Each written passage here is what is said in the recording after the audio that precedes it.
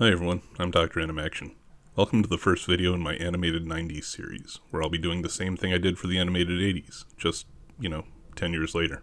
Because we're heading into a new decade, and because of how things went with the two different rankings, I decided we'll do a quick recap of the full year lineup at the end of every video so that I can keep the focus on premieres, but still provide the big picture view as well.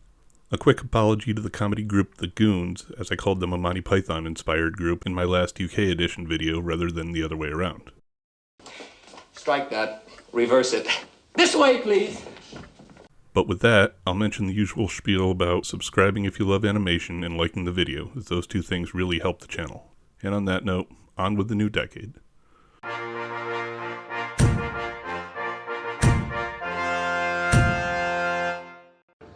Yeah, it's a bit much. I figured we may as well keep going with the format I established in the 80s videos, so we'll look at what survived into this new decade. It's actually a really hefty list, with 26 different series being carried forward. The oldest of these survivors is 1983's Alvin and the Chipmunks on Networks, and Good Morning Mickey from the same year still on the Disney Channel.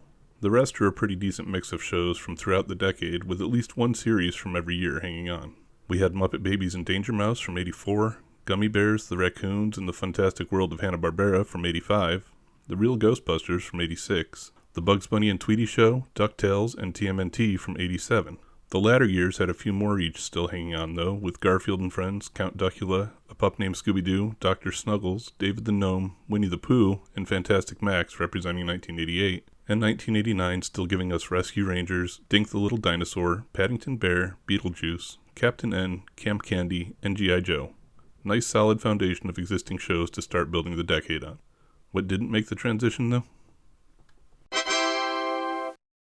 Well, this group includes The Smurfs and Donald Duck Presents from 81 and 83 respectively, CBS Story Break and Thundercats from 85, both Elf series from 87 and 88, along with 88's Police Academy and This Is America Charlie Brown, and The California Raisin Show, Further Adventures of Super Ted, Karate Kid, Ring Raiders, Vitor, Rude Dog and the Dweebs, and the Super Mario Bros. Super Show from 1989.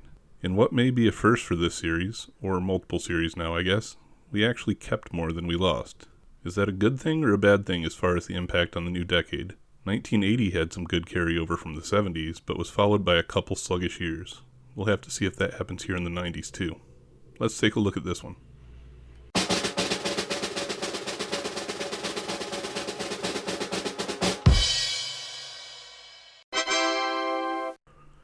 Well, the 90s kicks off with not only the 28 holdovers, but 25 new series of its own as well. And it's a pleasantly surprising mix. We have shows from various genres, things for several age groups, some experimental stuff, and even some mixed format shows popping up. The question for my action-loving self as we get pulled along by the unresistible flow of time is whether anything this decade brings with it is going to be able to provide the same feel as those shows we left behind. Comparing the 80s and 90s to each other will be a big part of the summary video at the end of the series, so let's get our first peek into how that's likely to look by diving into these 25 new shows. Let's start out with the category that I identified as one of the most consistent through the 80s, which was new series based on classic characters and properties. Just like over the previous decade, there were several of these that appeared this year as well, but some of them brought a bit of a twist. Oddly enough, the same way that 1980 brought us some Universal monsters with Drak Pack, 1990 does as well with the series Gravedale High. This one focused on a new generation of classic monsters, but has the twist of putting an unaware human into the mix. Even better, the human teacher character is played by the always awesome Rick Moranis. It's a typical fish-out-of-water comedy and brings to mind quite a few anime like Rosario plus Vampire and Monster Musume, just with less fan service. The Wizard of Oz made a comeback this year with an animated series that Deke produced after securing the rights to the original 1939 film. This one took all of the visual elements of the classic movie, but told adaptations of new stories throughout L. Frank Baum's Oz series, which some of you may not know was 14 books long, all published between 1900 and 1920. Speaking of books, Miguel Cervantes' 1605 and 15 two-part Don Quixote got an animated series this year as well. An American one, as those of you who've watched my Japan edition videos know there was already one over there in 1980. This one was called The Adventures of Don Quixote and Sancho Panda, and uses the same story basis of a mentally unstable knight and his squire traveling the land to right wrongs, just with anthropomorphic animals chosen for their pun value as the characters. Continuing with the literary theme, J.M. Barrie's 1902 character Peter Pan got his first animated adaptation since 1953's Disney movie. It's exactly what it sounds like, continuing the adventures of Peter and the Lost Boys throughout Neverland. This one is important from a cartoon fan's perspective, as it was one of the first shows Fox Children's Productions had a hand in, making it kind of a precursor to Fox Kids. Speaking of older Disney movies, The Jungle Book made a kind of comeback this year too, but we'll talk more about that one later. The Looney Tunes characters were back again this year after having not really ever left, this time taking on the old Merry Melodies moniker, though not the format. It was really just a new package for rerunning old Looney Tunes shows. However, the Looney Tunes characters did show up in a second series this year that gave us something new and interesting, Tiny Toon Adventures. This series introduced a whole new set of characters, mostly being spiritual successors to the original Looney Tunes lineup, but placed them in a school setting with those classic characters being their instructors. This was actually a great idea, as it came with some familiarity, but as they were new characters allowed the creators to make them different than the older generation. Mostly. It didn't completely reinvent the wheel, but the show was a whole lot of fun, and that theme song? Pure masterpiece. Another set of classic characters getting the kidified treatment, though in the Muppet Baby style using the original characters, was Tom and Jerry. Tom and Jerry Kids came from Hanna-Barbera, and as such, essentially took the exact same recipe that the vintage T&J shorts used, and just replaced the characters with younger versions of themselves. It even used the same format, with each episode being broken into 3 short segments. Definitely the most throwbacky throwback of all of these series. So remember how we got quite a few adaptations of movies and TV shows, and even a few series based on specific actors and characters there toward the end of the 80s? Well, that continued this year as well, with a surprising number of shows based on other media. On the movie front, we got a pair of new shows, one based on a movie from just the previous year, and one from a movie from way back in '78. The first one, Bill and Ted's Excellent Adventures, was based on the movie of nearly the same name, although that was a single adventure, from 1989. As with the movie, it followed Bill S. Preston Esquire and Ted Theodore Logan's adventures through time, keeping history intact and working on graduating high school. It only got 21 episodes before being canned in favor of a live-action TV show, but those were a great 21 episodes where all of the main cast of the movie, including Keanu Reeves, Alex Winter, and George freaking Carlin, reprised their roles. The year's second movie turned animation is based on one that's actually a big guilty pleasure for me, and was originally released in the year of my birth. Attack of the Killer Tomatoes is an animated series loosely based on the nonsense slapstick comedy of the same name. Believe it or not, the series is considered an actual sequel to the original movie, set 5 years after humanity won the Great Tomato Wars against their fruity invaders. It followed the exploits of a tomato-turned teenage girl and her companion as they team up with members of the Finletter family to battle evil Dr. Gangrene. I guess we technically got a third animated series based on a movie this year as well, though that movie was also based on a comic book. The DC character Swamp Thing, having previously gotten a pair of live-action cinematic outings, one of which was directed by the great Wes Craven, appeared this year in a very short-lived animated series. The Swamp Thing cartoon ran for a disappointing 5 episodes, but failed to get picked up as a full series. Oddly, like Bill and Ted, this one also got a live-action TV version, but instead of as a replacement, it actually ran concurrently with the cartoon, kind of like Alf did a couple years back.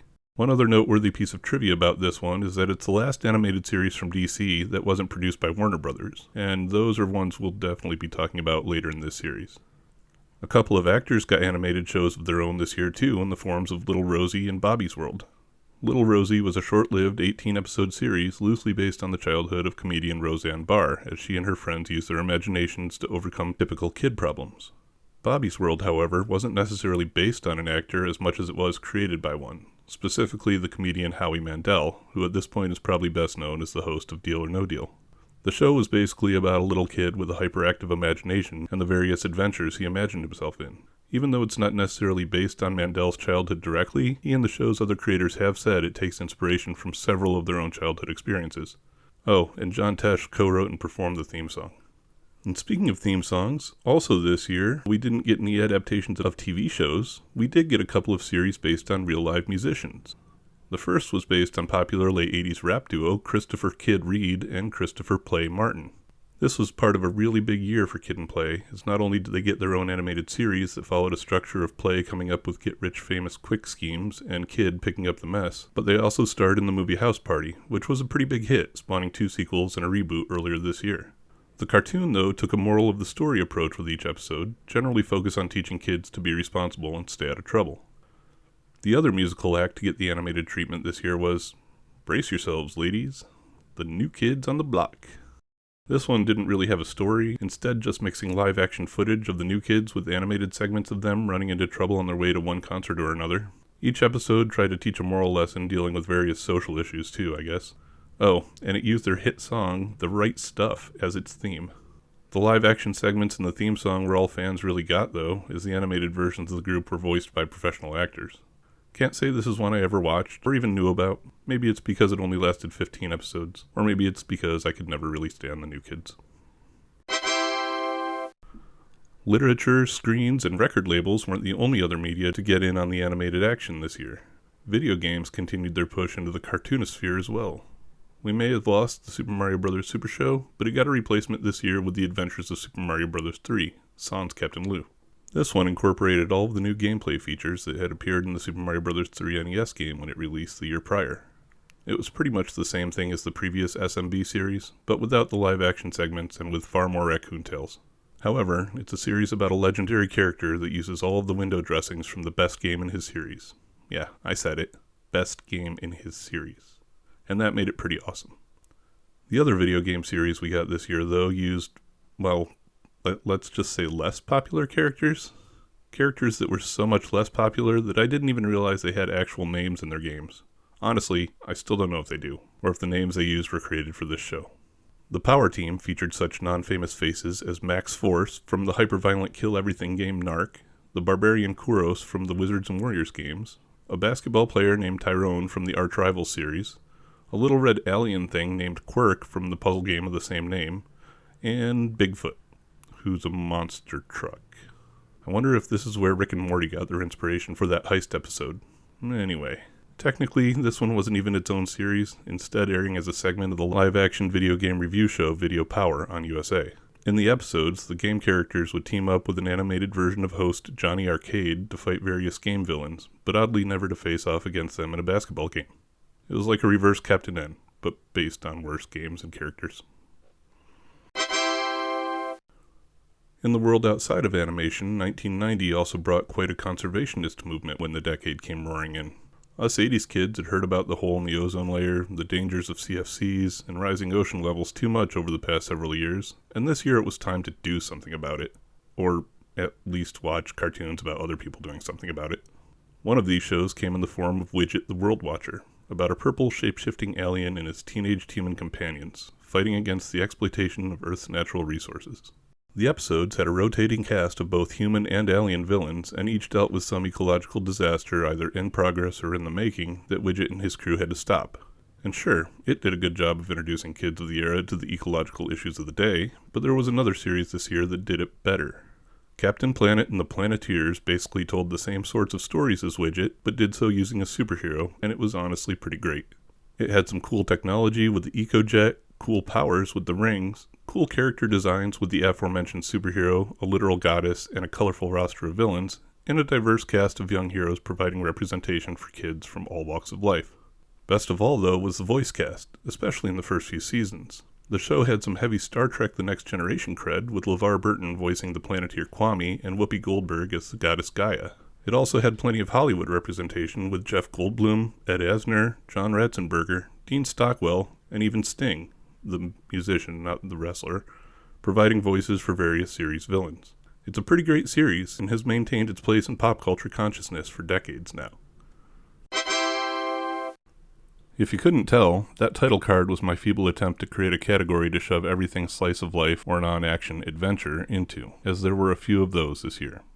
In the slice of life category, 1990 brought us the series Zazu U, about a bunch of anthropomorphic animals in college getting up to various hijinks and antics. Think something like Monsters University mixed with Zootopia, but with a very strange mix of animals who wouldn't normally associate with each other. I don't really have much else to say about this series' 13 episodes, so we'll just move on. The next series we got kind of combines both slice of life and adventure in the same way it combines live action and animation. Wake, Rattle, and Roll was the story of a kid and his robot companion who was made out of old tape decks and VCRs and stuff, and their daily lives in the kid's eclectic inventor grandfather's basement. The live action segments feature the pair using a time machine to meet historical figures, or using remote controls to turn each other into cartoons and movie characters, or some similar shenanigans. Evil shenanigans. I swear to God, I'll pistol whip the next guy that says shenanigans. It also had 2 animated shorts that aired as part of it. One was called Monster Tales, which was about the Universal Monsters pets living together and getting into adventures. Each pet was essentially the anthropomorphized version of their respective master, which was actually kind of an interesting spin on the source material. The other series was called Fender Bender 500, and it was basically an updated version of Wacky Races for a new generation. This one featured an all-star lineup of classic Hanna-Barbera characters competing in various races. It also had Shadow Stevens, who I remember as the Hollywood Squares guy, as the race announcer, so that was kind of cool.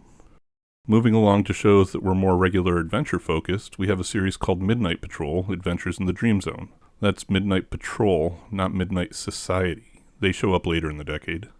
The Midnight Patrol was a group of 4 kids and the dog Potsworth, who's actually the main character, and UK viewers may even remember this one as Potsworth and Company, as that's what it aired as over there, and it followed them as they protected the Dream Zone from the evil Nightmare Prince and his schemes.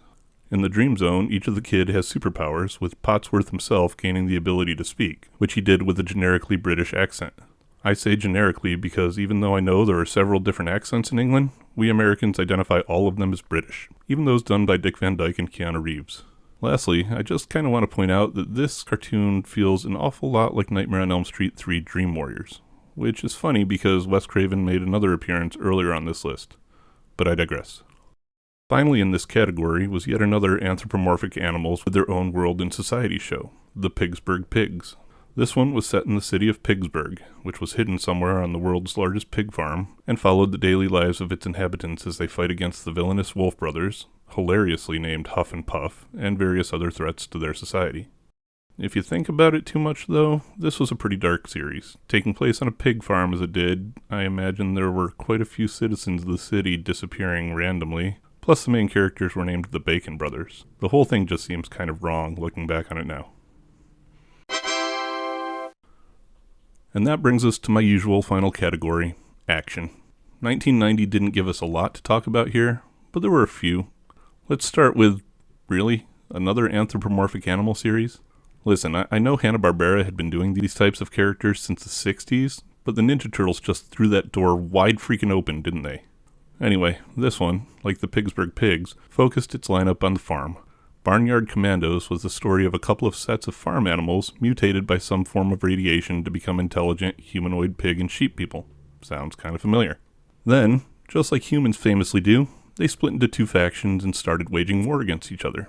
Sorry, got a little dark there. Moving on with the comedic war story though, the factions were the Rebel Army of Military Sheep and the Platoon of Rebel Killer Swine, otherwise known as the Rams and the Porks. The war really didn't have a purpose or an inciting incident and was more just there to be there, I guess. Maybe because the radioactive waste that changed them came from a military experiment. Whatever the case, the show was fun and the toys looked cool, and that was enough. The next action series we got this year was a return of 80s cartoon royalty.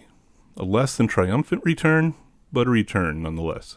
The New Adventures of He-Man took every 80s kid's favorite super strong magical warrior and, well, summoned him to a different planet, while at the same time turning him from a power lifter to a CrossFit bro, and maybe giving him a Kingdom Hearts Keyblade. Yeah, in this series, things like Eternia, Castle Grayskull, Battle Cat, the Masters of the Universe, small story elements like that were all missing. What wasn't missing, though, was Skeletor, who took advantage of the fact He-Man had been summoned away from Eternia to conquer the planet. No, wait, he took the opportunity to follow He-Man and harass him on the new planet. I guess what I'm saying is that this series was a poor imitation of the original that really didn't care about the lore the way most fans would have wanted, which is probably why it only lasted a single season. Our last action series of the year was probably my favorite release from 1990 overall, and it brought significant change along with it. Tailspin is the return of the Jungle Book characters that I'd mentioned previously, but not as normal animals in a jungle. Instead, this one took the characters and put them in the setting of a human-looking island city straight out of a mid-century serial. It cast Baloo the Bear as a bush pilot flying freight for a small transport company, Shere Khan as an evil business tycoon, and King Louie as the owner of a hopping tiki bar. It also filled out the roster with new characters like Baloo's boss Rebecca, his sidekick Kit Cloudkicker, my personal favorite character the mechanic Wildcat, and a crew of really cool air pirates led by the dashing Don Carnage.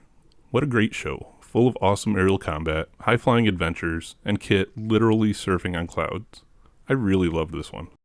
The best part is that with its premiere came the launch of the Disney Afternoon, a programming block consisting at the time of Tailspin, DuckTales, Rescue Rangers, and the Gummy Bears. What an awesome thing to come home to after a long day of school, and a great way to unwind. It would have a rotating lineup over the years, but it was always consistently great. For me, it ran from 3 to 5 every weekday, and always gave me something to look forward to. So where can I watch these shows, I hear you ask? Well, a good number of them you can't, at least not officially, because they either never got a home release or they're out of print.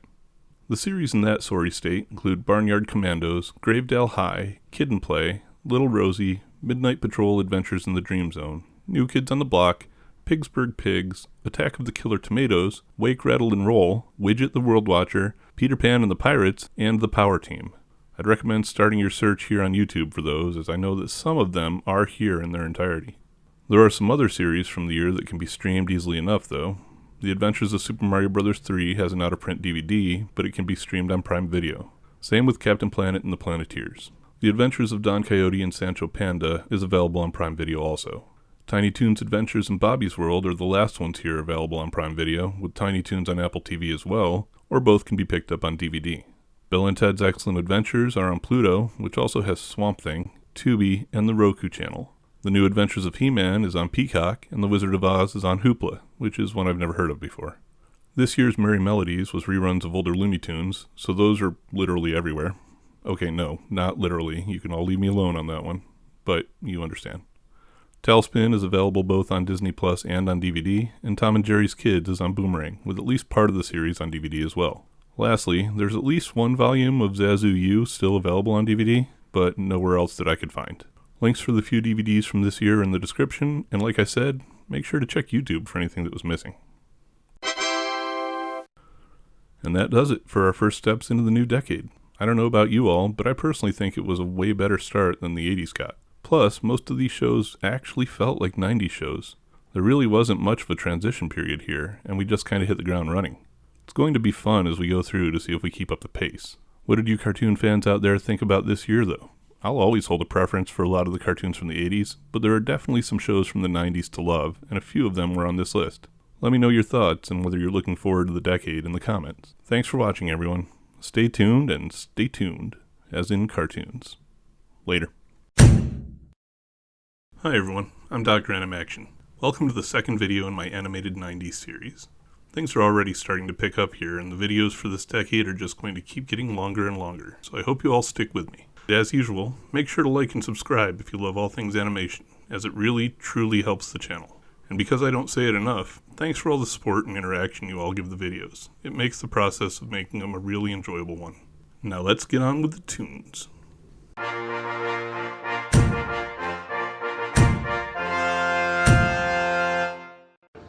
Yeah, it's a bit much. So commenter Maskman Core brought up a series that I appear to have missed in the 1988 video, and in my defense, I'd both never heard of it, and it shows up almost nowhere on the internet. Like, not Wikipedia, not IMDb, like nowhere. The series is called Power Masters, and if you're thinking what I was, no, it doesn't have anything to do with the Transformers subseries of the same name. Instead, this one was about a paramilitary group that was formed to protect Earth from an alien invasion, using what appear to be weaponized Zambonis of some sort. The aliens knock out the whole planet's power grid, and these vehicles and their special fusion generators are the only thing left to fight with. I'm not kidding when I say it's barely on the internet, though, as I found one page talking about it, one comment on a message board, and one guy posting the intro and a couple other videos from the series here on YouTube. I don't even know who produced it or when, other than generic 1988. I do know that the odd vehicle designs are because the toys the series was based on were from Lionel, you know, the model train company, and that they could be used to make a train of sorts. At least, I think that's what they did. So yeah, there you go. One I missed from 88. I added the intro to the playlist for that year, so check it out if you want. Last year we started the decade with a pretty decent lineup. A lot fewer action series than we were used to seeing throughout the 80s, but still not bad at all. I also mentioned that everything we got that year really felt like it belonged in the 90s somehow, whereas 1980 still felt like it was stuck in the 70s. Other than that, there was the emergence of shows based on musical artists, a larger roster of shows based on movies, actors, or live characters, and the emergence of some conservationist themes. Do these observations indicate trends that will continue? Well, I guess we're about to see.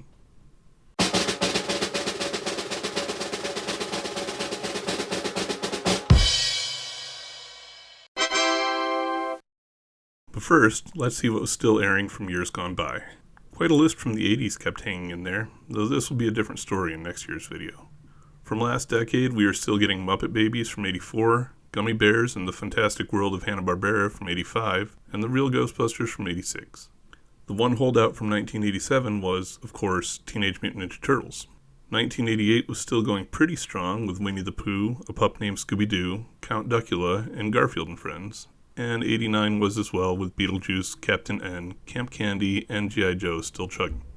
Then from last year we had several carryovers including The Adventures of Don Quixote and Sancho Panda, Attack of the Killer Tomatoes, Bill and Ted's Excellent Adventures, Peter Pan and the Pirates, Swamp Thing, Tailspin, Wake, Rattle and Roll, Widget the World Watcher, The Power Team, Tom and Jerry Kids, Merry Melodies starring Bugs Bunny and Friends, Tiny Toon Adventures, Captain Planet and the Planeteers, and Bobby's World. That makes 56% of the 1990 lineup that made it to 91, which is a fairly decent survival rate. What didn't make the cut, though? Well, with 56% getting through, that means that 44% didn't. This group is made up of The Adventures of Super Mario 3, which does get a replacement, Barnyard Commandos, Gravedale High, Kid and Play, Little Rosie, Midnight Patrol Adventures in the Dream Zone, The New Adventures of He-Man, New Kids on the Block, Pigsburg Pigs, The Wizard of Oz, and Zazu U. I don't really know about all of you, but for me there wasn't much of anything on that list that I cared was gone. Always nice when that's how the year plays out. Let's take a look though and see what was added to what we kept. I said the videos were going to be getting longer, but this year that won't be by too awfully much. In this new batch of shows, we got 27 series compared to last year's 25, so only a slight increase. These were again an interesting mix of all sorts of shows across several genres, including some really weird choices that no one could have expected. We also got at least one exciting milestone event this year to cover as well, so let's go ahead and power forward so we can get to that. As has become the norm for these videos, let's start off with the series that were based on classic or legacy characters. I'll warn you all in advance that some of the shows I covered throughout the video could have gone into multiple of these categories. They just ended up where they did because that's where my brain put them. Anyway, let's start with a classic character from the Funny Pages, a series based on a 1937 comic strip, The Legend of Prince Valiant. This one told modern stories based on the classic Hal Foster character, the titular Prince Valiant, and his companions Arn and Rowan throughout the Kingdom of Thule. The three are on a quest to find Camelot and become knights of the fabled Round Table. I was never a huge fan of the comic strip as it was way too wordy for my preteen self, but the cartoon was pretty awesome and carried on the legacy of some of the great 80s sword and sorcery tunes. Plus, look at that animation. The crew from Hearst Entertainment Productions went above and beyond with this one. Too bad it was stuck on the Family Channel. Speaking of classic medieval characters, this year also saw the release of Young Robin Hood, brought to us by Hanna-Barbera. I'd give a little blurb on the origin of the character here, but the character's been around since the late 1300s with no real clear point of origin for me to give, so not much I can do there. Not that I really need to, as the character's one that everyone should be familiar with even to this day, with at least 8 movies and 2 live-action TV series based on him just since 1990. The cartoon, though, completely revamped the character's origins, making him a teenager rather than a veteran of the Crusades, but pretty much keeping all of the other story beats intact. I guess we can consider this another instance of the kidification trend that's been happening since the Muppet Babies if we want. Kind of like what happened with our next character in the series Yo Yogi, which took the well-known Hanna-Barbera mascot from 1958 and recast him and his crew as teenagers. The characters worked as detectives in a town called Jellystone rather than a park, and several of HB's other anthropomorphic legacy characters show up in various roles throughout the series as well, with some of them even still appearing in their normal adult forms. Dick Dastardly and Muttley still appear as the primary antagonists in several episodes, but others take on a more villain of the week format. This one wasn't my favorite of the young versions released throughout the period, but it was okay. The trend continues on though, giving us Little Dracula as well. The show followed the antics of the Dracula family, paying special attention to the son, who's apparently called Little Dracula instead of Dracula Jr. I guess we got Dracula Jr. in the Drac Pack though, and young Dracula and mini monsters, and anthropomorphic Dracula and Monster Tales. We got a lot of Dracula in this era. Anyway, the series didn't go over so well here, getting pulled after airing only 5 of its 13 episodes and having its time slot handed off to Beetlejuice. It did better in Europe, though, who not only saw the entire 13-episode run, but actually got a second 13-episode season as well. As long as we're talking about characters that were oddly given extended families, though, let's take a look at this year's Tasmania. This series starred everyone's favorite spinning Looney Tunes character, Taz, the Tasmanian Devil, and gave him a full family. Oddly, a family that could speak perfect English and lived in human analog conditions. That kind of makes me wonder what was wrong with Taz this whole time. Maybe he'd been a subversive look at mental health the entire time and we just hadn't noticed. Or maybe the creators didn't expect us to think about it or care if we did. Yeah, it was probably that one. So in this series, Taz works as a bellhop, but constantly gets into situations that end with him going tornado and wreaking havoc, while also embarrassing his Mallrat sister, with the other Looney Tunes characters popping up for guest spots throughout. Regardless of what you think of the series, though, which I honestly found to be pretty funny, they had a fun pet turtle named Dog, which was chuckle-inducing at the time, and a really great theme song that I had stuck in my head for a couple of days while working on this video. Welcome to Atlantic's Way, under, down, under. The sky's always yellow in rain or shine. Down to Tasmania, come to Tasmania. There, now you can have it too. You're welcome. For the final series in this category, let's go back to the four-color world of print. The Adventures of Tintin came to us as a joint production between Canada and France based on the Belgian creation Tintin from 1929. The series pretty meticulously followed the original books the character appeared in and translated the stories into some pretty unique-looking animation, using a painting technique that involved going over each cell with a sort of watercolor called gouache. They even incorporated some of the original artwork from the books into the series. It's some good old-fashioned kid and his dog go on adventure storytelling, but as it originally aired on HBO, I never caught it during its first run. Now that I've already covered a couple of characters from books and comic strips, let's move on to talk about the new shows we got this year that were based on, well, books and comic strips. See, I told you that some of these shows belong to multiple categories.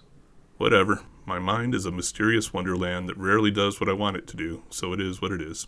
This category got separated out because everything in it was significantly newer than in the previous, kind of making them ineligible for that true classic label. Well, yet at least. Let's start by taking a look at a series that came to us from across the pond, or at least a series based on a character that originated over there. Where's Waldo? Yes, UK watchers, I said Waldo instead of Wally, was an animated show based on the series of Find Him in the Crowd books by the same name. Well, not the same name. Those really were called Where's Wally, originally created by English illustrator Martin Handford in 1987. Unlike the books, the series wasn't just 22 minutes of staring at a static screen looking for the character though, even if it did have some freeze-frame moments to give viewers a chance to do just that, but instead focused on Waldo/Wally and his dog Woof using a magical walking stick to traverse space and time on various missions for the wizard Whitebeard. On a related note, the only explanation I could find about the name change between the UK and here were some passing remarks about localization. But as we've got people that go by the name Wally here in the US, including some pretty popular characters like the Flash, I don't get it. I've even met some Wallys in real life, though I've never actually met a Waldo. Feel free to explain in the comments if anyone knows the story behind that. The next series we got pulled from the pages and given animated life came from a comic book, specifically the Bucky O'Hare comic from publisher Continuity. Based on the stories first printed in that back in 1984, Bucky and the Toad Wars followed a high-flying space war against a species of evil anthropomorphic, what else, toads. Apparently in this universe, all of the animals are aliens, though, as they also have a human crew member, and toads are the most powerful species of them all, considering the mix of animals that make up Bucky's team. Makes sense that the most feared and lethal species in space would be cold-blooded. Oh, wait. It definitely had a TMNT in space sort of feel, and for the longest time I was sure it had crossed over with them at some point, but that must have been a fever dream. Anyway, fun show in that same vein that unfortunately only lasted 13 episodes. Oh, and the characters and story were also co-created by Larry Hama, of G.I. Joe comic book fame. This one also had an earworm of a theme, so... Bucky! Captain Bucky O'Hare! Mutants and aliens and toads beware! Again, you're welcome. Moving ahead, we had a series not based on a specific book, but rather an author. A Bunch of Munch was a series that adapted several stories by children's author Robert Munch and aired for 13 episodes this year on Showtime. Each episode was based on a different one of the author's works, and each featured a new song to go along with the story. Every 30-minute episode contained 2 11-minute segments, which meant the series was able to cover most of the stories that had been released by Munch at that point in his career. I haven't seen this one, so that synopsis is all the insight I can give on it, though. Closing out this category is an adaptation of Mike Peters' 1984 comic strip Mother Goose and Grimm. The cartoon, like its source material, mostly follows the dog Grim in some kind of culturally relevant hijinks that often annoy his long-suffering owner, Mother Goose. The comic strip's pretty funny, and the cartoon was done in the same tone and style, so it was good for a laugh. Having gone through all the characters that came off the page, let's take a look at what characters came off the screen, like the bigger movie screen, not the one we watch these cartoons on. Except for the shows that are based on video games, which I guess came from the screen that we watch the cartoons on. Whatever, you all know what I mean. Let's start with the shows we got that originated as films, like Little Shop, which was based on Roger Corman's 1960 classic Little Shop of Horrors. Okay, fine, it was probably more closely based on the later, better-known 1986 version starring Rick Moranis, but Corman's version came first. Oddly, this one does the kidification thing too, taking Moranis' Seymour character and changing him into a young boy. It also has a plant named Junior rather than Audrey too. Wikipedia says the character was actually named Audrey Jr., but I don't remember that ever being said in the show and can't confirm it anywhere else. Like Audrey 2 in the movie, though, Junior can hypnotize people, and it's suggested that he occasionally eats them as well. But unlike the movie, he's actually friendly toward most humans and helps Seymour throughout the 13-episode run. The next series that came to us from Hollywood was Back to the Future, and I'm confident you can guess what that one was based off of. The series picked up where Back to the Future 3 left off and primarily focuses on Doc Brown and his family, which includes wife Clara, sons Jules and Vern, with none of the creepiness of movie Vern, and dog Einstein, with Marty and sometimes Jennifer making appearances throughout. The show was actually a pretty fun continuation of the story, with the Browns traveling to various exciting moments and places in history, and it featured live-action segments with Christopher Lloyd reprising his role as the Doc character and conducting experiments, aided by his lab assistant Bill freaking Nye. He didn't voice the animated version of the character, though, as did any of the other members of the film cast except for Thomas F. Wilson as Biff. Instead, in the animated series, Doc was voiced by Homer Simpson himself, Dan Castellaneta. Continuing on, we find yet another adaptation from film, or maybe from books, as the films were technically based on a character that originated in print. Whatever. It's James Bond Jr., based on everyone's favorite womanizing British secret agent, James Bond. I guess you could also say this series was based directly on a book, as there was one published in 1967 called The Adventures of James Bond Jr. 003 and a half by, well, it was written under a pseudonym, so nobody really knows. But who cares, because we all know the best recognized source material is the 16-entry, at least at the time the cartoon released, film series.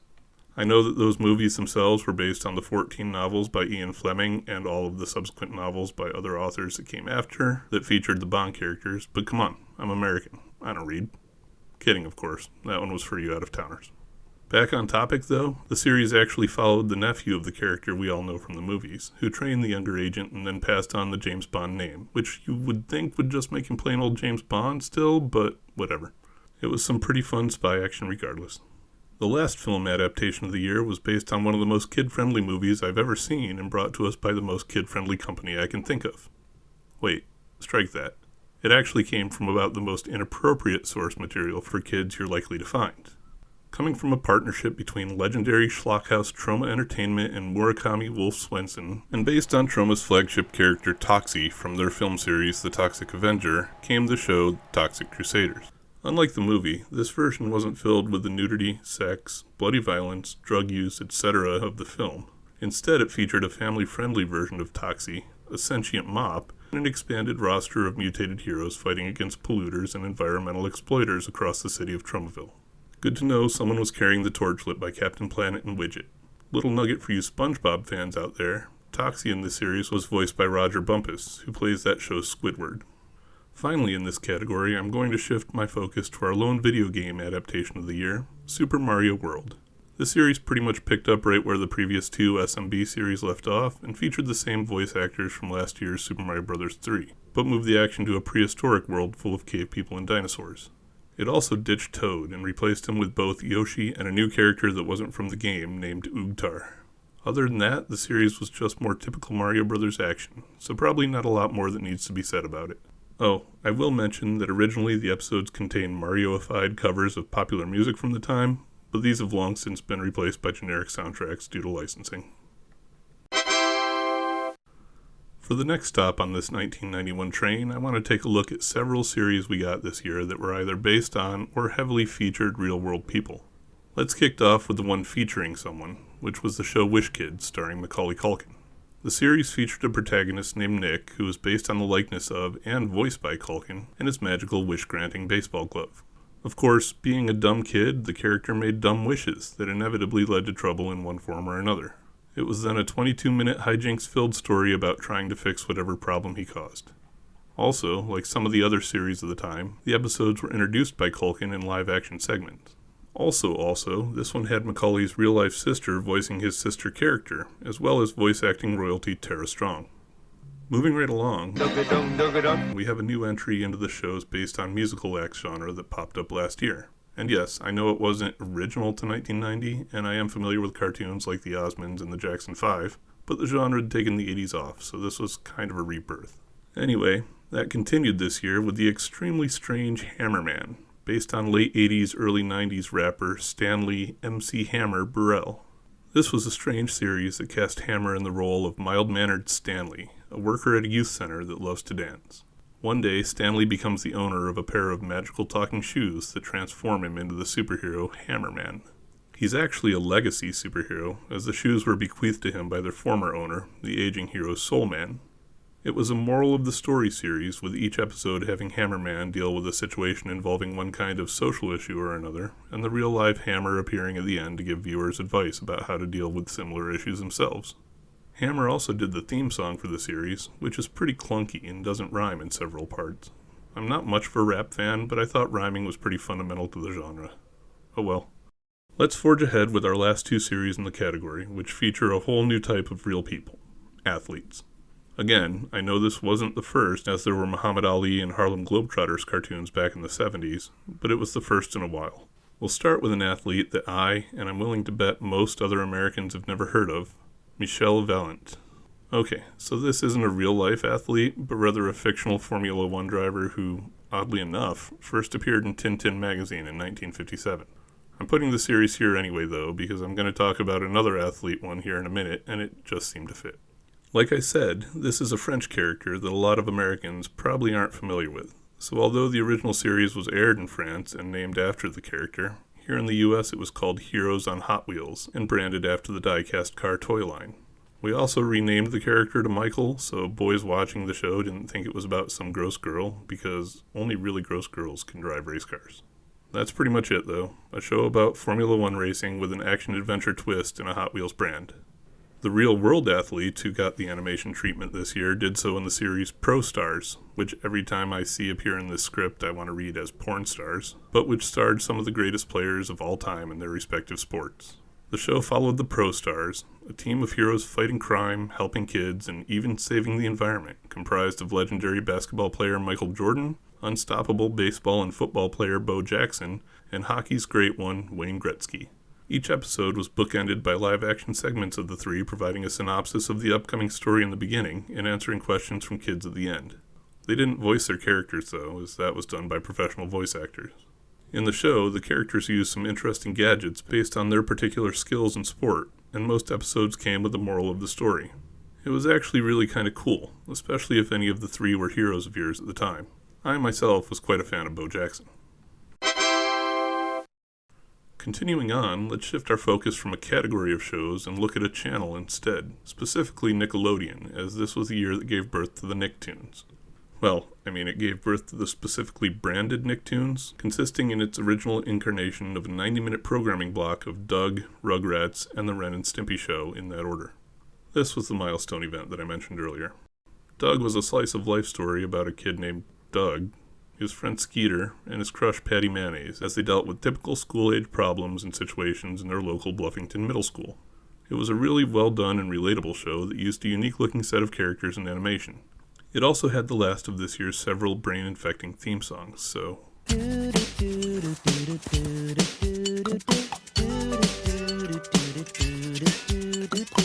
Okay, that's all of that, I promise.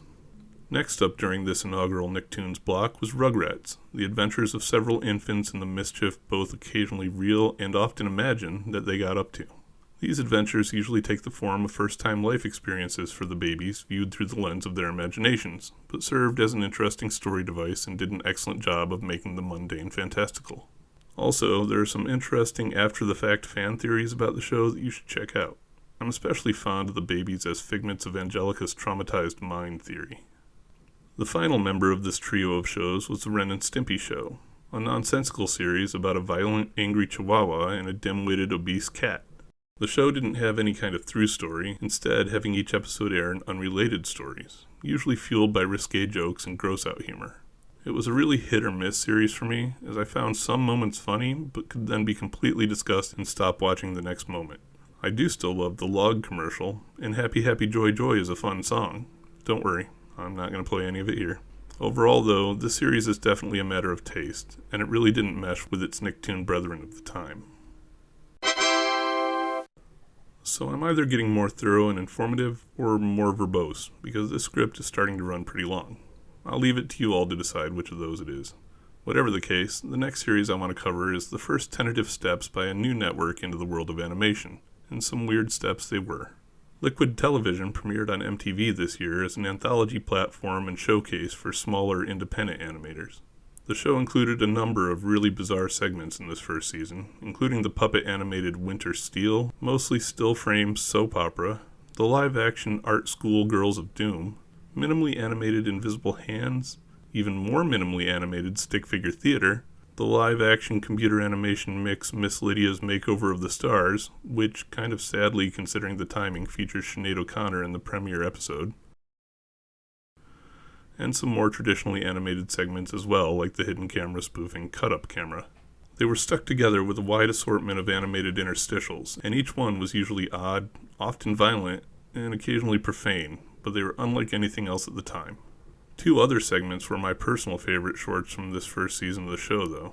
First was The Specialists, which was about a trio of private detectives consisting of the leader and strategist Mastermind, strongman Samson, and femme fatale escape artist Kitka, as they encountered an eclectic assortment of weirdo villains.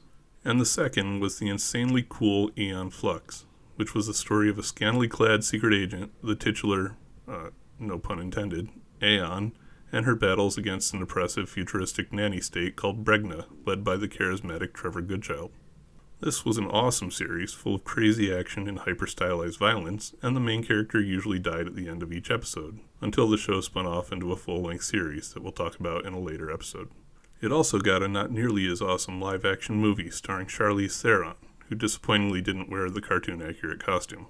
I mean, obviously because I'm worried about consistency with the source material. I don't know what the rest of you were thinking.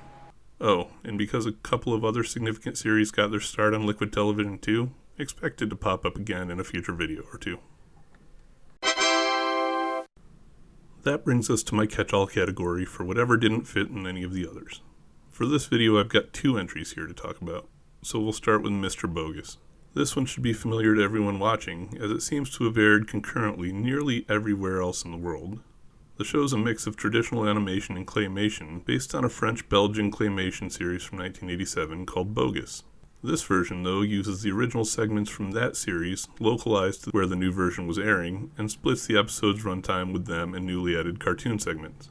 It follows the title character, who is some kind of miniature goblin or gremlin or something, living in the walls of a house, and his adventure being out of scale with the things around him. The other one I put here was an animated comedy series called Space Cats.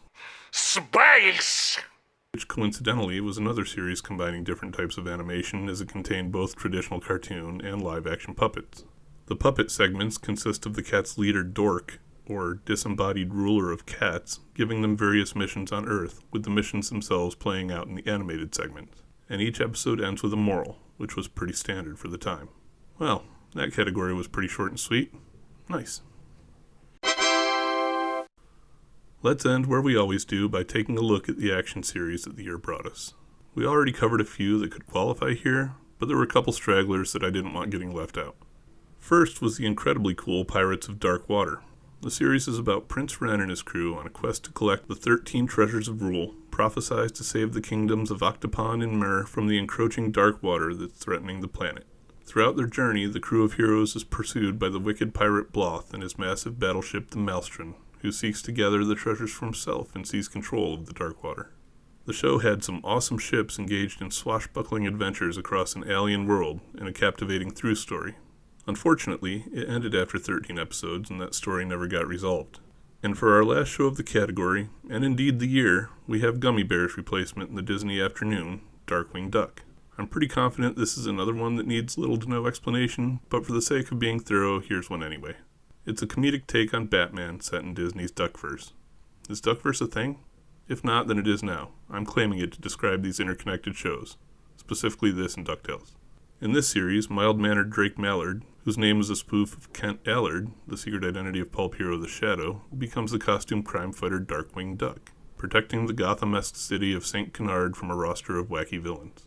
Oh, and when I mentioned Batman, I meant the old-timey serialized Batman. He has a sidekick in the form of Launchpad McQuack, a character originally from DuckTales, and an Inspector Gadget Penny archetype adopted daughter, Goslin. This was Disney's first satirical cartoon and offered a lot of spoof and commentary on other superheroes and action adventures of the time. It's a great show, and quickly took second place for me in the Disney afternoon lineup.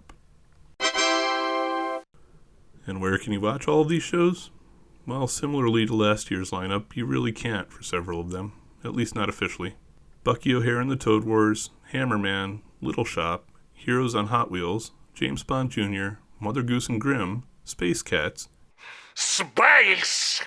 Young Robin Hood, Mr. Bogus, Little Dracula, and Liquid Television make up the list of shows from this year that never got any kind of official release and aren't on any streaming services. Like I said last video, take a look here on YouTube for a lot of them. There are a couple of others that did get DVD releases, but as of now are currently out of print, including Wish Kid and The Legend of Prince Valiant. A few of the series from the year can be watched easily enough on streaming, though, including Yo Yogi, The Adventures of Tintin, and Toxic Crusaders on Prime Video, with Toxie also available on Tubi, and Where's Waldo on Pluto TV. The rest are all available to some extent on DVD. This group's made up of Pro Stars, Super Mario World, A Bunch of Munch, Back to the Future, Darkwing Duck, which is also on Disney+, The Pirates of Dark Water, Tasmania, The Ren and Stimpy Show, Doug, and Rugrats. As usual, links to the ones on DVD can be found below, and I wish you luck with hunting down the rest. So there you have it, everything that premiered on US television in 1991. I've put up the full lineup for the year here for you to take a look at. For me personally, this wasn't a bad year, with a few shows that I really enjoyed showing up, but it wasn't the best either. There just wasn't a whole lot here that hooked me so firmly they were consistent must-watches, but let me know if that wasn't the same case for you. I'm always curious about which of these shows I talk about you all loved, hated, or were generally indifferent about. But on that note, I think it's time to close out this fairly long video. Make sure to like and subscribe if you haven't already. Thanks for watching, everyone. Stay tuned and stay tuned, as in cartoons. Later. Hi everyone, I'm Dr.Animaction. Welcome to the third video in my animated 90s series. This video is going to be the calm before the storm, as we see a slight decrease in quantity this year before things really start picking up. If the videos start getting too long and too much for me to put together in a week, then you may see some two-parters later in the decade, but we'll cross that bridge when we come to it. Quick reminder to like and subscribe if you love all things animated, because that's a great way to help the channel continue to grow. And now, let's get on with it.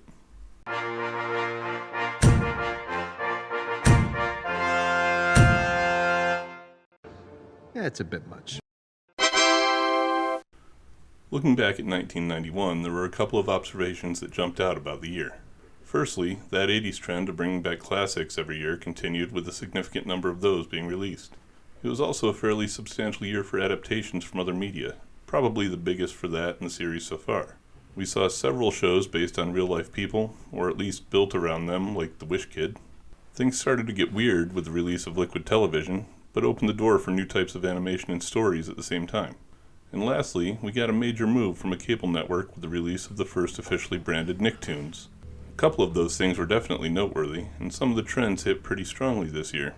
Let's see how that holds up for 92. First though, what carried forward from previous years into this one? Well, the 80s had almost run their course with only a handful of series continuing. Good Morning Mickey was hanging around from 1983, which I may have missed in the previous year's video, and Danger Mouse from 84. The Fantastic World of Hanna-Barbera was still a thing from 85, and so was TMNT from 87, though 86 had fallen out completely at this point. Finally, Garfield and Friends and Count Duckula were still here from 88, with Camp Candy and G.I. Joe from 89. From this new decade, we had a handful of 1990 series that were still on the air, with The Power Team, Tom and Jerry Kids, Merry Melodies starring Bugs Bunny and Friends, Tiny Toon Adventures, Captain Planet and the Planeteers, and Bobby's World. And finally, there was a very decent selection of 1991 shows that made it to the new year. These include A Bunch of Munch, Back to the Future, Darkwing Duck, James Bond Jr., Adventures of Tintin, Mother Goose and Grimm, Space Cats, Space! Young Robin Hood, Mr. Bogus, The Pirates of Darkwater, which I incorrectly said last year had 13 episodes when it actually had 21, The Legend of Prince Valiant, Liquid Television, Tasmania, The Ren and Stimpy Show, Doug, Little Dracula, and Rugrats. At 63%, this was an even better survival rate than we saw in 91. So what did we lose? Well, from the 80s holdouts, we lost Muppet Babies, Adventures of the Gummy Bears, The Real Ghostbusters, A Pup Named Scooby-Doo, Beetlejuice, and Captain N the Game Master, which had been running as part of Super Mario World at this point. From 1990, The Adventures of Don Quixote and Sancho Panda, Attack of the Killer Tomatoes, Bill and Ted's Excellent Adventure, Peter Pan and the Pirates, Swamp Thing, Tailspin, Wake, Rattle, and Roll, and Widget the World Watcher had all dropped off. And the 37% attrition we saw from 1991, that included Bucky O'Hare and the Toad Wars, Hammerman, Little Shop, Heroes on Hot Wheels, Pro Stars, Super Mario World, Toxic Crusaders, Where's Waldo, Wish Kid, and Yo Yogi. There were a couple of those I'd have liked to seen stay around, but maybe we got some decent replacements. Like I said in the intro, this video is going to be the calm before the storm for me, as I really only have 25 new series and 2 new programming blocks to cover. That should make things here fairly manageable. Coming up though, wow. Things keep getting bigger and bolder, heading up to around the 50 series mark by the end of the decade. I hope you guys can stand to listen to me for that long. For now though, let's keep our focus on the year in front of us. It's time to take a look at all of the US premieres from 1992.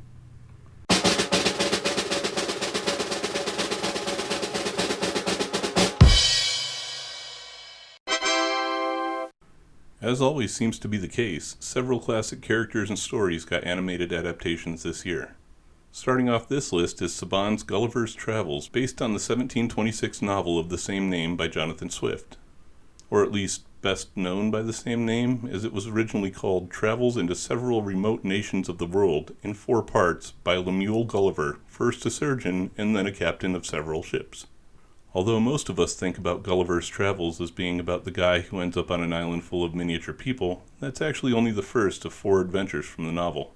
The cartoon takes that basic premise of the novel and tells the first story with the Lilliputians, which are the mini-people, and then expands it into a worldwide globe-trotting adventure series over its 26 episodes.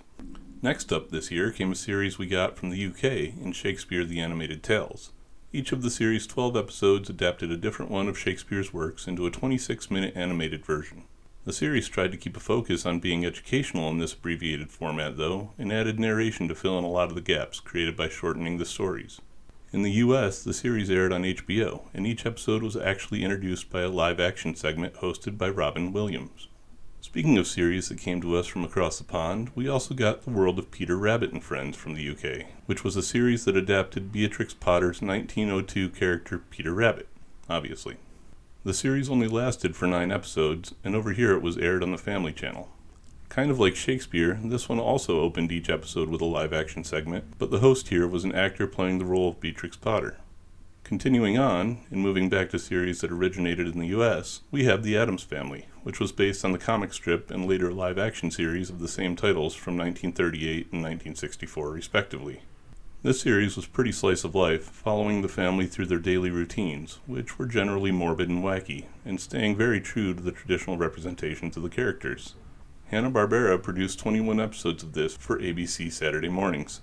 The next classic character that popped up this year was Robert E. Howard's Sumerian barbarian, Conan. Having first appeared in magazine stories in 1932, this year he got a kid-friendly version in Conan the Adventurer.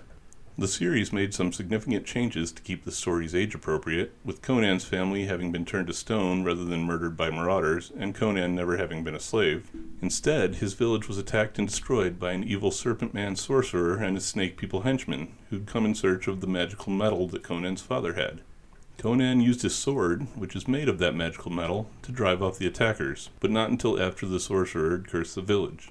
Conan ends up collecting a band of companions and spends the series looking to undo the curse and get rid of the serpent men once and for all. The cartoon unfortunately took most of the barbarian out of the character, but it was still pretty great amongst the other sword and sorcery cartoons of the time. The next series we got was actually one of my personal favorites from the year, if not the entire decade. King Arthur and the Knights of Justice is very loosely based on traditional Arthurian legend from around the 5th or 6th centuries, or if you're going by original documented date, around the 12th century, I guess. I say loosely because in this version, Arthur and the Knights of the Round Table have actually already been defeated and encased in crystal by Arthur's sister Morgana. In order to defend Camelot and save the knights, Merlin teleports a modern-day football team, coincidentally called the New York Knights, with their conveniently named quarterback Arthur King, Blow my nose at you, so-called Arthur King! to the mystical city and equips them with a variety of powerful armor and weapons. The newly formed Knights of Justice then have to battle against Lord Viper and the rest of Morgana's evil knights, supported by several standard Arthurian characters like Guinevere, and an interesting mix of technology. There were a few other series this year from properties that hadn't necessarily been around long enough to become true classics, but which had definitely earned places in the pop culture lexicon by this time. First up was a newer version of a popular group of 80s characters with My Little Pony Tales. It's very much a slice of life series, and unlike the 80s version, focused purely on pony characters without a human in sight. It followed the main group of 7 ponies as they went to school, dated boy ponies, and all of the in-between stuff that young teenagers do. Also from the 80s, kind of, was Fievel's American Tales. This series was based on the character from the original An American Tale movie released by Don Bluth in 1986, but uses the Wild West setting from the sequel to that movie, 1991's An American Tale, Fievel Goes West.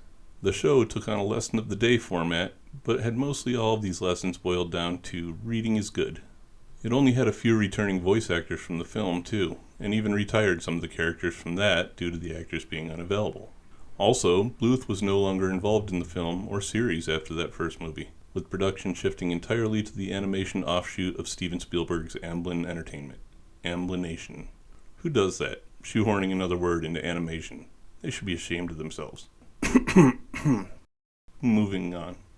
Lastly in this category was a series kind of based on a classic character from the 40s, but more directly on a character based on that classic character from a series that had come out in 1990. The Plucky Duck Show starred everyone's favorite Daffy Duck analog from Tiny Toon Adventures in his own spin-off.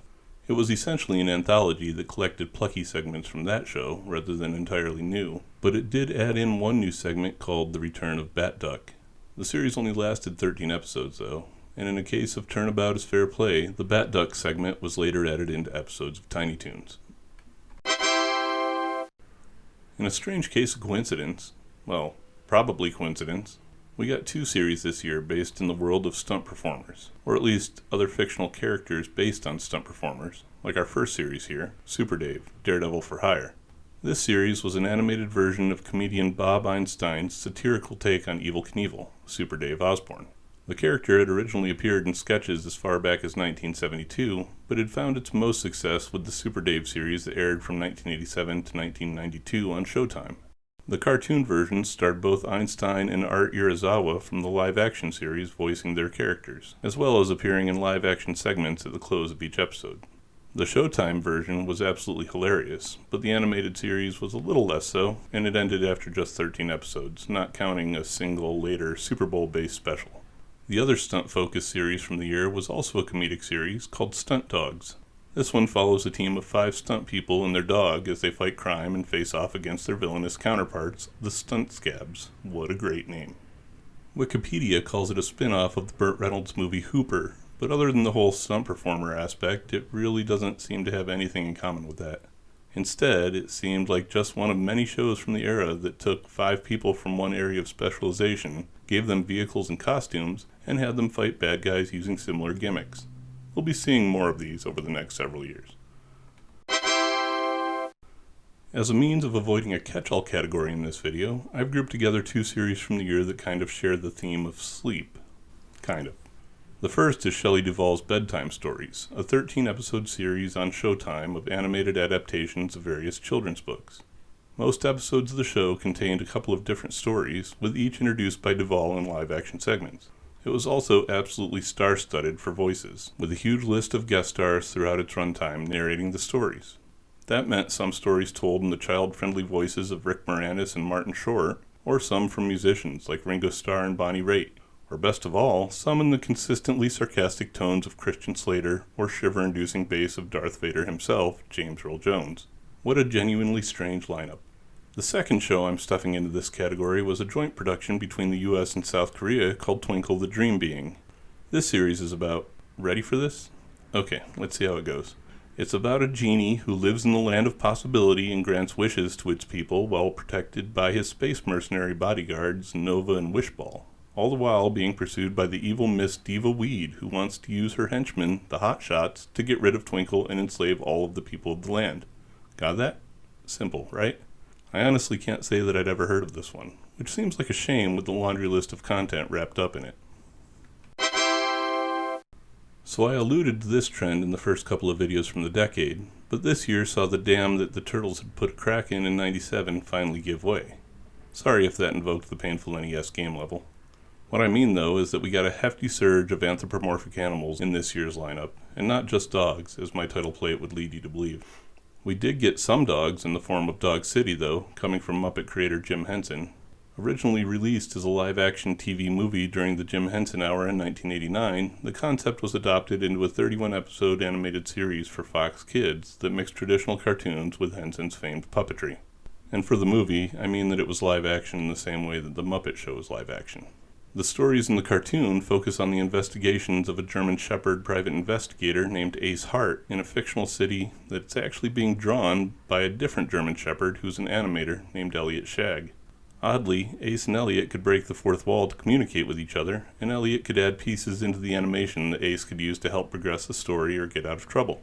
It was definitely an interesting concept for a cartoon. The next animals to get humanized this year were definitely not dogs, but rather dinosaurs. The Adventures of T-Rex was an American-Japanese co-production that ran for 52 total episodes. The story focuses on a group of 5 dinosaur brothers who masquerade as a singing comedy group by day and fight crime with their various superpowers at night. As I mentioned with stunt dogs, there's a formula for this era involving 5-person teams that follow a specific motif to fight evil. The evil in question for this series is called the Organization, headed by Kingpin Big Boss Graves. It was kind of an interesting show with some cool armor for the brothers and a creative mix of various superpowers. Keeping this parade of wildlife going, we also got a series this year called Wild West Cowboys of Moo Mesa. In this one, a comet struck somewhere on the western plains near the turn of the 20th century, resulting in the ground shooting up to become a mesa that towered miles above the plains. Everyone in the vicinity got trapped on top of the mesa and underwent mutation into a humanoid cow state, whereas the series itself describes things, were hit by a comet that caused everyone to become bovipomorphic. And of course, as is bound to happen, everyone affected by the process shared a love of the Wild West and decided to mold their new society around that particular era of human history, complete with sheriffs and outlaws. The series focused on Marshal Moo Montana and his posse, protecting their new frontier from the corrupt mayor of Cowtown and his henchmen. The show fits squarely in the TMNT mold, but unlike that series, only lasted 26 episodes. Moving right along, we got the series Eek the Cat, which unlike the other series we've talked about so far, was actually set in the human world and followed an anthropomorphic cat, the title character Eek, who could communicate with both other cats and several of the show's human characters. The general hook of this one is that Eek is an eternally optimistic do-gooder that always tries to help, but usually ends up in some dangerous and painful situation. This is usually played for laughs, but each episode ends with something good happening as a result of Eek's efforts and willingness to help. In that regards, it's a pretty great morality tale that continually teaches the lesson that good things happen to good people. Or cats, I guess. The last 2 series I want to talk about here are actually made more for adults by Hanna-Barbera, and were intended as direct competition to The Simpsons. The first was a show called Capital Critters, which is a kind of political satire about the hidden society of rats and insects living in the White House, and their struggles against the cats that are out to get them. Cats, I should mention, that are representations of the then President and Vice President, George H.W. Bush and Dan Quayle. The show was too cartoony for adults, though, and too adult for kids, and fizzled out after 13 episodes, even with Neil Patrick Harris voicing the main character. The other series that was geared toward adults and intended to dethrone The Simpsons did even worse, only managing to get 3 of its 6 episodes on the air, although those other 3 did get shown in Europe. This series is called Fish Police, and, predictably, is about a police detective who's a fish solving fish crimes under fish water. Fish. The heroic Detective Gil, get it? Faces off against the evil Biscotti Calamari, get it? And his sleazy lawyer, Sharkster, get it? Who's played by Tim Curry. Space! Not now, Tim. It also had some great voice actors besides the one I've already named, including Ed Asner, Jonathan Winters, Phil Hartman, and John Ritter as the main character, Detective Gil. But with the stupid pun names and penchant to use that same fish humor as the basis for entire episodes, it's not surprising that it went away as fast as it appeared. So Disney was already on a roll on networks with their Disney Afternoon, but following the massive success of The Little Mermaid in 1989, saw the signs of their own coming second golden age and took the chance to begin capitalizing on it this year. Some of their first steps were to release a pair of shows on the Disney Channel that would make sure their back catalog remained available to new audiences. This effort took the forms of Mickey's Mouse Tracks and Donald's Quack Attack, premiering back-to-back as replacements for Good Morning Mickey and Donald Duck Presents. I say replacements, but they were just new packages for more old Mickey and Donald content, even going so far as to not run any credits other than attributing the contents to Disney animators over the past 60 years. To spice up the formula, though, each show also included clips from various Disney animated films as well. The third member of the company's Holy Trinity, Goofy, did much better this year with the release of a network syndicated series telling all new stories in an all-new format. Goof Troop was based on Goofy and his son Max and their neighbors the Pete family, consisting of longtime Disney villain Pete, his wife, and kids PJ and Pistol. The series originally ran as a replacement for Tailspin in the Disney Afternoon and proved incredibly popular, resulting in a pair of movies, one theatrical and one direct-to-video, that are both pretty highly regarded. There was another syndicated release from the House of Mouse this year that was, well, less loved than Goof Troop. While that show lasted until the year 2000, Raw Toonage only got 12 episodes. This show was more of an anthology series made up of short segments that featured characters like Bonkers and Marsupilami, who we'll see more of later in the decade, with each episode hosted by a more popular character from the Disney Afternoon, like Don Carnage or Launchpad McQuack. But lastly, and in my opinion most importantly for Disney this year, we circle back to the previously mentioned Little Mermaid, which got a spin-off animated series.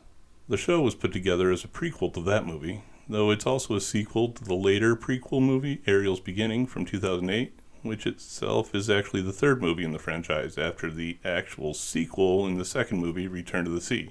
Complicating the timeline even more, the series and the prequel film aren't even in continuity with each other, so that's fun. Anyway, the show was pretty much teen mermaid girl slice of life and followed the adventures of Ariel and her friends. Several of the film's voice actors reprised their roles in the series, though, making it feel very much like a continuation of the movie universe. The reason I said I felt that this was the most important release of the year for Disney, though, is that it served as an extremely lucrative proof of concept for how the company could continue drinking from the well of their most popular movies of the period, as we'll continue to see throughout this series of videos. This year also brought a couple of notable programming blocks as well, or maybe anthology series, potpourri shows, animated specials, a little of each. Maybe that's the most accurate description. I guess that means I ended up with the catch-all category I tried to avoid earlier anyway. Whatever, we'll just push forward. Let's first talk about the anthology, which came in the form of Cartoon Network's Toonheads. This, series, I guess, was made up pretty much of whatever Cartoon Network wanted to stuff into it. It contained segments from Hanna-Barbera, MGM, Warner Brothers, with some Popeye thrown in for good measure. It contained an assortment of animated shorts, extended-length specials, trivia, animation history, thematic batches of different material, or whatever, with episodes running anywhere from 15 minutes to an hour, depending on the content of the day. I guess as a catch-all series, though, that this is as good a category as any to have it show up in. The next topic to cover in this section is an actual programming block, though, called Amazing Adventures. This one was actually made up of series that I've already covered in this video, or others in the series, specifically this year's Saban's Gulliver's Travels, King Arthur and the Knights of Justice, and rebroadcasts of The Wizard of Oz from 1990. I just wanted to mention it, as the block would eventually become the Bobot Kids Network in 1997, and was usually a pretty good place to catch some pretty great shows. And then the last one that I included here was neither a block nor a series, but instead was an ongoing run of animated specials based on the comic strip For Better or For Worse by Lynn Johnston. The first two of these 30-minute specials, which were originally developed and released in Canada, came out on HBO this year and included The Last Camping Trip in July and A Christmas Angel in December. These are comedic slice-of-life stories in the same vein as the comic strips, so if you've read any of those, you know what you're in for here. Oh, and just so that I can mention it somewhere, Liquid Television also premiered The Specialists as a new segment this year. But as I talked about that last video, you'll have to take a look there if you want to hear more about it. So there you go, a rundown of every series released in the US in 1992. Now, as usual, we'll take a look at where these shows can... Oh yeah, almost forgot something. As all of you have no doubt been waiting for, there were two final series that came out this year straight from the pages of some of the most popular comic books of the time. First was the show that put Fox Kids on the map, in my opinion. A second attempt at a particular group of characters after a failed pilot in 1989. That failed pilot was called Pride of the X-Men, which was going to be a series based on the 90s hottest superhero team, the X-Men, with particular focus on the newest and youngest member, Kitty Pryde, aka Shadowcat. That series was never picked up, but fortunately for us, Fox executive Margaret Loesch, formerly of Marvel Productions, had been a big supporter of the proposed series and in 1991 became the head of the Fox Children's Network. She used that position to kick off another attempt at an X-Men cartoon, which resulted in one of the 90s greatest animated achievements, X-Men, the animated series. This is one of those shows that you either watched back then, have watched since, or have no intention of watching, which I can't imagine being the case for any of this video's viewers. It was easily one of the best shows of the year, if not the entire decade, crammed full of characters and storylines from the comics with a persistent through story and several darker, mature themes throughout. You don't even have to look further than Morph sacrificing himself to save Wolverine in the first episode to know what you were in for. I can't say enough about how great the show was. Well, except maybe the last season that had all the corner cutting, but it's absolutely one that belongs in the list of best of the decade. Hell, it's almost as good as this year's, again, if not this decade's, crowning achievement, Batman the Animated Series. Do you want a show with even darker, more mature themes? This is it. Do you want a show that redefines how shadow and light can be used to produce atmosphere and animation? This is it. Do you want to listen to some of the best voice acting to ever appear in a cartoon? This is it. Bruce Timm and Paul Dini took one of the longest-running, best-known comic characters in history and redefined him for a whole new generation. They created a hero that was completely human, capable of failure and self-doubt, and existing in a world incredibly representative of our own. Populated by evil humans, driven by human motivations, rather than an unending stream of over-the-top villains. The villains that did appear, though, were grounded and realistic too, for the most part, focusing on grassroots schemes and keeping Batman firmly planted in the night-shrouded streets of Gotham. What an amazing series. If you haven't seen it, and you have even a passing interest in either Batman mythology or animation history, fix that. Immediately. Alright, so where was I? Oh yeah, where can you watch these shows as of August 2023? As is happening way too often in these videos, you can't with a lot of them. The list that has never gotten an official DVD or streaming release includes Capital Critters, Fish Police, The Plucky Duck Show, though each segment from that can be watched as part of Tiny Toons, Raw Toonage, The Addams Family, The Adventures of T-Rex, Saban's Gulliver's Travels, Stunt Dogs, Super Dave, Daredevil for Hire, Twinkle the Dream Being, Wild West Cowboys of Moo Mesa, Eek the Cat, Mickey's Mouse Tracks, and Donald's Quack Attack, which are both compilations of old Disney tunes which can be watched in various forms all over the place. As usual, take a look here on YouTube or around the internet for any of these.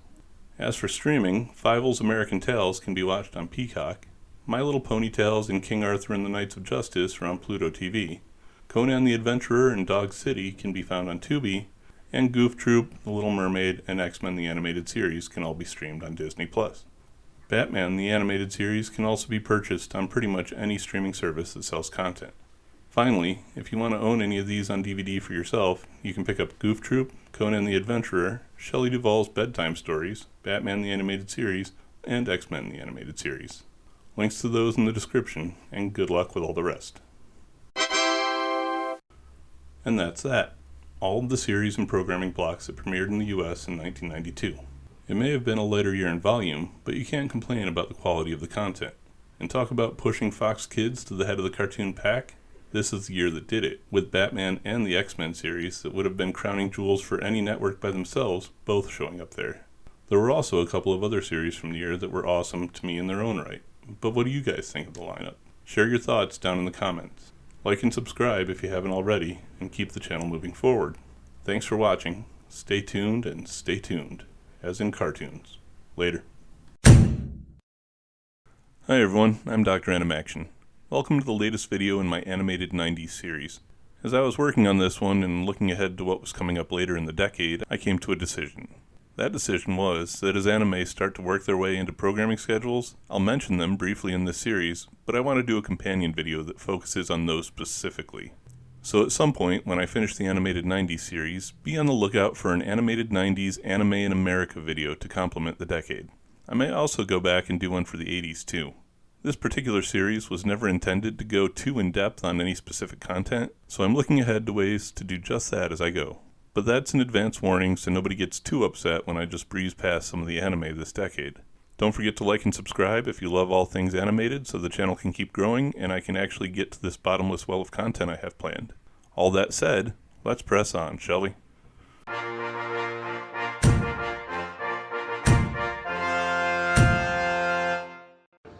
Yeah, it's a bit much.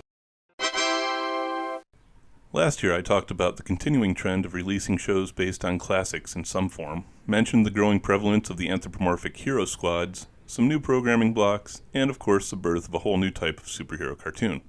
I also failed to mention one of the biggest events in cartoon programming ever with the launch of Cartoon Network in October of that year. I'll plan on fixing that somewhat by doing a channel/programming block series later. I also forgot to keep looking at not just network premieres, but at segment premieres like those on Liquid Television, which I'll make up for later in this video. But let's see if these observations and events start trends, or just happen in a vacuum. As usual, we'll start by seeing what was still here from years past. Looking back to the 80s, we find Danger Mouse from 84, The Fantastic World of Hanna-Barbera from 85, TMNT from 87, and Count Duckula, Garfield and Friends, and David the Gnome from 88.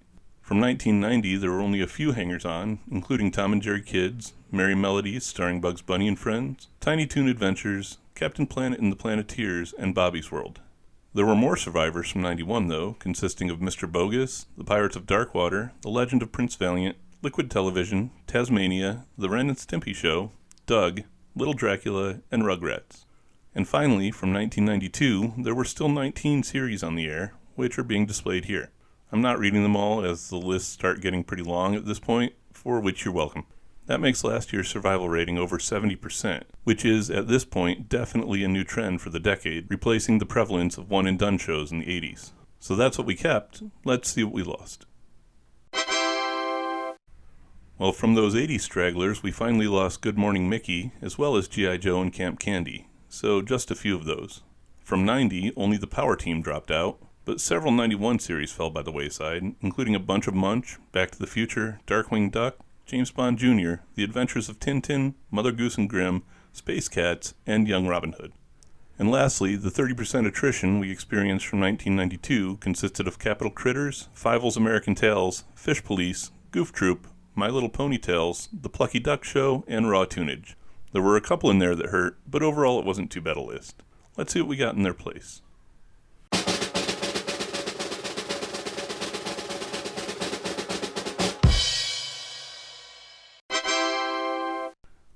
Here's where things start to get out of hand, as the list of new series that premiered this year climbed up past the 30 mark.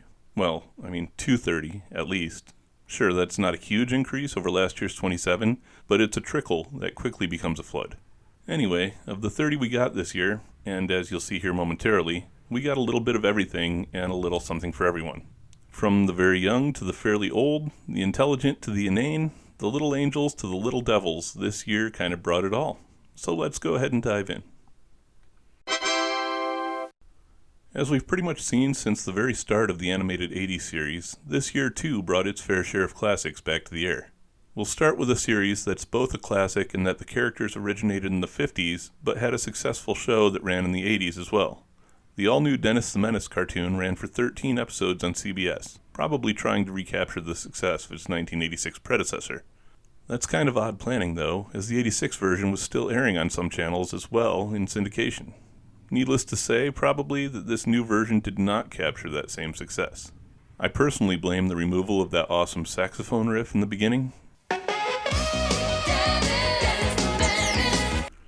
Speaking of series that didn't do nearly as well as their source material, we got a new version of the 1966 manga character Speed Racer this year in the New Adventures of Speed Racer. And look at the designs for this series in these clips. Here, I'll run them side by side with clips from the 60s versions. I don't think there needs to be too much discussion about why this update only managed 13 episodes, so we'll move on. How about we take a look at a classic 1943 Tex Avery character that got his own series this year with Droopy, Master Detective. This show spun off from the still-running Tom and Jerry Kids and cast the slow-talking Droopy Hound and Son Dripple as detectives in a satirical spoof of crime noir stories. The series actually ran in shorts, with each episode containing a segment of Droopy, one of Tom and Jerry Kids, and a third of another updated Avery character in Screwy Squirrel.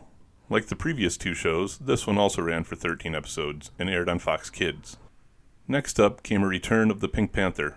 Not the return of the Pink Panther, just a return of the Pink Panther, in a new series simply called The Pink Panther. I guess cartoons were doing that stupid just use the original title thing way before horror movies.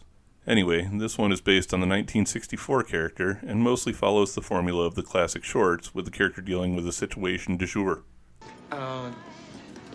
What is the soup du jour? It's the soup of the day. The one notable area where it did diverge from that old formula was in the fact that he spoke in this series, whereas he'd been mostly mute up until this point. This is the first show we're covering this year with any staying power, too, lasting 60 episodes in first-run syndication. Our next classic comes from a 1939 book series by Austrian-American author Ludwig Bemelmans named Madeline. Well, the series technically started this year on the Family Channel, but had actually started as a series of animated specials on HBO, with 6 specials each adapting one of Bemelmans' original 6 stories. Besides the 6 specials, the series ran for 3 seasons on Family Channel, then ABC, then the Disney Channel, respectively, for a total of 59 episodes. Lastly, for classic adaptations, and this one may be a bit of a stretch, but it was USA Cartoon Express's The Itsy Bitsy Spider. The cartoon was technically based on an animated short film of the same name that released the previous year as part of the movie Bebe's Kids. Interestingly enough, the short film starred Thora Birch and Jim Carrey, but extrapolating it further means it comes from the nursery rhyme, which appears in print as far back as 1910, so it qualifies. Oddly, the series is kind of Terminator-like, with the spider and his human friend Leslie constantly trying to escape from the relentless exterminator, who uses a huge variety of weapons and methods to try and eliminate the pest, and at some point is even revealed to be a cyborg. Oh, and in the series, Leslie could magically shrink, which was kind of different from the short. It lasted for 26 episodes as part of the USA Cartoon Express block. As a quick aside, I read somewhere once that Australia didn't air any kids shows in which characters befriended spiders, seeing as the country is full of versions of the 8-legged monsters that will murder you. Can any of you watching from down under provide any insight on that? I'd be pretty interested to hear the real story. There actually is one other series from this year I wanted to talk about in this section, called The Moxie Show. This one didn't adapt any classics on its own, but rather ran original classic Hanna-Barbera cartoons wrapped in interstitials of the new characters Moxie and Flea. It was kind of like the previous year's Toonheads, but less educational. The best thing about the show was easily the voice cast, though, as it starred Bobcat Goldthwait as Moxie and magician Penn Jillette as Flea, though they replaced Penn with Chris Rock in the final episode, which is still great casting. It ran for 24 episodes on Cartoon Network. We also got a couple of series this year adopted from the pages of print media, though from contemporary rather than classic print. The first of these was Disney's Marsupilami, based on a comic book by Belgian creator André Franquin from, what? Seriously? 1952? Well, I guess he actually is a true classic character. Who knew? I guess I could go back and put him in the previous section, but I've already typed 3 sentences here, so I'm committed now. Anyway, the series looks like it stars a cheetah, but it actually stars a whole new species called a Marsupilami, named, in the finest Pokemon tradition, Marsupilami. It does, however, appear that the species are not, in fact, marsupials, though, at least not in any discernible way, which at least makes the African jungle setting fit, as there are no marsupials native to that continent. The show ran for 13 episodes on CBS. The other series I put here is one that I know didn't come from the 50s. Instead, Cadillacs and Dinosaurs came from the comic series Xenozoic Tales by Mark Schultz, which originally appeared in the kitchen sink press series Death Rattle in 1986. The series was actually a continuation of work that had been done on an arcade game of the same name that was also released this year. It follows the adventurer Jack Tenrick and his crew as they protect the environment of post-apocalyptic Earth in the year 2513, traveling the countryside in Jack's Cadillac and avoiding the dangerous dinosaurs that roam across it. This one only lasted 13 episodes on CBS Saturday mornings. The cartoon was pretty cool and well animated though, and the video game was a really fun beat-em-up too, if anyone's interested. Though we didn't see many of them last year, this year we got a handful of new series based off of films or TV shows or whatnot. The first of these was spun off from the 1990 movie Problem Child, starring John Ritter and Gilbert Gottfried, called, appropriately, Problem Child. Or I guess it's actually based on the Problem Child franchise, as the movie actually got 2 sequels, which I find mind-boggling. Anyway, this was another series that made its appearance on USA's Cartoon Express, and like the movie, followed the exploits of an eponymous problem child as he makes life difficult for his family and principal. I never understood the movie, as he was less mischievous and more Damien from The Omen, and I'm not sure why anyone would put up with him. So I felt the same way about the cartoon. Other kids of the time must not have, though, because it ran for 26 episodes across 2 seasons. But let's move on to a less frightening and disturbing series based on a live-action property, though, with Tales of the Crypt Keeper. Again, this one probably could have gone in the Classics section, or at least the previous From the Page section, as it was technically based on EC Comics' Tales from the Crypt from 1950. But I'm fairly confident that most people at the time were more familiar with it from the current ongoing HBO series of the same name. Unlike the HBO series, this kid-friendly version aired on ABC and featured a somewhat cleaned-up Crypt Keeper and less violent and gory tales, but like its live-action counterpart, uses the framing device of the Keeper telling a different scary story in each episode. It had a run of 39 episodes across 3 seasons, and had John Kassir from the live-action version voicing the Crypt Keeper here as well. And the last one I want to put here is again something of a cheat, but it did come from a previous TV series. The real reason I'm putting it here though is because of how much inspiration it took from an unrelated, successful movie. Bonkers had gotten its start as a segment of last year's Raw Tunage from Disney, and as a standalone series ran for 61 episodes in syndication as part of the Disney Afternoon. However, let's take a look at the plot and premise for a minute and see if we recognize anything in it. The show follows a former cartoon star who joins the police force and is partnered with a bad-tempered, tune-hating human named Lucky. The series follows the pair as Bonkers tries to earn Lucky's respect, who realizes he cares for Bonkers at the end of their time together. Nope, doesn't remind me of anything else I've seen, so let's keep going. After having taken the previous year off, we also saw a few video games get the animation treatment once again this year. We'll start our look at these with one that was based on one of my personal favorite arcade games of years past, Double Dragon. And yes, it's based on the original video game trilogy, not the movie. That thing came out in 1994. Maybe I should do a couple episodes about live-action movies born from cartoons and video games, and, vice versa. Let me know what y'all think. Back to the cartoon, though, it's based on the arcade game trilogy of beat-em-ups and follows the adventures of the Lee brothers, Billy and Jimmy, separated at birth and raised by opposing martial arts masters. Eventually, Billy is betrayed by his evil teacher, the Shadow Master, and joins his brother under the guidance of his master, the Oldest Dragon, to fight against the Shadow and search for their missing father. Unlike the game, the pair have a transformation into a powered-up version decked out with armor and weapons. And not to be cynical and say the two are related, but it also had a toy line that featured them in armor with their weapons, and had some vehicles too. Anyway, also unlike the game, they aren't on a quest to save an abducted girlfriend. The series ran 26 episodes in syndication. Coming as well from the land of 16-bit adventures this year, we got not one, but 2 series based on the Blue Blur, Sonic the Hedgehog. The first of these was Adventures of Sonic the Hedgehog, which technically had a pilot that aired in 1992, but which didn't air as a full series until September of this year. The show takes an adventure of the episode format in which Sonic, Tails, and their friends fight against some plot or another by Dr. Robotnik and his henchmen. Interestingly, Sonic in this series is voiced by another icon of the 90s, Steve Urkel himself, Jaleel White. This version ran for 65 episodes in first-run syndication, not counting the previous year's pilot and a Christmas special that aired on USA.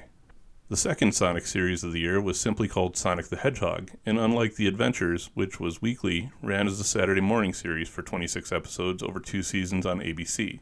Both shows were produced by Deke in partnership with SEG of America, but this one was a far superior series to its weekly counterpart. Not only did it tell darker, more mature stories that followed a rebellion narrative about resistance fighters working against Dr. Robotnik, but but it had a much cooler, expanded character roster and a more well-developed world and setting, including a furry waifu love interest for Sonic in the form of Princess Sally Alicia Acorn.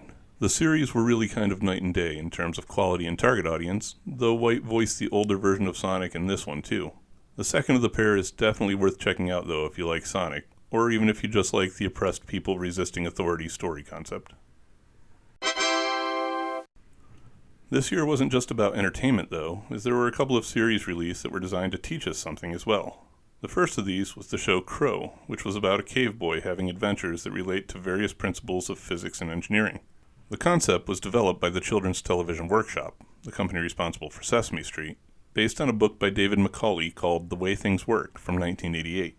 I had the book as a kid, and it gave some really cool explanations about how a lot of different machines worked with some nice detailed illustrations accompanying them. The cartoon is narrated by a talking woolly mammoth who gets thawed out in a lab, and as he sees different machines and equipment, relates their functions to a similar story involving Crow from before he was frozen. Even though the series was receiving some of its funding from the National Science Foundation, ABC canceled it after just 21 episodes. That inadvertently led to the creation of the channel Noggin, as the Children's Television Workshop decided they didn't want to have to depend on other channels being willing to air their productions. Crow was one of Noggin's launch series, and it ran there from 1999 to 2004. The other series this year that was more educational in nature, and just to cover my bases here, I'm not saying one way or another anything about the educational value of the concept or topics, just that it tried to teach something, is VeggieTales. This one used a cast of anthropomorphic vegetables to tell some of the most famous stories from the Bible, while at the same time parodying pop culture along the way. Although I won't dwell on the basis of the storytelling, I will say that the series employed some really excellent humor in the parody aspects, and the songwriting was relentlessly singable. Not only that, but the lead characters of Bob the Tomato and Larry the Cucumber were also really fun. Taken at face value as an animated series, it's really pretty clever and well done. It's also the best-selling Christian children's franchise of all time, with 6 different animated series, movies, animated specials, video games, and sales of over 16 million books and 7 million CDs. This series alone lasted from 1993 to 2015, and the franchise is still alive today. Okay, so now that we've talked about a couple of series that wanted kids to learn things, let's talk about a couple of others that definitely didn't. The first of these was a new show from Hanna-Barbera called Two Stupid Dogs, and follows daily misadventures that are generally caused due to the fact that the dogs of the title, simply called Big Dog and Little Dog, are, in fact, stupid. It's a weird show in which you can see and hear a lot of classic Hanna-Barbera with its simple animation and jazz soundtrack, but that takes cues from modern shows like Ren and Stimpy with its use of gross-out humor and 90s edginess. It's also notable for including segments that featured a return of a true Hanna-Barbera classic with Super Secret Secret Squirrel, which told modern stories of the vintage 60s character Secret Squirrel and his supporting cast. The series ran for 26 episodes as part of TBS's Sunday morning cartoon block. The next mostly nonsensical series we got this year was a new addition to the Nicktoons lineup called Rocko's Modern Life. I almost put this series in my next category, which looks at tunes targeted more at adults, but as a Nicktoon, I guess it's supposed to be for kids. Let's see. The show follows main character Rocco, who's a wallaby, and best friend Heifer as they go about their daily lives in the fictional O-Town, where they spend a lot of time hanging out at their favorite restaurant, the Choky Chicken. So far, so kid-friendly. Sure. I mean, the creator told Nickelodeon he didn't do kid shows, so they knew what they were getting into. This one's filled with innuendo and double entendres, not to mention satire and social commentary. So even though kids would find the slapstick and gross-out humor appealing, you can't convince me it's intended for them. That being said, I definitely watched enough of it myself over its 52-episode run. That leaves us with one last cartoon that I chose to put into this category, as the core conceit is the random wackiness and nonsensical nature of its main characters, but which is actually a very witty and intelligent series that really did teach kids something. Animaniacs was a new series from Warner Brothers and produced by Steven Spielberg's Amblin Entertainment that focused on a whole new cast of characters rather than leveraging any of the company's legacy cartoons. The show focused on the antics of the Warner Brothers and Warner's sister as they wreaked havoc across the studio and the surrounding area. It took on a skit-based format, with the Warners being supported by a huge cast of some really great additional characters, like my personal favorites, Pinky and the Brain, and Chicken Boo.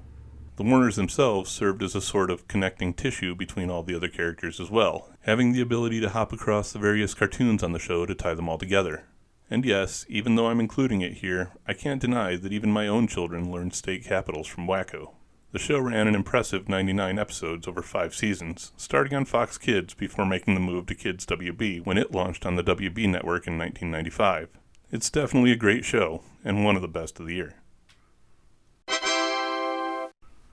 Kids weren't the only ones who got animated series this year, though, with adults getting a couple as well.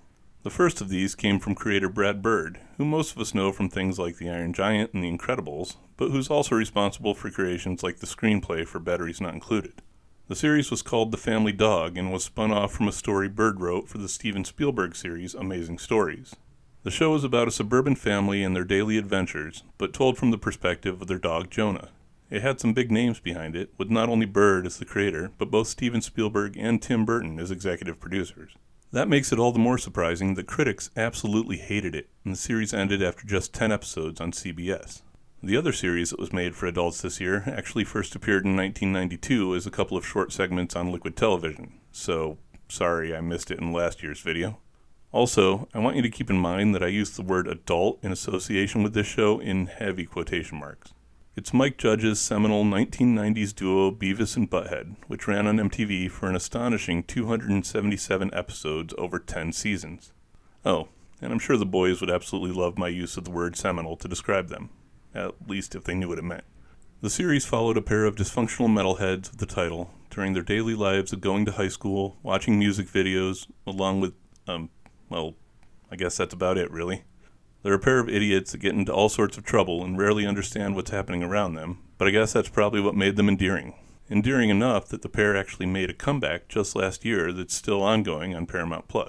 And I'll be the first to admit that the show was stupid, but I watched a ton of it back in the day as my 15-year-old self. So this year we also see something that was somewhat missing from the last few of the decade, which is resurgence of action as a major theme.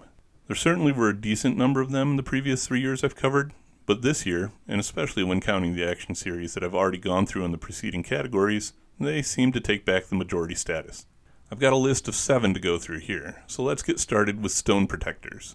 This one took the popularity of the Troll Dolls line from the time and the popularity of the 5-member action team and threw them in a pot with a healthy dose of TMNT and 90s attitude radicalness and ended up with this weird series. In the cartoon, a failing club band called the Rock Detectors, interesting name I guess, find a set of magical stones that turn them into trolls, give them various powers, and somehow make them significantly better musicians. That third one seems pretty random as a power, and it makes it super convenient that the stones were discovered by a rock group instead of, say, a bunch of lawyers or something. This turns them into the much more successful and popular band, The Protectors, while also putting them at odds with the story's main reptilian villain, Zoc, and his henchmen. Is it noteworthy that so many villains of the late 80s and early 90s were reptilian? Anyway, this series ran for 13 episodes in syndication. Oh, and because we talk a lot about music in the comments, here's something from Stone Protectors that all of you music lovers are going to just absolutely adore. Pay attention to the count-in and then the beat when the music comes on. 1, 2, 1, 2, 3. We're the Stone Protectors. Side note, being about a rock group of colorful characters that fights aliens to protect a special power, does anyone else get a Buckaroo Banzai vibe? And hey, speaking of reptilian, we got a series this year called The Terrible Thunder Lizards. This series aired as a part of the Fox Kids programming block called Extravaganza for 36 episodes. It follows the antics of a trio of dinosaur mercenaries tasked with eliminating a pair of humans before they overpopulate and bring an end to dino rule of Earth, as well as undertaking a variety of other missions and defending their hometown, called Jurassic City, from outside threats. I'm not really sure why they were worried about the humans populating the planet so quickly, considering the two they were after were both male. Maybe they didn't understand how procreation works. But anyway, although this series did slightly better than Jurassic Park by having at least one of the main characters be a species from the actual Jurassic era, the other two, like those in the aforementioned movie series, actually come from the Cretaceous period. And yes, all of you armchair paleontologists out there, I know that things like the Brachiosaurus or Brontosaurus, whichever they were from Jurassic Park, were from the Jurassic era, but the main focuses, foci of the movie, like the T-Rex, raptors, and even the Triceratops, weren't, so my joke stands. A couple of interesting pieces of trivia about the Terrible Thunder Lizards, though. The voice cast included some notable names like Kurtwood Smith, Brad Garrett, Jason Priestley, and later Corey Feldman. And the theme music was composed by none other than Twisted Sister's own Dee Snider. The show ran for 36 10-ish minute segments during each run of 75 episodes. But let's get away from the distant past and instead look toward the not-too-distant future year of 2025 with The Botsmaster. This was a 40-episode French-U.S. co-production between Jean Chalepins, who was formerly of Deke and is probably best known for co-creating Inspector Gadget and co-writing and co-producing Ulysses 31 and the Mysterious Cities of Gold, from his company Créativité et Développement, Oh my god, I killed the French language, and the U.S. production company Avi Arad and Associates. Fans of Marvel films and TV should recognize the Avi Arad name easily enough. The show is about a world where use of robots is widespread, and of course there's a megalomaniacal billionaire who wants to use them to take over the planet. The creator of the most prolific series of robots in use, Ziv ZZ Zoolander, builds a special team of robots called the brain-operated young zygotopic Zoids, or boys with an Ultra 90s double Z instead of an S, to wage a guerrilla war against the villain. It was a pretty cool cartoon that tackled some deep topics and themes and had some great tech designs. Terrible names, though. Moving this action train along, we have Polly Pocket. Wait, no. We have Polly Pocket's darker, more action-oriented offshoot, Mighty Max. Based on the toy line of miniature collapsible playsets of the same name, the series followed Max and his friends as they used his magic wormhole-producing baseball hat to protect Earth from the evil Skullmaster and his minions. The series was way darker and more mature than the title, source, and concept description would seem to indicate, which made for a pretty cool cartoon. It also had some notable names in the cast, including Bull from Night Court, Richard Mall, and my channel's new favorite cutaway as Skullmaster. Space! It ran in syndication for 40 episodes across 2 seasons. Now let's look at a couple of shows starring some of the 90s favorite children, anthropomorphic action teams. First, I'll talk about what is honestly one of my favorite series from the year, another new Hanna-Barbera property called SWAT Cats, the Radical Squadron. This show is about a pair of former special police operatives named Jake and Chance from the sprawling Mecha Cat City who become airborne vigilantes after being fired by the incompetent Commander Farrell. The pair build the absolutely awesome jet, the Turbo Cat, as well as tactical uniforms equipped with several crime-fighting gadgets, take on the codenames Razor and T-Bone, and get to work doing what the Enforcers can't, taking down the evil Dark Cat. The show was really great, with cool technology and character designs, an awesome assortment of villains, and a persistent story throughout the series. It ran for 25 episodes on TBS as part of the latest incarnation of the fantastic world of Hanna-Barbera, and apparently has a revival currently in pre-production. I highly recommend it. I also recommend the next one, which has been in the news quite a bit lately with an impending remake on the horizon from toy company Nacelle and co-produced by super nerd Ryan Reynolds, Biker Mice from Mars. This was probably one of the most 90s series of the early 90s and followed the adventures of a trio of mice who were bikers from Mars. The title really kind of says it all. The three are out to stop an evil corporation that's a front for a race of evil alien reptilians, of course, what else, called the Plutarchians, from stealing Earth's natural resources. The mice themselves were pretty cool designs and overflowing with early 90s attitude, and their motorcycles and tech were some pretty awesome designs as well. I mean, they weren't Kaneda's bike cool, but they were pretty close. Best of all, Vinny was voiced by Ian Ziering, and as an unabashed fan of great terrible movies, of which Sharknado ranks fairly high, that's a big plus for me personally. The series got 65 episodes over 3 seasons in syndication, and as I said earlier, is currently being rebooted. Oh, one other side note about the reboot. The company that's doing it, Nacelle, has also just announced a reboot for another cartoon from last year's video, Wild West Cowboys of Moo Mesa. I've saved the best for last in this category, though. This final series is hands down my personal favorite of the entire year. Exo Squad was a series that ran for 52 episodes in syndication and is far and away the darkest, most mature show on this year's list. The story follows the events of a war between humans and a genetically engineered worker race called the Neo-Sapiens, who rise up in revolt against their human oppressors.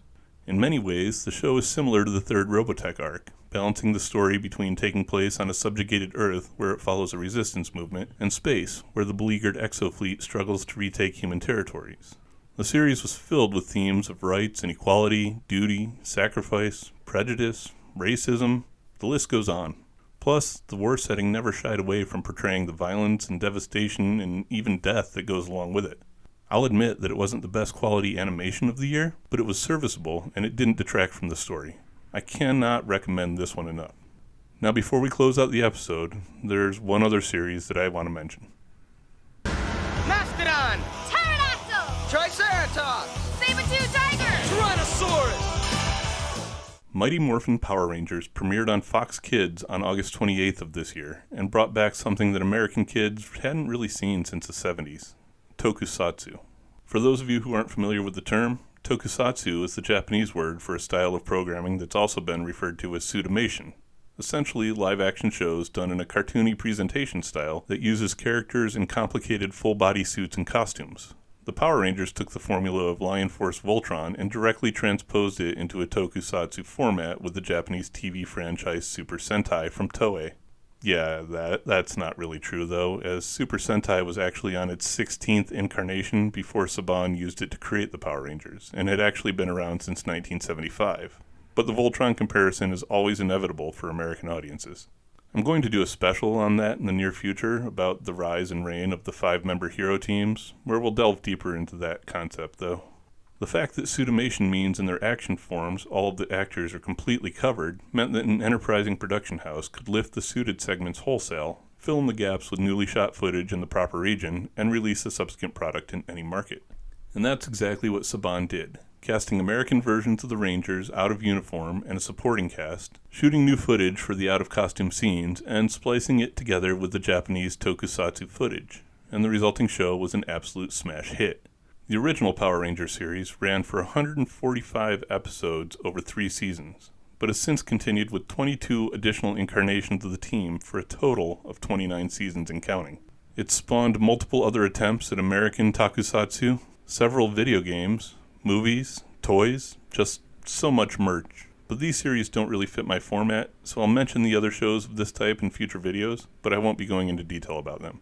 Instead, you can all look forward to this video, or videos, depending on how much content there is to cover, at some point in the future.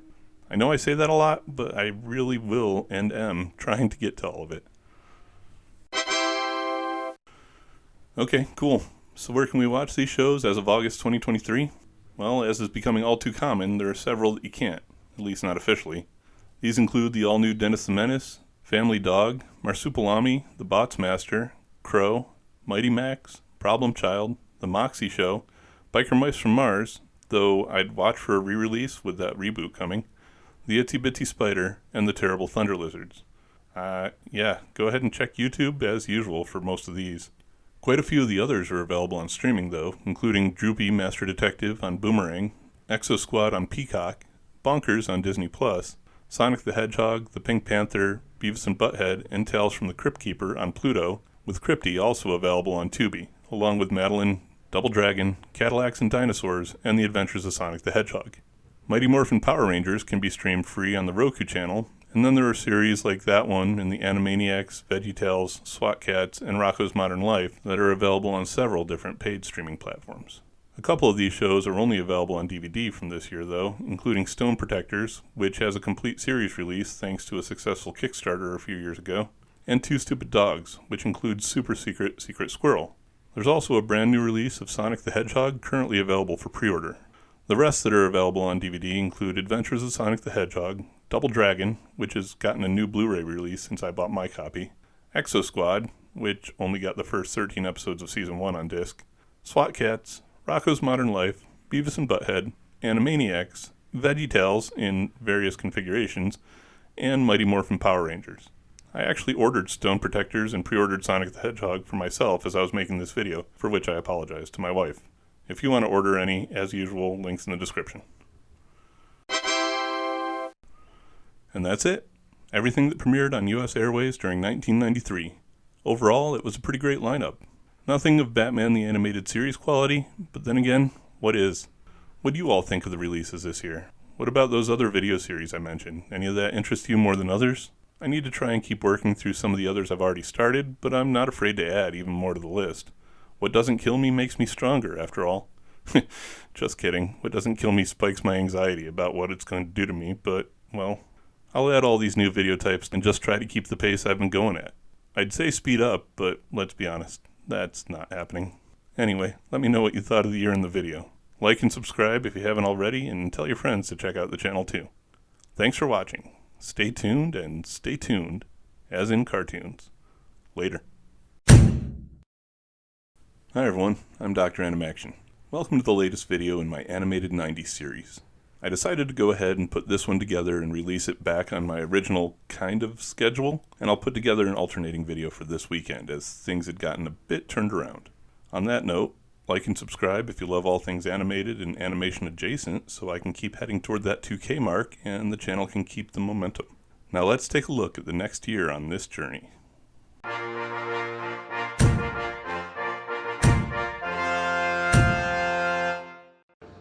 Yeah, it's a bit much. Last year saw a little bit of everything. Studios started paying attention to The Simpsons and the success of things like Liquid Television and began putting out animated series for adults. The Batman the Animated Series approach to storytelling started to work its way into a broader range of stories, with a few more series taking that dark and serious approach with their presentation. Mighty Morphin Power Rangers brought back something we'd been missing out on for several years with Tokusatsu. We saw an educational, stupefying dichotomy as some shows leaned heavily toward opposite ends of that spectrum, and best of all, at least for me in this channel, action shows came back in a big way, taking up the lion's share of last year's lineup. I'm hoping that some of those trends stick around into this year. As we do, let's start with a look at what was still going. Well, from the 80s, we still had Danger Mouse from 84, The Fantastic World of Hanna-Barbera from 85, TMNT from 87, and Garfield and Friends from 88. Spoiler alert, next year we'll only have a single 80s show left. There was a quartet of remainders from 1990 with Merry Melodies starring Bugs Bunny and Friends, Tiny Toon Adventures, Captain Planet and the Planeteers, and Bobby's World. 1991 still had a six-pack holding out with The Legend of Prince Valiant, Liquid Television, Tasmania, The Ren and Stimpy Show, Doug, and Rugrats. I've been including Little Dracula in this section since the year it came out, but that was an error on my part. The show premiered in 1991, but then went off the air until the second half of that first season aired in 1999, instead of being constantly on, so yeah, that was my bad. There were still 8 shows around from 92, including Dog City, The Little Mermaid, Batman the Animated Series, Mickey's Mouse Tracks, Donald's Quack Attack, Eek the Cat, X-Men the Animated Series, and Toonheads. And finally, from 1993, we had 23 shows still on the air, which are all on screen here. That's 23 out of 31, or more than 74%, so that number just continues to rise this decade as well. Maybe we'll get to a saturation point where single-season shows just are a thing of the past. It'll be interesting to see. So even with that survival rate, there were still some shows that fell by the wayside this year. These included a few 80s series like Count Duckula and David the Gnome, and Tom and Jerry Kids from 1990. Mr. Bogus and Pirates of Darkwater dropped out from 91, and several from 92 went away as well. That list consists of The Addams Family, The Adventures of T-Rex, Conan the Adventurer, King Arthur and the Knights of Justice, Saban's Gulliver's Travels, Shelley Duvall's Bedtime Stories, Stunt Dogs, Super Dave, Daredevil for Hire, Twinkle the Dream Being, and Wild West Cowboys of Moo Mesa.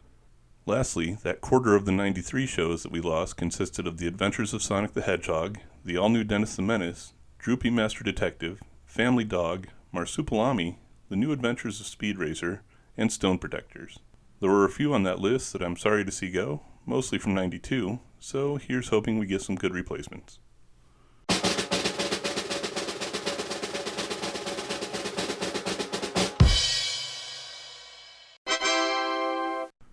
Well, we definitely should, as this year there were 41 new shows released that I'm going to be covering.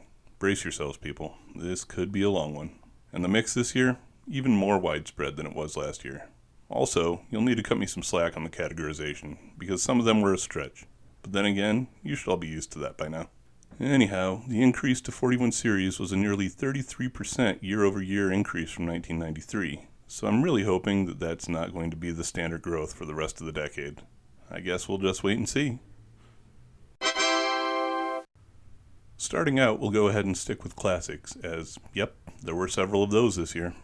First, we'll start with classic characters from vintage cartoons with the Baby Huey show. Baby Huey was created for Paramount's animation division, confidently named Famous Studios, by cartoonist Mark Terrace in 1950. The series is about the adventures of an oversized toddler who happens to be a duck, but not just any toddler duck, a stupid toddler duck. It's basically a slapstick show about the inadvertent trouble he causes and the failed attempts by an incompetent wolf to eat him. It aired for 26 episodes in a single season that actually aired twice. once this year in syndication, and again the following year as one of the launch series of UPN Kids' programming block. Our next classic character to get a new series was Space Ghost, with the Love It or Hate It talk show Space Ghost Coast to Coast. This was the first of several series from animation studio William Street that took Hanna-Barbera classics and either recast them in completely new formats, redubbed them with completely new dialogue, or a little of both. The series put Space Ghost into the role of a talk show host, supported by several of his former enemies, like Zorak and Moltar, as the show's band leader and director, respectively. It was a pretty clever and funny show that included several appearances by real-life celebrities, but if you're a diehard fan of vintage Space Ghost, it's definitely not the show for you. The characters as they appear here are absolutely nothing like the vintage heroes, and pretty often downright unlikable. If you can separate the two, though, this is a fun watch, which is probably how it lasted for 109 episodes over 11 seasons. Let's move away from classic cartoons, though, and instead look at comic strips of years gone by with Phantom 2040. Based on Lee Falk's character from 1936, or probably more famously for kids of the time from the purple-clad member of 1986's Defenders of the Earth, this series followed the adventures of a new Phantom in the year of, 2040, where decades of wars over natural resources have left the planet's ecosystem in shambles. The only real patch of viable land on the planet is a huge area of mutated plants called the Ghost Jungle. Unfortunately, it's submerged below the most powerful city-state in the world to rise up from the resource wars, the former New York City, now called Metropia. This is where the Phantom operates, fighting an evil corporation called Maxim Inc. as they try to destroy what's left of the world. It's a pretty good modernization of the story and lasted for 35 episodes in syndication. The rest of what I've got for this category come from classic literature, starting with Jack London's 1906 novel White Fang, about a half-wolf, half-husky. The original novel deals with the dog's path from feral to domesticated during the Klondike Gold Rush era, and uses that tale as an allegory about human nature. Alternatively, the animated series follows the adventures of White Fang and his 12-year-old human friend, Wendy, during that same gold rush as they deal with villains like poachers and claim jumpers and navigate interactions with native peoples and wolf packs and stuff. This one was a Canadian production that aired on the Family Channel for 26 episodes. Our next print-based character should give anyone who watched the 1992 episode of this series déjà vu, as it's a new adaptation of Robert E. Howard's 1932 barbarian Conan, and a sequel to Conan the Adventurer series that had come out earlier this decade. In this series, rather than being on a quest to save his family and stop an evil sorcerer, which he'd actually completed in the previous series, this time he's a babysitter. Well, technically a teacher and a bodyguard, but it's Conan and a trio of kids, so if the shoe fits. These three kids each have a stone that grants them special powers and are prophesized to rule all of Hyboria someday, and they're being relentlessly pursued by the part serpent person Sulinara, an evil demon-riding sorceress who wants the stones for herself. Each of its 13 episodes primarily deal with the group thwarting one scheme or another of hers, or else dealing with some other sort of magical shenanigans. It aired on CBS, where it not only made the main character even less similar to his source material than his previous incarnation, but also kind of made him downright stupid. Anyway, the last series I wanted to cover is one I wasn't sure whether I wanted to do in this video or if I wanted to save it for the 90s in film series, whenever I get to that. I decided that as a miniseries that aired on networks, though, it really belonged here. It's an adaptation of Robert A. Heinlein's novel from 1949, Red Planet. The miniseries ran over 3 episodes on Fox Kids from May 14th to the 28th of this year, and shared a title with the source material, but had absolutely nothing in common with the Val Kilmer movie of the same name from 2000. In fact, it's not even about Mars, but rather a different red planet called New Ares, which is a mining colony inhabited by several species of dangerous alien life forms. The story followed the Marlowe siblings, Jim and PJ, and their friend Willis, who was a new type of alien that can remember anything it hears and repeat human speech, as they flee New Ares and the evil corporation that controls it. Being that it's a fully self-contained story and fairly faithful to the source material, I won't talk about it anymore here. It's a pretty well done miniseries, and I definitely recommend it though. You can watch the whole thing here on YouTube. Or even better, you can read the book, because Heinlein wrote some of the best science fiction of all time, and it's an easy read of less than 180 pages. Check it out though, whichever way you choose. We also got a pretty decent batch of new series this year based on movies. Starting off this category was a 13-episode series from CBS based on the 1992 film Beethoven, about a huge troublemaking St. Bernard. This is, Dave Beethoven? This movie told a convoluted story about some evil scientists needing Beethoven for some unethical experimentation, but the cartoon is just a slice-of-life comedy about Beethoven, the Newton family, and the trio of dog friends, Sparky, Ginger, and Caesar, that Beethoven gets up to various antics with. Also, in the cartoon version, Beethoven can speak, at least when he's around the other dogs. There was another animal adventure film that got an animated adaptation this year as well, with Free Willy, based on the 1993 movie of the same name. Whereas the movie was about an orphan boy helping an orca escape captivity, the cartoon is about that same boy, who can apparently now talk to animals, as he works at a marine life rescue. In the cartoon, there's a villain named the Machine, who blames Willy for his loss of an arm and a mangled face, and is out to apparently both kill Willy and ruin the environment, for some reason. Willy, the boy Jesse, and their friends at the rescue work against the Machine and his scheme of the week through the series' 21 episodes on ABC. And in this one, like in Beethoven, Willy can talk to the other sea life. Getting away from animals, though, let's take a look at the first Disney movie character to get a show since 1992's The Little Mermaid, with Aladdin, the series. This show was about, well, have you seen Disney's Aladdin? More of that. It's just the adventures of Aladdin, Apu, Carpet, and Genie as they fight against Jafar and his evil plots. That was enough to make it a pretty fun series, though, and it lasted for 3 seasons, totaling 86 episodes, initially on the Disney Channel, before moving into syndication as part of the Disney Afternoon. In continuity, the series takes place after the second animated Aladdin film, even though that came out months after the show premiered. Also, it replaced Robin Williams as the voice of Genie with Homer Simpson, Dan Castellaneta, which was pretty good casting. Our next celluloid-inspired show of the year was another of those based on an R-rated movie series, Highlander, the animated series. That movie established the mythology of the Immortals, beings who couldn't die unless their heads were taken from their bodies, and who were able to capture the power and essence of other immortals they defeated in battle. They operated under the guidance of a prophecy that when one immortal was left, that one would be all-powerful and rule the world. While almost all of the films and TV series were set in the modern day of the time, the animated series took place in the far future of the 27th century on a post-apocalyptic Earth. All of the remaining immortals have abandoned their swords and sworn to no longer participate in the prophecy, except of course for the one bad guy immortal. Unfortunately, the ones who threw down their swords are bound by an oath and destined to die if they break it. So when the hero from the movie, Connor McLeod, challenges the bad immortal Corton to a duel, he's immediately defeated and killed. So we get a new character that's not bound to the oath, conveniently the last of the McLeods, named Quentin. The series then follows his journey to become skilled enough to confront and defeat Corton by collecting the quickenings of all the immortals who gave up the battle. Yeah, and as it's a cartoon, he doesn't cut their heads off to get the quickenings. Instead, he just has to have them touch his sword. This one came from French producer Gaumont Multimedia, which is a French word I can actually say, and lasted for 40 episodes over 2 seasons, initially on USA and then in syndication as part of Bobot Entertainment's Amazing Adventures block. But it was never as well received as the original film or the live-action TV series. And the last show I put in this category is one that's probably going to get me some pushback, as it's not really based on a movie. Rather, it's based on the concept behind the sequel to a movie that came out a couple of years earlier. I know it's flimsy logic, but I didn't have any other place to put it. It's Nickelodeon's long-running Real Monsters. Hope I pronounced that right. I chose to put it here because the show honestly reminds me of the Monsters, Inc. universe. Not specifically the 2001 movie Monsters, Inc., but rather the 2013 sequel Monsters University, as it's about a group of monster school kids learning how to scare humans and their adventures on various school assignments to do just that. So that's a lot like Monster University, and the fact that the monsters in this series have their very own hidden world that's analogous to the human world is very Monsters, Inc., and therefore, I put the series here. See, my madness has something of a method. The series ran on Nick for 52 episodes over 4 seasons, and starred notable names like well-known voice actors Charlie Adler and Christine Cavanaugh, as well as actors Jim Belushi and Space!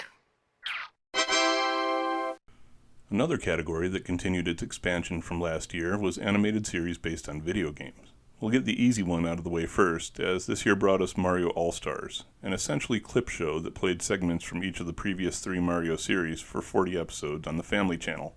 Kind of the same way the Super Mario All-Stars SNES game from the previous year packed all 3 of the original Mario games. Not much else to say about this one though, so we'll move on to a different beloved Nintendo character, well, Nintendo at the time at least, from Capcom, with Mega Man. This adaptation from Ruby Spears followed the ongoing battle between Mega Man on behalf of his creator Dr. Light and the evil Dr. Wily and his robot masters. The show included a cast of characters from all 5 original Mega Man games and uses a far cooler and game-accurate version of the character than we'd previously seen in Captain N the Game Master. It ran in syndication for 27 episodes across 2 seasons. Our next set of plundered pixels comes from a less well-known series of games, though, with the cartoon Mutant League, which was based on the Mutant League football and hockey games released for the Sega Genesis in '93 and '94, respectively. The show follows a group of athletes mutated by toxic waste buried beneath a football stadium that was released by an earthquake during a game. A crooked executive starts the Mutant League to capitalize on this and appoints himself as commissioners. Don't expect any comments from me about potential real-world parallels here. Anyway, the star of the league is a young player named Bones Justice, or, if you've played the games, Bones Jackson, and the commissioner constantly schemes to get him to continue playing. It was an interesting series, with players constantly getting dismembered or killed, only to be brought back good as new by the Rejuvenator. It ran for 2 seasons and 40 episodes in syndication. And finally in this category, we have Battletech, the animated series. Technically, this one isn't based on a video game, but rather on a video game based on a comic series, based on a VR arcade experience, based on a series of board games, based on a series of novels, which are based on a tabletop role-playing game. But that was too long to fit on the title card. The animated series is set in a colonized region of space called the Inner Sphere in the year 3050. Even though this universe is beset by ongoing wars between different spatial political groups, one of the worlds in this region is invaded by a previously unknown human faction called the Clans. That results in a Federated Commonwealth soldier from the captured world launching an offensive to take it back, using a ragtag group of soldiers from several of the previously warring factions. It was a pretty great military sci-fi done in a mix of traditional animation with CGI mech battles, but it only managed an extended special pilot and 13 episodes of the series in syndication. The year also brought us another handful of shows that wanted to teach us some lessons like last year did as well, but they were actually some of the best shows of the decade this time. We'll start with the one that isn't one of the best, but was still pretty decent. Life with Louie was an animated sitcom based on the childhood of comedian Louie Anderson that initially premiered on Fox during primetime before moving to Fox Kids on Saturday mornings for most of its 39-episode, 3-season run. The show featured an 8-year-old Louie as he dealt with elementary school, bullies, a strict father, and the other obstacles kids of that age have to deal with. Like I said, this was a decent show and a pretty funny one at times, and each episode had Louie doing a live-action intro talking about what kind of lesson the episode was going to be teaching, focusing mainly on life lessons and morality tales. It was some fairly well-done slice of life and did a good job of not being too heavy-handed, but there were some better educational series at the time. Like, for example, The Magic School Bus. And seriously, who out there hasn't heard of The Magic School Bus? The original version of the show aired for 52 episodes across 4 seasons on PBS and played host to a laundry list of famous names.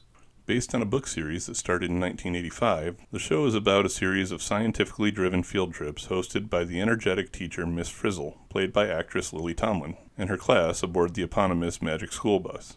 Though never explicitly stated in the series, Miss Frizzle must have been some sort of elder god or something, as the bus had the ability to assume whatever shape, become whatever size, and travel to any point in space and time that the field trip required it to, taking the constantly endangered school children with it.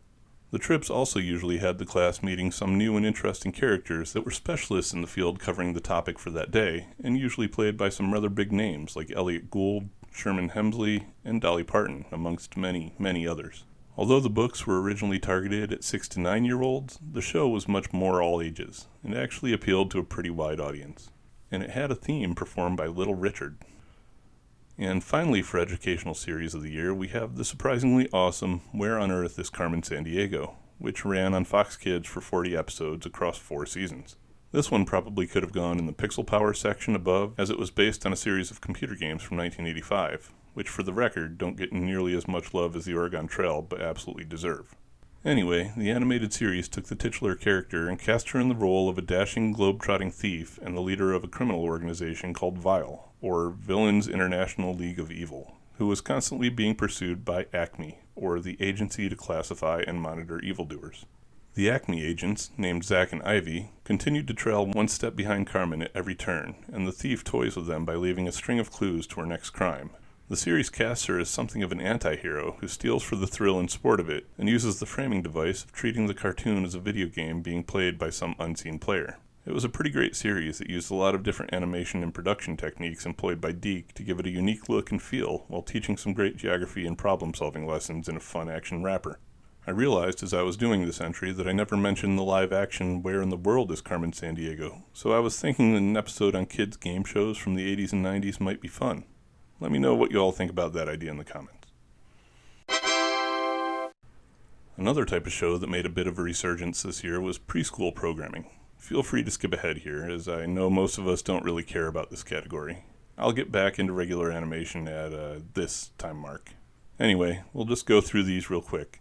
First up was JJ the Jet Plane, which was like Thomas the Tank Engine with planes. It ran for 62 episodes over 4 seasons, starting out as a live-action puppet-type show released direct-to-video, before moving to CGI animation as a mixed animated live-action series on the Learning Channel later in the decade, and eventually PBS. Oddly, the actress who voiced JJ in the first couple of seasons was also the lead voice actress on South Park from its debut until her death in 1999. I'll talk more about her when we get to South Park later in the decade.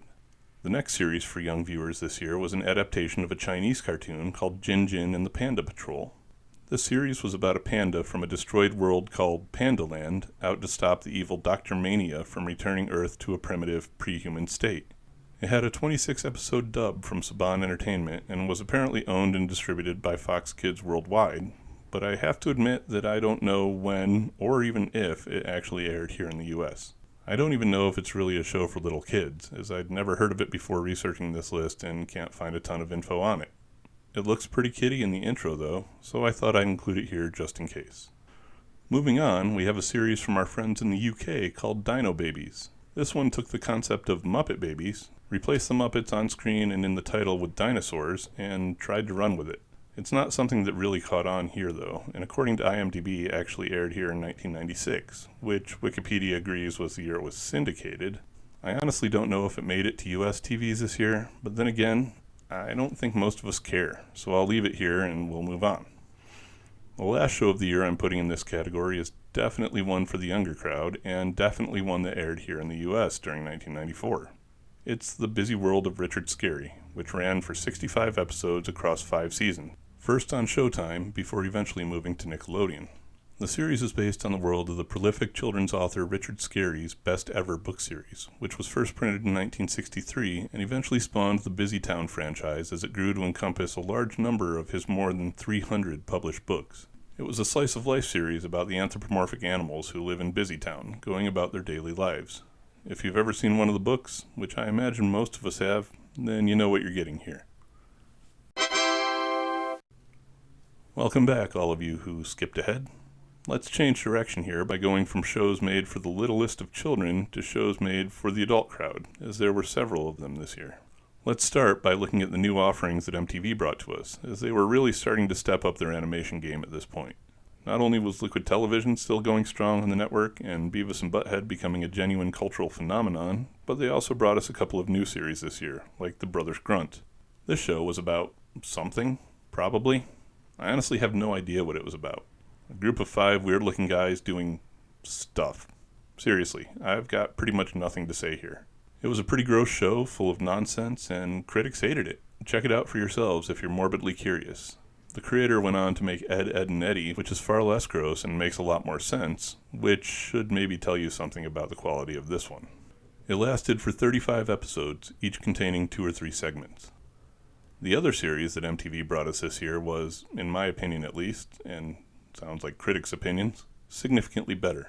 It's called The Head, and ran for 14 episodes as part of MTV's Oddities. It's about a guy who's going to school to become a welder that wakes up one day to find his head has grown to an enormous size. It turns out this cranial enlargement is due to the fact that a symbiotic alien named Roy has taken up residence there.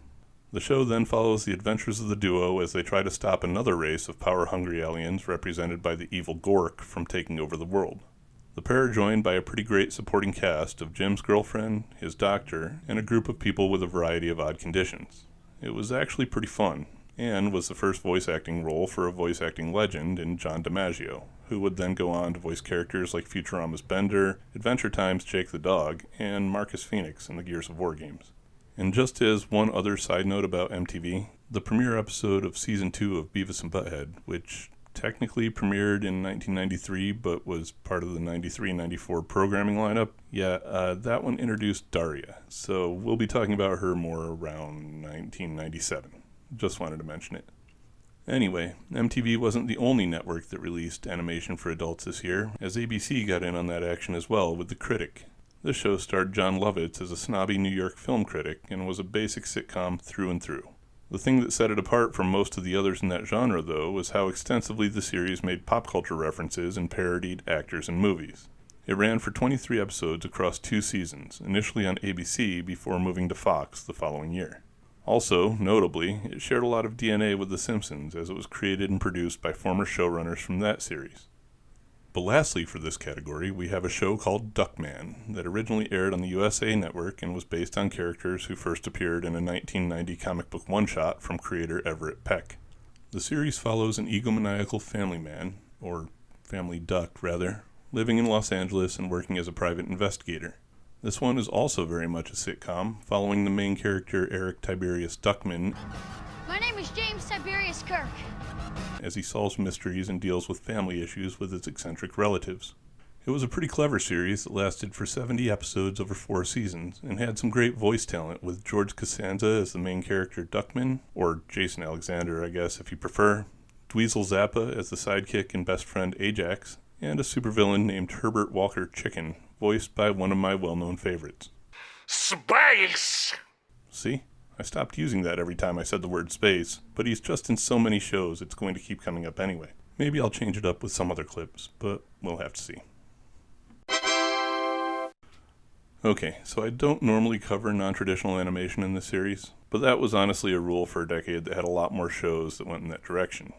Here in the 90s, and considering some of the exclusions I've already made, I'll go ahead and mention a stop-motion series. Bump in the Night was a show that aired for 2 seasons on ABC, racking up 26 episodes in a Christmas special that actually grew out of a set of ad bumpers airing on the channel between other cartoons. It followed the title character of Mr. Bumpy, who lives under a 10-year-old's bed as he has adventures at night with other various life forms living around the house. It was an antics of the episode series that usually had each episode split into a couple of different segments, and ended each with a musical number recapping the lessons of the day. It also starred Rob Paulsen as Mr. Bumpy's best friend Squishington, and a handful of other characters, which I wanted to mention since he was a topic of conversation in the last video's comments. Bumpy himself was voiced by Jim Cummings, who most of us probably know as either Tigger, Monterey Jack, or Darkwing Duck. So y'all know how a couple of years back we got a couple shows based on comic book characters that did fairly well? I'm guessing someone must have noticed that, as we saw quite a few more heroes get their own series this year. Marvel hit the ground running in 1994 with 3 different shows based on their characters. We'll start with one that had been animated a few times before over the past 30 years with Fantastic Four.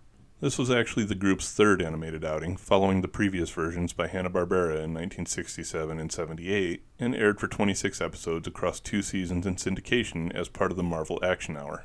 The series focused on adapting stories from the first family of comics that were originally printed during the book's run in the 1960s, meaning that the show was filled with camp and cheese in various proportions. That also meant that, as a fairly faithful adaptation of a lot of those stories, it was great for fans of the classic comics, but not so much for the younger audience or fans of the current incarnation, which is who it probably should have been targeting.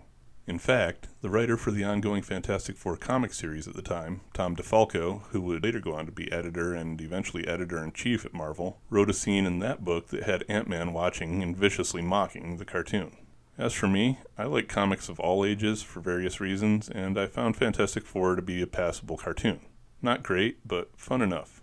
Marvel's second animated series of the year was better, though, and came in the form of Iron Man. This one made up the second half of the Marvel Action Hour, and like Fantastic Four, lasted 26 episodes across 2 seasons. This series didn't try to adapt classic stories, though, instead taking on a good guys versus bad guys formula that had Iron Man and a group of heroes he recruited fighting Mandarin and his supporting group of supervillains. It also wasn't really well received by fans, though, with kind of cheap-looking animation and a supporting cast of mostly unknowns. I was familiar with all the characters as a 90s comic collector and a fan of both the West Coast Avengers and later the short-lived Force works, but myself and other fans like me were probably the only ones who even remotely cared. But hey, it had some of my all-time favorite comic characters like War Machine, Hawkeye, and the Julia Carpenter Spider-Woman, so I had to be a fan. And yes, you heard right. Hawkeye is one of my favorite comic characters, and I'm not afraid to admit it. Moving on, though, the last of Marvel's animated entries for the year was a new take on one of their flagship characters, Spider-Man, in his, 35th or something animated adaptation. This one was like the Fantastic Four in that it adapted several classic Spider-Man stories, but it was better made and much more beloved than that series. In fact, this version of Spider-Man lasted for 5 seasons, totaling 65 episodes as part of Fox Kids. The best thing about the adapted stories in this series, though, is that they didn't as stringently follow the source material as those in Fantastic Four, which allowed for them to be updated and modernized to appeal to the audience of the time. The series was also great in that it had easily the largest supporting cast ever used in animation, with several dozen heroes and villains from the Marvel Universe making appearances throughout its run. It also made the excellent decision to spend a good amount of time with Peter Parker outside of the Spider-Man costume, which did a great job of adding a much-needed human factor to the show. This one was definitely another winner as far as superhero cartoons of the 90s goes. There were 2 other series that came out based on comics this year that weren't from the big 2, though. The first of these was The Tick, which was a satirical superhero character created in 1986 by Ben Edlund in New England Comics, a local label from the Boston area. This cartoon, I have to admit, was one of my favorites from this year. It was absolutely hilarious, had a great supporting cast, and actually used some really well done animation. Running for 36 episodes across 3 seasons as part of Fox Kids, this one took an Adventure of the Week format where the Tick and sidekick Arthur confronted any number of several villains who were up to no good, like Chairface Chippendale, or my personal favorite, the evil midnight bomber What Bombs at Midnight. Watch this one if you love superhero spoofs, as it's better than either of the live-action versions that came after. It also had a voice cast consisting of TMNT alums like Michelangelo's Townsend Coleman as the Tick and Leonardo's Cam Clark as Die Fledermaus. And it had the Monkees' Mickey Dolenz as Arthur in Season 1, though he was replaced by Rob Paulsen in the following 2 seasons. Finally in this category, we have a cartoon based on one of my absolute favorite comic books of the time, Jim Lee's Wildcats. As I've said, I was a huge comic collector and a fan at the time, and clearly remember the rise of Image Comics and their reputation as the absolute rock stars of the industry.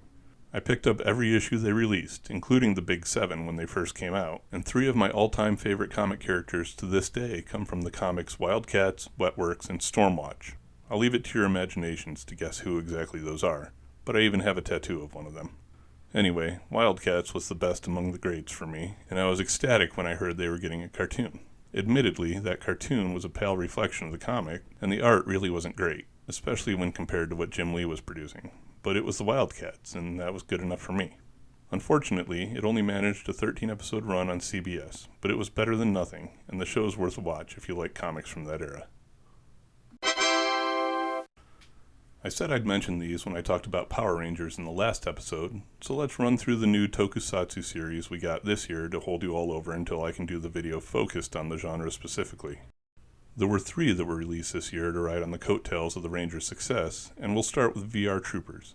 This show saw Saban Entertainment use the exact same process they'd employed for Power Rangers to adapt a series from the Japanese Metal Hero franchise for an American release.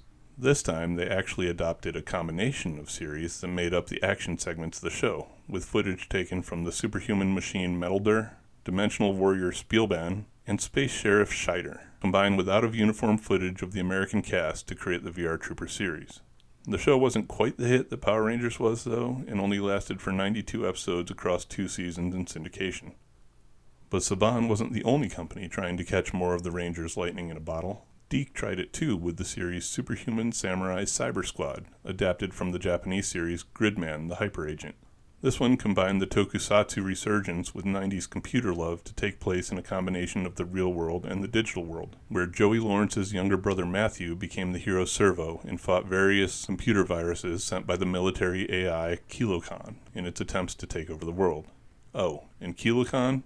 He was voiced by, you guessed it, Indeed, no, sir. I'm merely a humble butler. What exactly do you do? I battle, sir. This one got 53 episodes during its single-season run on ABC. The last series to talk about for the year in this category probably doesn't technically fit the tokusatsu format, but it was made to capitalize on it, and as far as I'm concerned, is an argument for stretching the definition when it applies to American series. Tattooed Teenage Alien Fighters from Beverly Hills was unique as it didn't take any footage or concepts from a Japanese show and was instead made completely in the US, again by DiC for USA's Cartoon Express. Unlike other tokusatsu series, in this one the teens transform into giant superpowered beings called the Galactic Sentinels, using the magical tattoos on their wrists. Like the Power Rangers, they're warned of danger by a Zordon-type overseer named Nimbar, who teleports them to battlefields where they become spandex-clad martial artists instead of fully costumed heroes, and also played by different actors. This one, too, didn't hit quite as well as the Rangers, lasting for just 40 episodes in its single season. And now, finally, we get to my last category for the year. That doesn't mean I'm done, though, as I've got 6 series to talk about here, and we'll start with the one called Monster Force. This syndicated 13-episode series told the story of a group of college students and their professor who kept the world safe from supernatural creatures like Dracula and mummies as the Monster Force. When on missions, the team wore powerful combat suits called EMACs, or at least most of them did. One of them started out with a suit, but as a descendant of Lawrence Talbot, ended up as a werewolf and instead used those powers to fight. Another member that doesn't use a suit actually isn't even a college student either, but rather the actual Frankenstein monster, who shares a psychic connection to the team's lone female member, Shelley Frank. Get it? Like Mary Shelley and Frankenstein put together? I actually really like this series, as it's got some cool character designs and interesting storytelling, but as it was developed by comic superstar Marv Wolfman, that's not terribly surprising. Staying with the theme of horror and monsters, which was strangely prevalent throughout this year, we had the series Skeleton Warriors. This story takes place on the planet Luminaire, where competing forces of good and evil vie for the mythical Light Star Crystal, which is the primary power source of the capital city Luminicity, seat of power for Prince Light Star and his Legion of Light. So light lights the light of the lighting light in order to light the light of the lightness against the evil Baron Dark.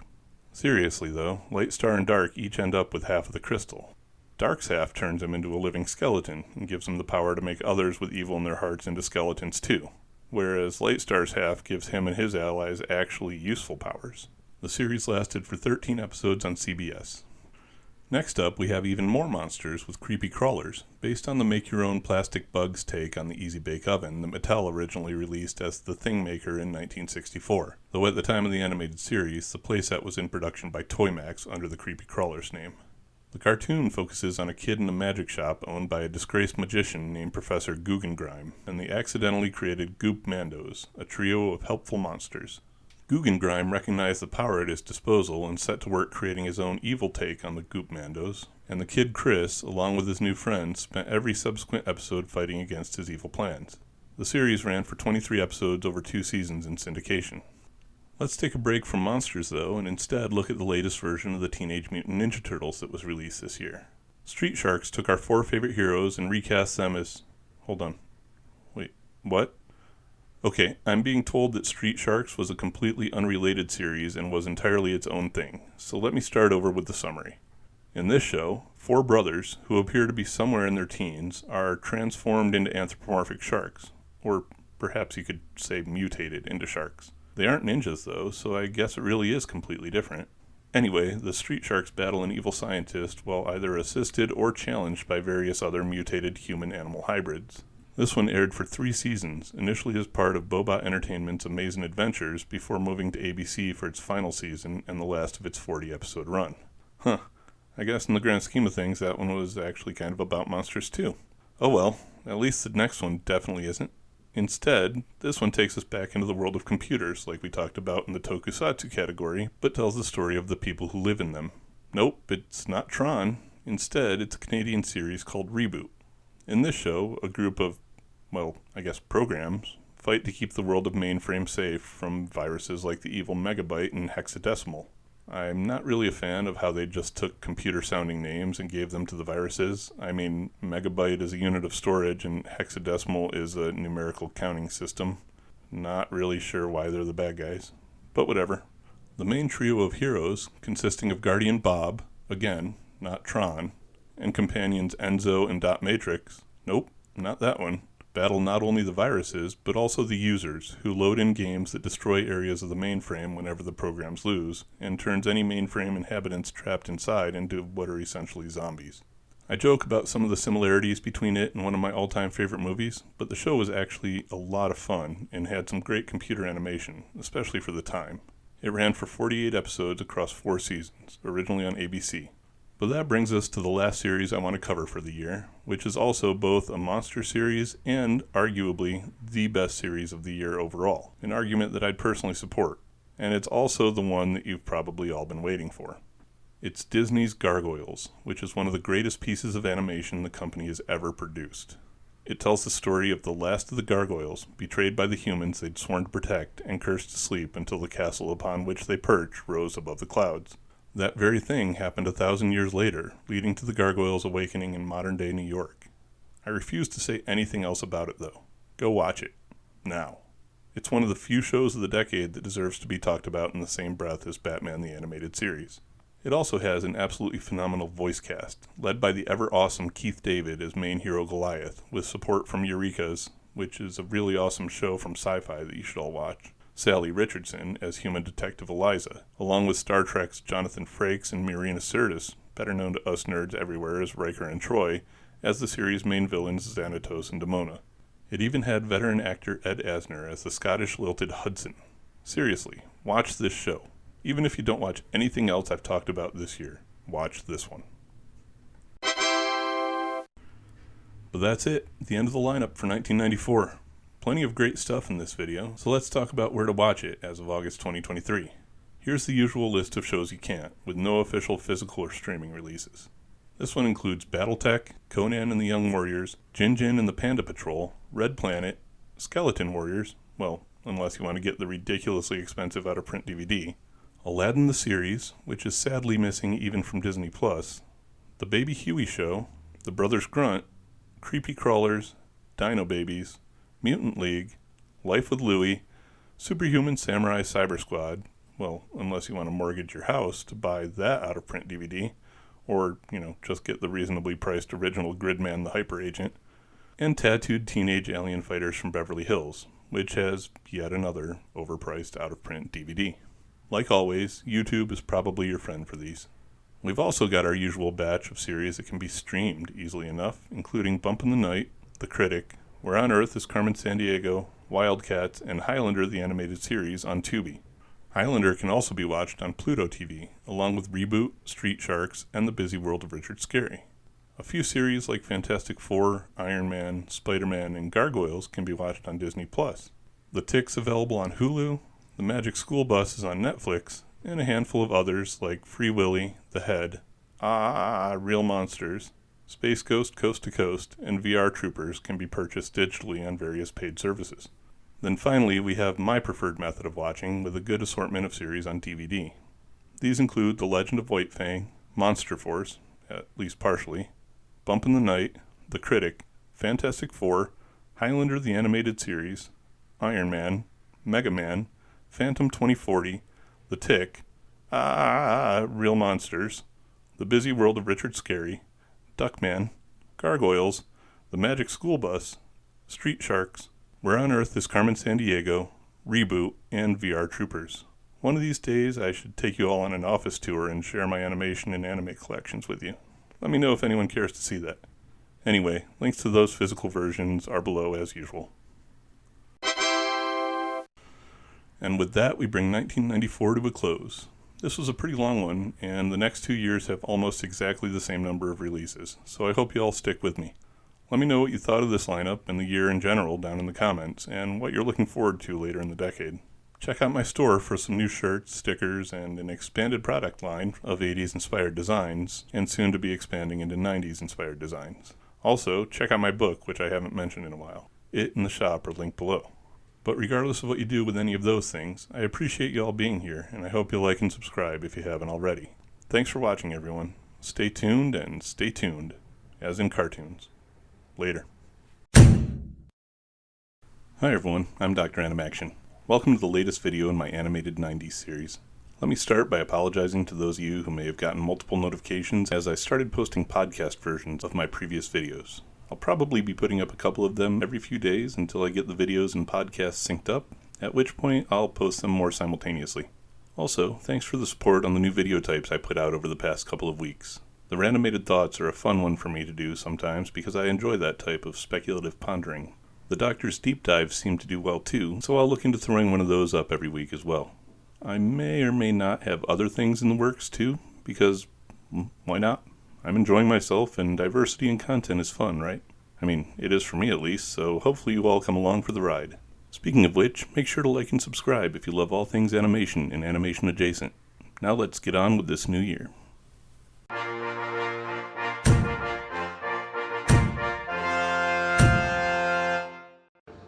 Yeah, it's a bit much.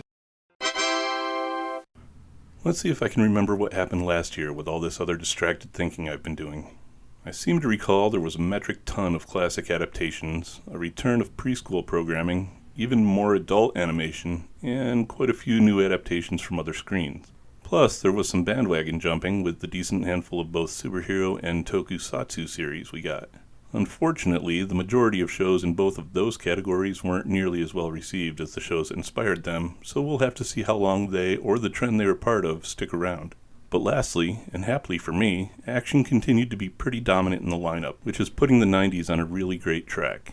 It'll be fun as we go to see how that plays out for the last few years of the decade. Well, I warned you all last year that we were about to leave most of the 80s behind, and that has indeed happened, with 1987's TMNT being the only remainder from that decade. From 1990, we still had Tiny Toon Adventures, Captain Planet and the Planeteers, and Bobby's World, which had a surprisingly solid run. 91 leftovers consisted of Liquid Television, Tasmania, and the Nicktoons triumvirate of Rugrats, Ren and Stimpy, and Doug.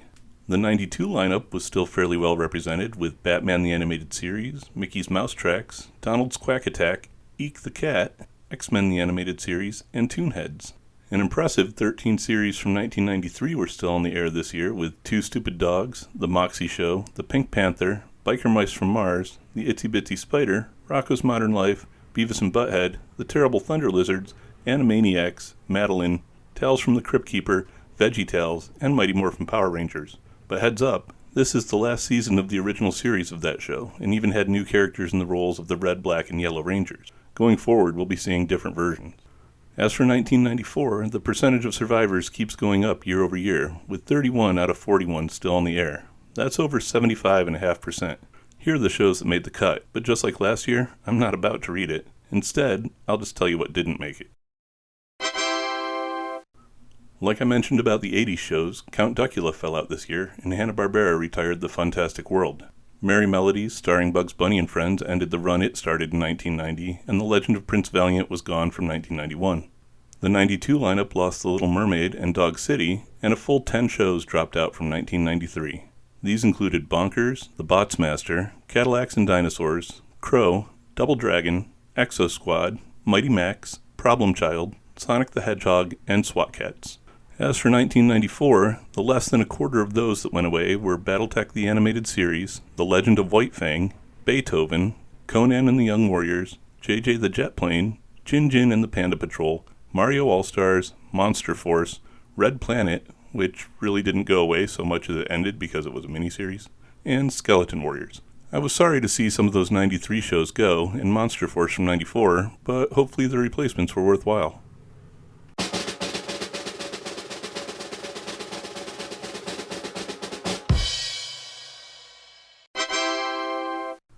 I have to be honest about this new batch before we jump into it. As a large portion of them premiered in the fall of this year, they did so as I was starting out as a senior in high school. As you can probably imagine, that cut down on my cartoon watching significantly between extracurriculars, non-school related activities, and just so much detention. I got a lot of it this year. I joined the Army on the delayed entry program in October, so I had pretty much checked out of school at that point. But that's multiple stories for several different times. Let's just focus on new cartoon releases for the year. Well, similar to 94, 95 gave us another 41 new series, plus 2 significant programming events that I want to talk about. And because that video is 45 minutes long, I should stop wasting time here. Okay, let's go ahead and start with classics like we usually do, because, man, there were a ton of them this year. For this episode, I'm considering anything legacy to be classic, even if it came out in the 80s, because, well, I can. Let's start with the stuff this year that came from books. First is a series called Rupert, which came to us from the UK and was based on a comic strip by artist Mary Tortel that first appeared in the Daily Express newspaper in 1920. The show first aired over there in 1991, before coming across to our shows to appear on Nick Jr. this year. It's a series about a super smart bear that travels the world and solves mysteries with the help of his local friends in whichever country he's in at any given moment. It ran for 65 original episodes and then continued to run in repeats here after its initial run, first on CBS Saturday mornings starting in 1999 and eventually on the Disney Channel from 2007 to 2020. Also coming to us from the UK is a show based on a series of children's books from 1977 called What a Mess. Created and written by British comedian and radio personality Frank Muir, the books were adapted into a 45-episode cartoon that followed the antics and adventures of a clumsy dog and the people in his life. The series originally aired on UK TVs for 5 episodes in 1977 before the story continued for 17 more in 1990. Rather than importing those, though, a whole new series was made by Deke for ABC, accounting for the remaining 47 episodes of the cartoon. Also being brought to the US from abroad, though across the Pacific this time instead of the Atlantic, was an adaptation of the Japanese tokusatsu series Kamen Rider Black RX, retitled for American TV to Masked Rider. I decided to put this series here as it was the only tokusatsu of the year, probably due to the fact that all 4 that had premiered over the previous couple of years were still in the air. For Masked Rider, Saban made the story about an alien prince sent to live on Earth by his grandfather as its protector. The prince, named Dex, ends up living with a surrogate family as a normal kid, but transforms into the Masked Rider when the evil forces of Count Dregon attack. The original Japanese series was the 9th in the Kamen Rider franchise to be released since its premiere in 1971, and this US version aired for 40 episodes on Fox Kids, where it was canonically tied to the US version of the Power Rangers. Kind of. Shifting our attention back to print, though, another preschool-focused cartoon was released out of Canada based on author Elsie Holmland Minerick's children's book series, Little Bear. The books were illustrated by the creator of Where the Wild Things Are, my favorite children's book of all time, Maurice Sendak. His style was actually adapted pretty well as a cartoon by Nelvana, and the series managed 65 episodes over 5 seasons on Nickelodeon. The series was a slice of life following a group of anthropomorphic animal friends as they adventured through the forest, with each episode usually telling an age-appropriate moral of some sort. Another classic comic strip character got the animated adaptation this year with The Little Lulu Show, adapting the character from Marjorie Henderson Buell from 1935. This one was another slice of life following a group of adventurous kids, but aimed at a slightly older crowd. It aired on HBO for 52 episodes across 3 seasons, and in the first of those, the main character was voiced by comedian Tracy Ullman. This wasn't HBO's only series adapted from print media and targeted at kids this year, though. The network also aired Happily Ever After, Fairy Tales for Every Child, which was a 3-season, 39-episode anthology in which each episode presented a different classic fairy tale. The stories had a rotating cast of various celebrities providing voices over the course of its run, from Jurassic Park's Dr. Henry Wu, B.D. Wong, to rap group Salt and Peppa. Closing out the shows in this category based on printed source material is Space Strikers, a 26-episode sci-fi reinterpretation of Jules Verne's 1870 novel 20,000 Leagues Under the Sea.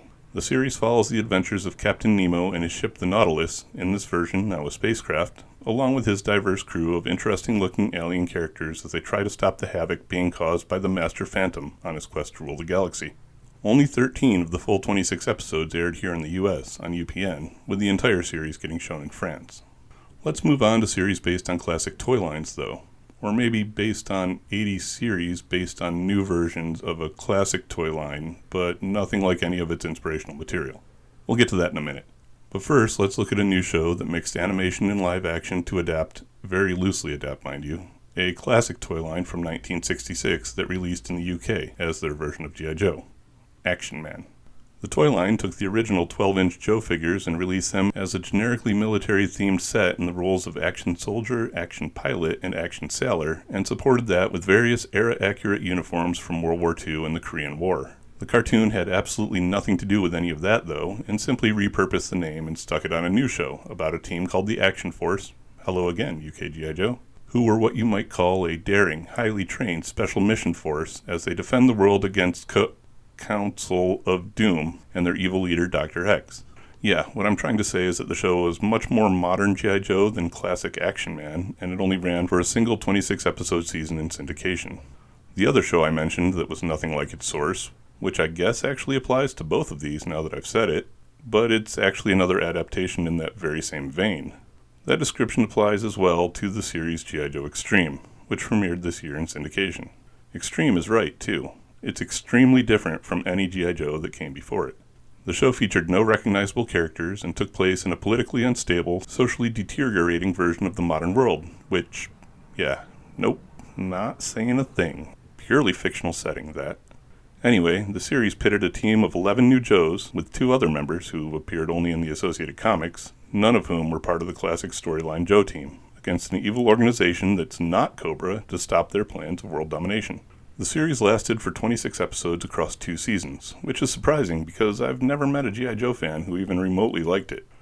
And as long as we're kind of talking about 80s cartoons here, let's discuss Gadget Boy and Heather, a kidification take on the classic Inspector Gadget from 1984. The show's about a young cyborg detective that's fairly incompetent and clumsy, and who's usually saved by his female guardian angel and her dog. Only this time, the guardian angel is the much older Heather instead of Penny, and the dog is a robotic pooch named G9 instead of Brain. Gadget Boy, however, is still voiced by Don Adams. And the villain of the show is also different, replacing Dr. Claw with the villainous Spydra, a 6-armed criminal mastermind who actually gets out of her chair and moves around, including into-camera shots that show her face. Sure, she's wearing a mask, but it's way more than that left arm we got to see of the original series villain. This show ran 52 episodes in syndication. Reaching a little further back in time, this year also gave us the Superman-Batman adventures, because why shouldn't someone else benefit from the success of Batman the Animated Series? The someone else in this instance was the USA Network, who ran this show as a new way to package old episodes of various Super Friends cartoons. I'll give it some credit, though, as it actually managed to get the Super Friends lost episodes from the 1983 season of the cartoon on the air for the first time. It didn't stop with Super Friends, though, as it also included episodes of the various versions of Superman, Batman, and Aquaman from their 1960s cartoons as well.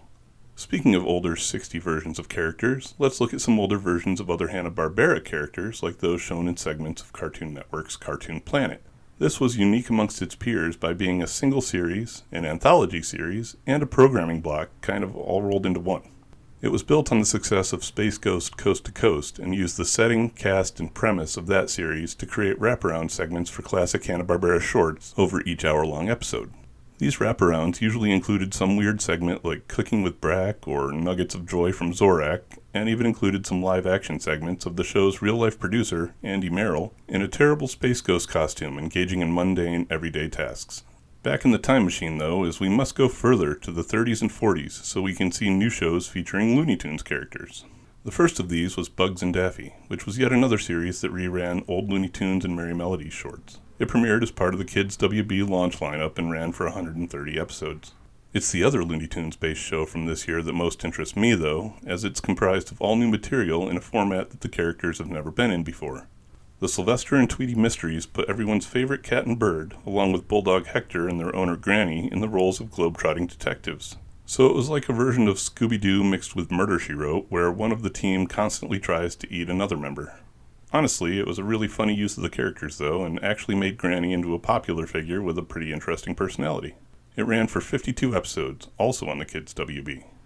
Finally, closing out this ridiculously long category is the oldest cartoon character from the year, with 1919's Felix the Cat. The character returned in the new series, The Twisted Tales of Felix the Cat, and like all versions before it, the show's a hijinky anthology of short segments about the mischievous main character and his ever-present bag of tricks.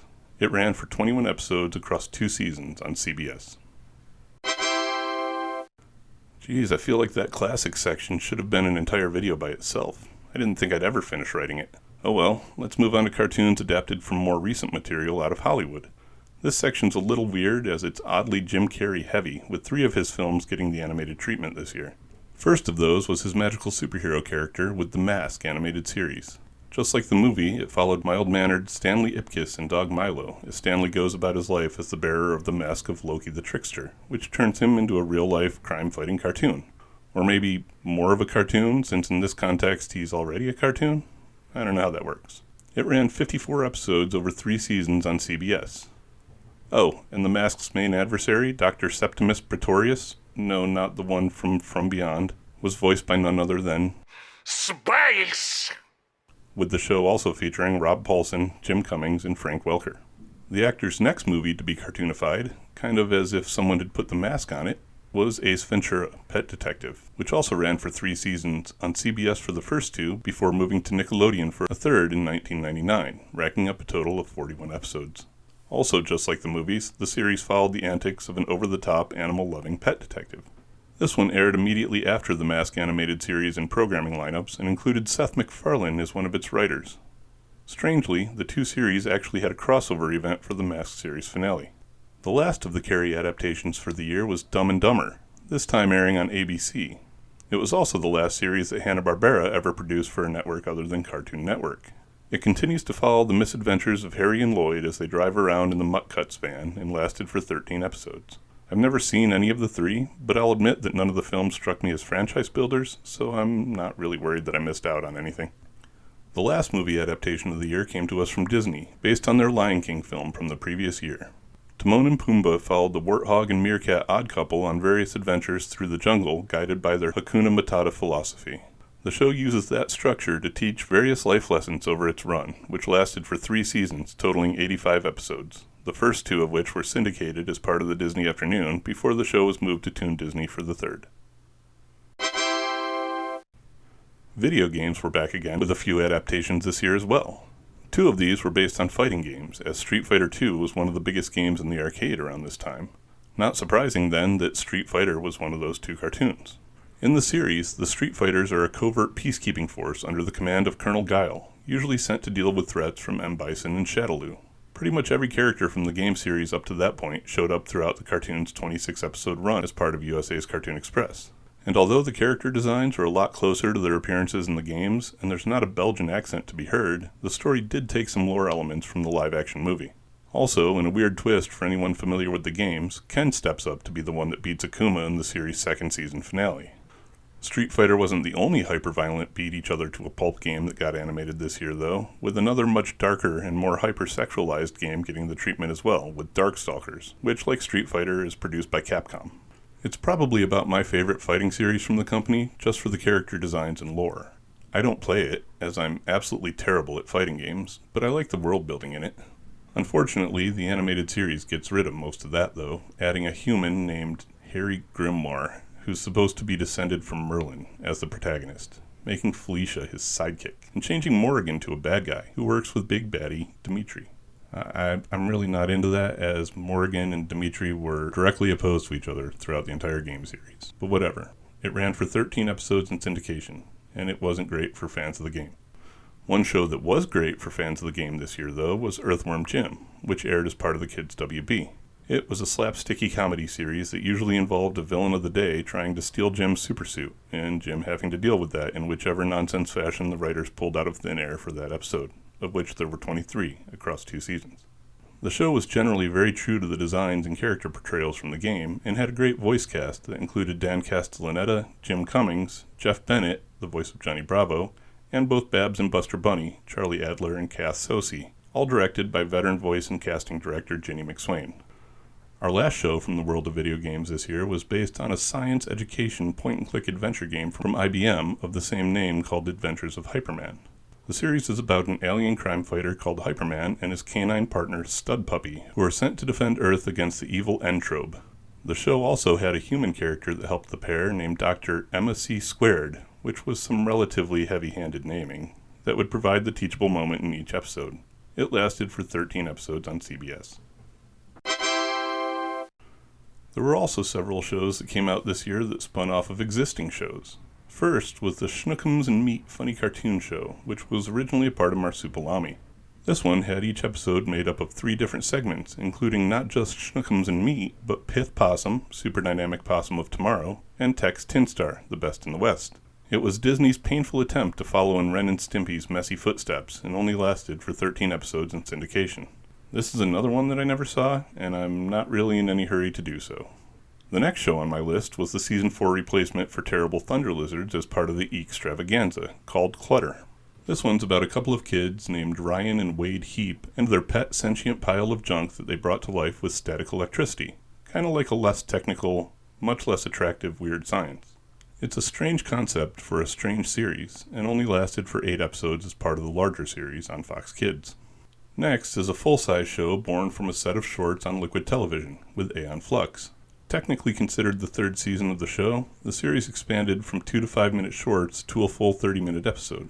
Unlike the shorts, this season also has a through story running across its 10 episodes, meaning that Aeon survives each one. It also has a tendency to get somewhat freshman philosophy, or to mix politics and ideology with sexuality throughout, but it's still a pretty cool watch, visually if nothing else. These final 10 episodes ran this year on MTV. The last, and easily best, spin-off series to come out of this year, though, was born out of the insanity that is Animaniacs. Pinky and the Brain gave the best supporting characters from that series a show of their own, and we're all better for it. Each episode is a self-contained tale of a new hilarious plot by Brain to take over the world, and they're all great. Seeing Brain seamlessly interface with the rest of society in his human suit will never get old. The series ran for 65 episodes over 4 seasons on Kids WB. Next up is a blissfully short category, as there was only a single truly educational series this year, and it aired on the History Channel of all places. Once Upon a Time, The Americas, was originally a French series that told various stories of the multiple peoples and historical events in the Americas from the 1500s through the 1800s. History Channel brought over all 26 episodes of the series and aired them redubbed into English between January and March of this year. One of the things that made the series interesting was that it didn't tell a one-sided history through rose-tinted glasses, but rather told all sides of history, with both the good and bad represented fairly evenly. That's kind of a new and interesting approach, and more shows should probably look at taking it. So there are still 14 series that I have to cover for this year, and a lot of them are shows that I'd really like to speak more in depth on. That being said, I'm going to make this a 2-part video. Also, with 41 more next year, and then 50 new series in 1999, this probably won't be the last one I do this with. Anyway, make sure to like and subscribe if you haven't already. Thanks for watching. Stay tuned, and stay tuned, as in cartoons. Later. Hi everyone, I'm Dr.Animaction. Welcome to the second part of my 1995 video in the Animated 90s series, with 75 opinions about whether or not to do review and demo type videos, and 90% of those saying yes, I feel comfortable moving forward. These will be more fun, well, for me at least, off-the-cuff videos rather than intensely researched and information-packed, and they'll be done as I've got some extra time in my schedule. They won't interrupt any of my regular channel stuff or replace anything else I'm already doing. They'll also go in their own playlists, so if they're not your thing, then no worries. So I'll just throw out the normal like and subscribe if you love all things animated and animation adjacent, and we can get right into those last 14 series I wanted to talk about in 1995.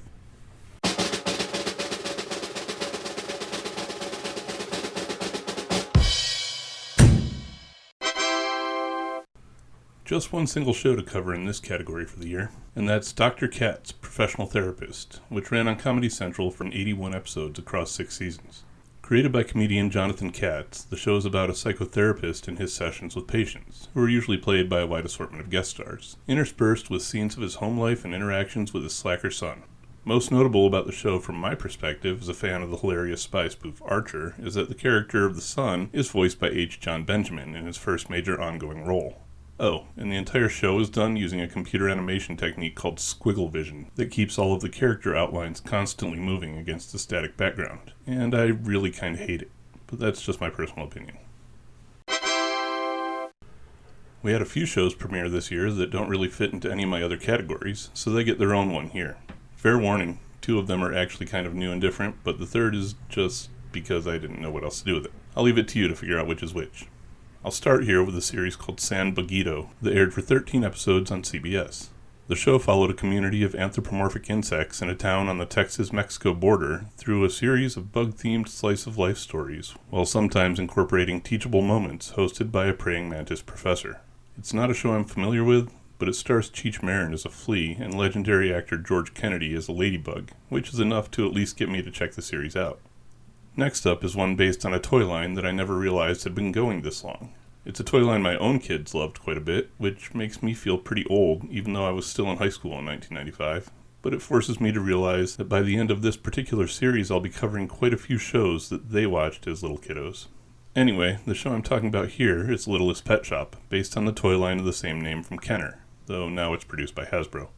Not much to say about this one. It followed the adventures of 5 miniature animals that live in a treehouse inside a pet store on Littlest Lane. It ran for 40 episodes in syndication this year, over the course of which it had animation done by studios in South Korea, Japan, and Taiwan, which I found pretty interesting. And the last series in this category may be one of the most important of the year, as it was Cartoon Network's take on MTV's Liquid Television, serving as a test platform and launch point for several of what would become the channel's ongoing series. The What a Cartoon Show's initial run lasted for 16 episodes between February of 1995 and November of 1997, showing a total of 48 different segments over its run. It started out with a bang, too, as the first 2 episodes aired were Powerpuff Girls in Dexter's Laboratory, which we'll be talking about more later in the series. This was also the launch point for shows like Johnny Bravo and Cow and Chicken in this year alone. I'll mention other series that got their start here in the applicable years when I cover them. Needless to say that the show is heavily responsible for making Cartoon Network what it was in the late 90s. There were a pair of series that came out this year that I wanted to make sure got some extra attention, as they were things I'd consider to be true action series, but focused at a girl audience. This may have been a first since She-Ra came out last decade. We'll start with a series called Princess Guinevere and the Jewel Riders, or Starla and the Jewel Riders for our non-American friends. The show was originally conceived as an adaptation of Anne McCaffrey's Dragon Riders of Pern novels, but instead got a more Arthurian coat of paint applied as it was easier than acquiring the rights to the books. Plus, producer Bobot had been pretty successful with King Arthur and the Knights of Justice a few years earlier, so it was a comfortable subject area. The Jewel Riders are a trio of warriors protecting the city of New Camelot under the guidance of Merlin. The show is pretty traditional action fare, but there were a couple of aspects that made it especially noteworthy. First, and this one really adds to its action cred, is that it was directed by the director of and shared many writers with The Adventures of the Galaxy Rangers. Among those writers was Christopher Rowley, author of Starhammer, which Bungie co-founder Jason Jones cites as an inspiration for the Halo series. The other interesting bit is that the Jewel Riders themselves were an early example of what would become to known as magical girls, which we'll talk about more in a bit. The show ran for 26 episodes across 2 seasons in syndication as part of Bobot's Amazing Adventures block. The second series I have in this category is oddly also about gems. It's called Tenko and the Guardians of Magic, and follows a young magician awarded the title of Princess Tenko and tasked as the guardian of the Starfire gems. These gems get scattered around the world during a battle with one of her jealous classmates, and Tenko sets out to retrieve them, accompanied by a diverse team of other guardians with various magical powers. It was a pretty good series with a nice foundation in magic and martial arts mythology with some good environmental messages, but it only lasted for 13 episodes in syndication. Now, I'm sure this is one of the categories most of you have been waiting for, but you should know by now that I always save the best, and my personal favorite, categories for last. Also, a small spoiler before we get into this one, I don't actually have an action category this year, as everything pretty neatly fit into one of the others. Back on the subject at hand, though, let's look at one of action's closest relatives, superheroes. Just like last year, there were a decent helping of them appearing this year as well, but none were from the big 2. In fact, we'll start with one that didn't come from comics at all, and maybe the series in this category that makes an argument for not being superhero-based. It's Sky Surfer Strike Force, which was another part of Bobot's Amazing Adventure block that ran for 26 episodes over 2 seasons. The series follows a man named Jack as he searches for a criminal that stole his father's greatest invention before destroying his lab and murdering him. Jack does this by assuming the identity of Sky Surfer 1, and together with 4 friends become the Sky Surfer Strike Force, battling the evil Cybron and his forces using the power of their Digitrans and transforming skyboards. The series is super 90s, with its extreme sports theme, and the character names aren't the best, nor are some of their costumes, but it was actually quite a lot of fun. I only recently discovered and watched it and found it to be pretty era standard, but fairly well written and animated. I had a pretty good time with it. Next is another superhero of a sort that didn't come from a comic, but rather from the creative minds behind Batman the Animated Series, Bruce Timm and Paul Dini. It's about a young guy named Dexter who gains the powers of a cartoon character, and it's full of slapstick comedy and fourth wall breaks. What? You say I already mentioned The Mask? True, but this one is called Freakazoid, and the main character gets his powers from a computer. Also, comparing it to The Mask was kind of a joke, but you have to admit that there are some similarities there. Coming from the same creative team behind Tiny Toons and the Animaniacs, the show has a similar feel and comedic sense to those, which definitely isn't a bad thing. The character really isn't as godlike as The Mask, which works to the show's benefit, and the sheer volume of pop culture references embedded in it do as well. I didn't see much of The Mask when it aired, but this one I caught plenty of during its 2-season, 24-episode run on Kids WB. And now that we've covered a pair that didn't come from comics, let's look at one from the year that did. First, we'll turn our attention to Image, which you may remember gave us Wildcats last year. Well, another one of their launch lineup got the animation treatment this year with an adaptation of Eric Larson's The Savage Dragon, which premiered as part of USA's Cartoon Express. The series followed the efforts of a police officer battling against a nearly unstoppable crime syndicate overrunning Chicago. Oh, and the police officer is a nearly indestructible amnesiac human-dragon hybrid with super strength.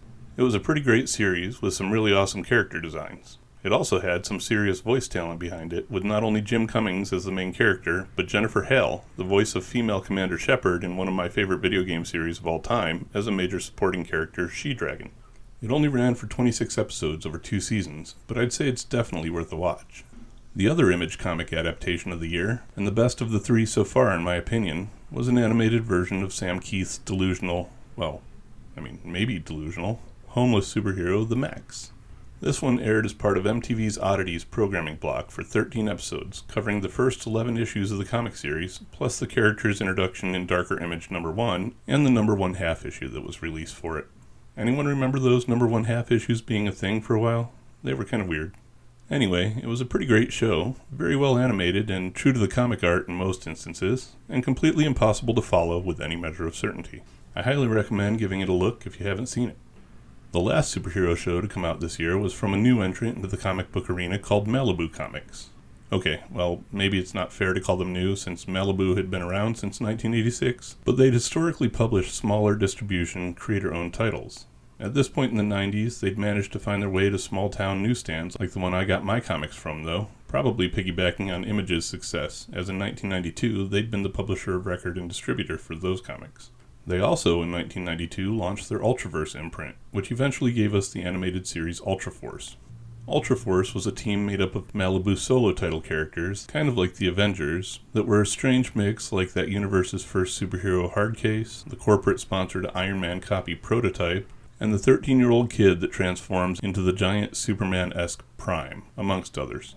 The series only lasted for 13 episodes on USA, which is pretty unsurprising based on the obscurity of the characters, the low quality of the animation from Deke, whose output at the time was less than impressive, and the general sense of low quality of the show. It's still an interesting watch, but doesn't come close to the better hero series of the time. It's sad for me personally, though, as I'd been collecting Prime and Prototype since their series had come out. Well, I'm pretty sure that those of you who weren't waiting for superheroes were waiting for this, so we finally come to one of the biggest and most significant events of the year, in my humble opinion. Sure, we got plenty of Japanese cartoons imported to our TVs in the 80s, and even before that all the way back to the 60s. This year, though, we didn't just get Japanese cartoons, we got anime. Sure, we can look back now and call all the 80s series anime, sort of, but this is where we started getting full Japanese series with minimal editing, sometimes at least, and straight dubs instead of English rewrites or Franken-series made from several different shows. And the first of these series to premiere did so on the USA Network this summer, and also in syndication in some markets, with the American version of Legendary Armor Samurai Warriors, better known to us as Ronin Warriors. The series followed a quintet of prophesized heroes who appear to fight the demons of the Netherworld as they return after 1,000 years in banishment. Each of the Ronin warriors wears a different color armor and carries a different weapon, all empowered by their particular element. Due to some of the similarities between this show and the Power Rangers, it was licensed in the US to capitalize on that show's success, and it was pretty cool, and not a bad icebreaker. But there were 2 more that came in the fall of 1995 that were somewhat better representatives of the genre, even though they didn't really do so well. Let's start with a show that premiered here in syndication on September 11th of that year, though it had already done so in Canada on YTV a couple of weeks earlier, with Sailor Moon. This one was about a group of teenagers who are secretly the Sailor Scouts and could magically transform into superheroes to battle the forces of the Dark Kingdom. The first version of the show for US audiences kind of flies in the face of my earlier statement about minimal cuts, and to be honest, almost every anime that aired on a network around this time actually did suffer quite a few of those. But as it was licensed and adapted by Deke, that's not much of a surprise. For most of these early North American anime releases, Canada was really way ahead of the US, as they aired the series in prime time, while here it got unceremoniously dumped in early morning time slots where it didn't really get any attention. That ended up meaning that even though it had pretty great ratings in Canada, it failed in the US and got flagged for cancellation. Fortunately for Canadians, they were able to save it up in the Great White North through a fan petition, but it disappeared from US TVs until sometime in mid-1997. Unfortunately, Deke made some massive changes in this first American version, including not just character names and some of the dialogue, not to mention some of the more risque scenes, but they also removed everything LGBTQ related or dealing with any kind of gender fluidity. So I guess I should clarify. When I mentioned the minimal editing earlier, what I meant was in the home video releases of these anime that found their ways to US stores around the same time as the series aired, and in most instances were uncut versions of the original material, usually not even containing the English dubs. That was the true way anime started this year, with the TV versions merely being a sample that made people seek out the good stuff in stores, and is probably why to this day hardcore anime fans still say subtitled is the only real way to watch a series, even though modern English dubs are of uncut material. Hate me if y'all want, but I'm a dub fan myself, as I almost always multitask while watching shows and can't do that if I have to read. Moving on though, I have one final series to talk about here that did even more poorly in the US than Sailor Moon on its inaugural airing. It's a little-known anime called Dragon Ball. Okay, to cover my bases here, I'll acknowledge that this wasn't the first time Dragon Ball came to the US, but rather it was the first time it came to the continental US, as a subtitled version of the series had been shown in early morning time slots in Hawaii way back in 1992. Okay, I lied a little about that too, as the first time in the continental US was even earlier than that in 1990, with a short Harmony Gold dub in which all of the characters were renamed, and which had a failed test airing in a few cities. Their dub consisted of 5 episodes and a Franken movie of footage from the first and third Dragon Ball movies cut together. This year, though, the mainland US got an English dub by the newly established company Funimation, making its first airing on September 9th up in my neck of the woods, Rochester, New York. Again, though, in early morning slots. It wasn't as heavily edited as Sailor Moon, but it was a sanitized version that had anything remotely sexually driven removed or digitally painted over, with many of those edits famously involving either the removal or addition of underwear depending on the context of the scene. It lasted for 13 episodes in first-run syndication before getting canceled for poor ratings. However, I don't think that these 3 series were truly responsible for igniting the anime boom in the US, so I'm going to diverge from what I normally cover in this series to briefly talk about a new venture by a cable network that hasn't really come up much yet.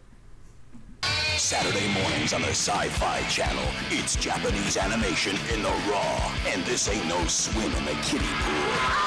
Saturday anime on the Sci-Fi Channel. For the lucky ones among us who had the Sci-Fi Channel in 1995, the network created a new Saturday morning programming block for the budding otakus called Saturday Anime. Though admittedly I can't find any resource that lists the exact date the block premiered, all of the sources I did find agree that it definitely was this year.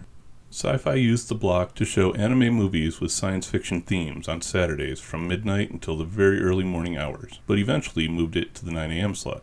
And talk about an impressive lineup, not only did the block air classic animes like Akira, Ghost in the Shell, and Vampire Hunter D, but also series movie tie-ins like Urusei Yatsuro's movie Beautiful Dreamer, video game adaptations like various Street Fighters, comedies like Project A-ko, and dark anime thrillers like Demon City Shinjuku and Perfect Blue.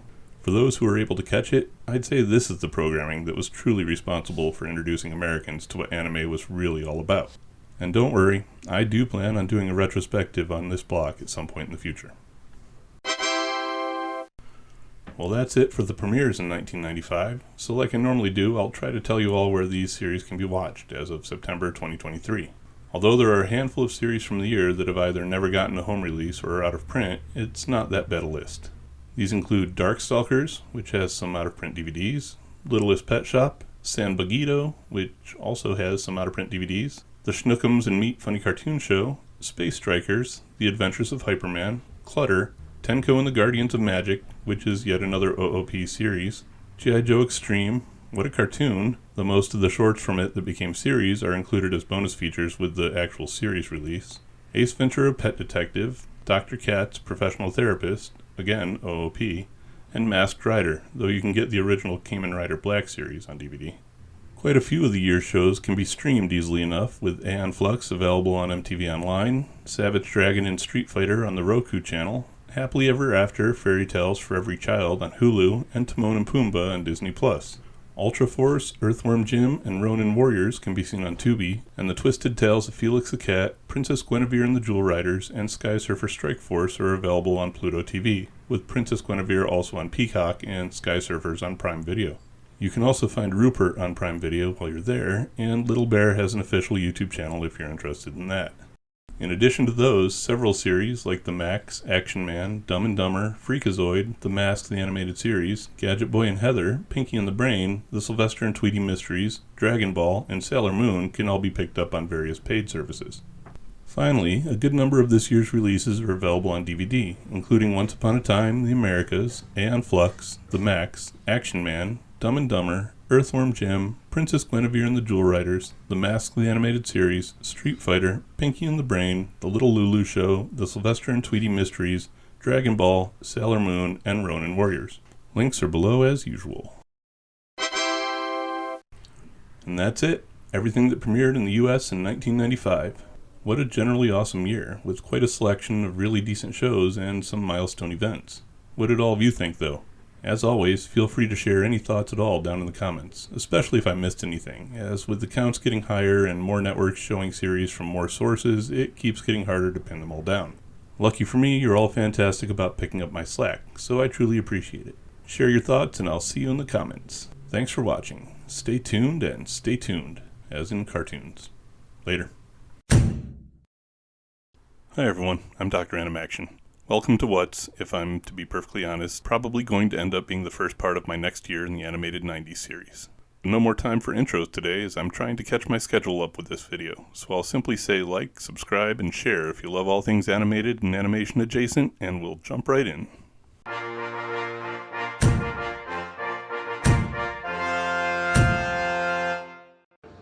Yeah, it's a bit much. 1995 brought several great new series, with plenty of action, some awesome superheroes, including one that was adult-leaning in the best possible way, some excellent comedies, and entirely too much Jim Carrey. We saw video games expand to include some new and interesting genres from the medium, and a couple of great action shows that leaned heavily toward the female audience. However, perhaps more important than any other event of not only the year, but potentially the decade, was the appearance of more or less true anime on broadcast TV. Dragon Ball and Sailor Moon may not have gotten the love they deserved from the networks that aired them, but they definitely caught some attention and started something magical here. I'd say let's take a look and see if these events from 95 persisted or led to anything new and bigger in the world of animation, but I know enough of you are anime fans to already know the answer to that. So instead, let's just continue our journey through the decade and see how those new trends manifested as we proceed into 1996. First though, let's take a look at what was still on the air from the previous year as we entered into this new one. Well, the 80s hangs on for one more year with the last season of the original TMNT running into 1996, but after this, the decade lives on only in our hearts and reruns. From 1990, we were still watching Captain Planet and the Planeteers and Bobby's World, and from 91, just those three original Nicktoons with Doug, Rugrats, and Ren and Stimpy. However, Doug did so as a Disney cartoon rather than a Nicktoon. To correct an error I made last year, Doug was not in fact on the air in 1995, as Nickelodeon had opted to not renew the series. During that off year though, Disney bought Jumbo Pictures, which is the producer of the series, and relaunched it this year as brand spanking new Doug on ABC. Moving on though, 1992 still had Donald's Quack Attack, Eek the Cat, X-Men the Animated Series, and Toonheads. An impressive 10 series remained from 93, including Biker Mice from Mars, The Itsy Bitsy Spider, Rocko's Modern Life, Beavis and Butthead, The Terrible Thunder Lizards, Animaniacs, Madeline, Tales from the Crypt Keeper, VeggieTales, and Mighty Morphin Power Rangers, which actually re-premiered twice this year. First as Mighty Morphin Alien Rangers for 10 episodes, and later as Power Rangers Zeo. From 1994, there was still an astonishing 22 series on the air, so here's a graphic of which ones, rather than have me read them all. And then we had 1995 come in with 33 series surviving into the new year, which is another record breaker with a 78.6% survival rate, which is truly impressive. Again, I'm not reading those, but here's a picture. With all of that hanging on, it must mean we didn't lose too much, but let's take a look and see. As TMNT was the only 80s show hanging on last year as well, we didn't lose anything else from that decade. From 1990, though, we lost Tiny Toon Adventures, and from 91, Liquid Television and Tasmania, so the losses are already off to kind of a painful start. Bad news, though, it gets even worse, as from 1992 we lost not only Mickey's Mouse Tracks, but Batman the Animated Series as well. I'm sure nothing else will be missed like that one, but moving on, Two Stupid Dogs, The Moxie Show, and The Pink Panther dropped out from 1993, and so did more than half a dozen from 94.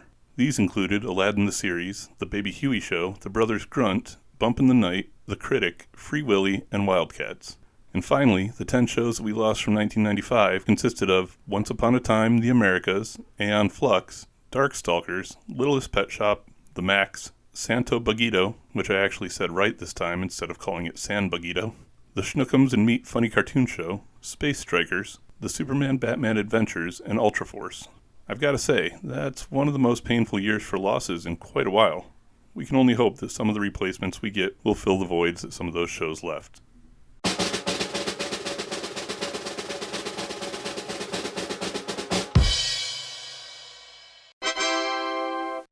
Before I dive into this new year of shows, I'm going to give you all some insight into my personal situation for the year, as it absolutely affected how much of and which of the new shows I watched.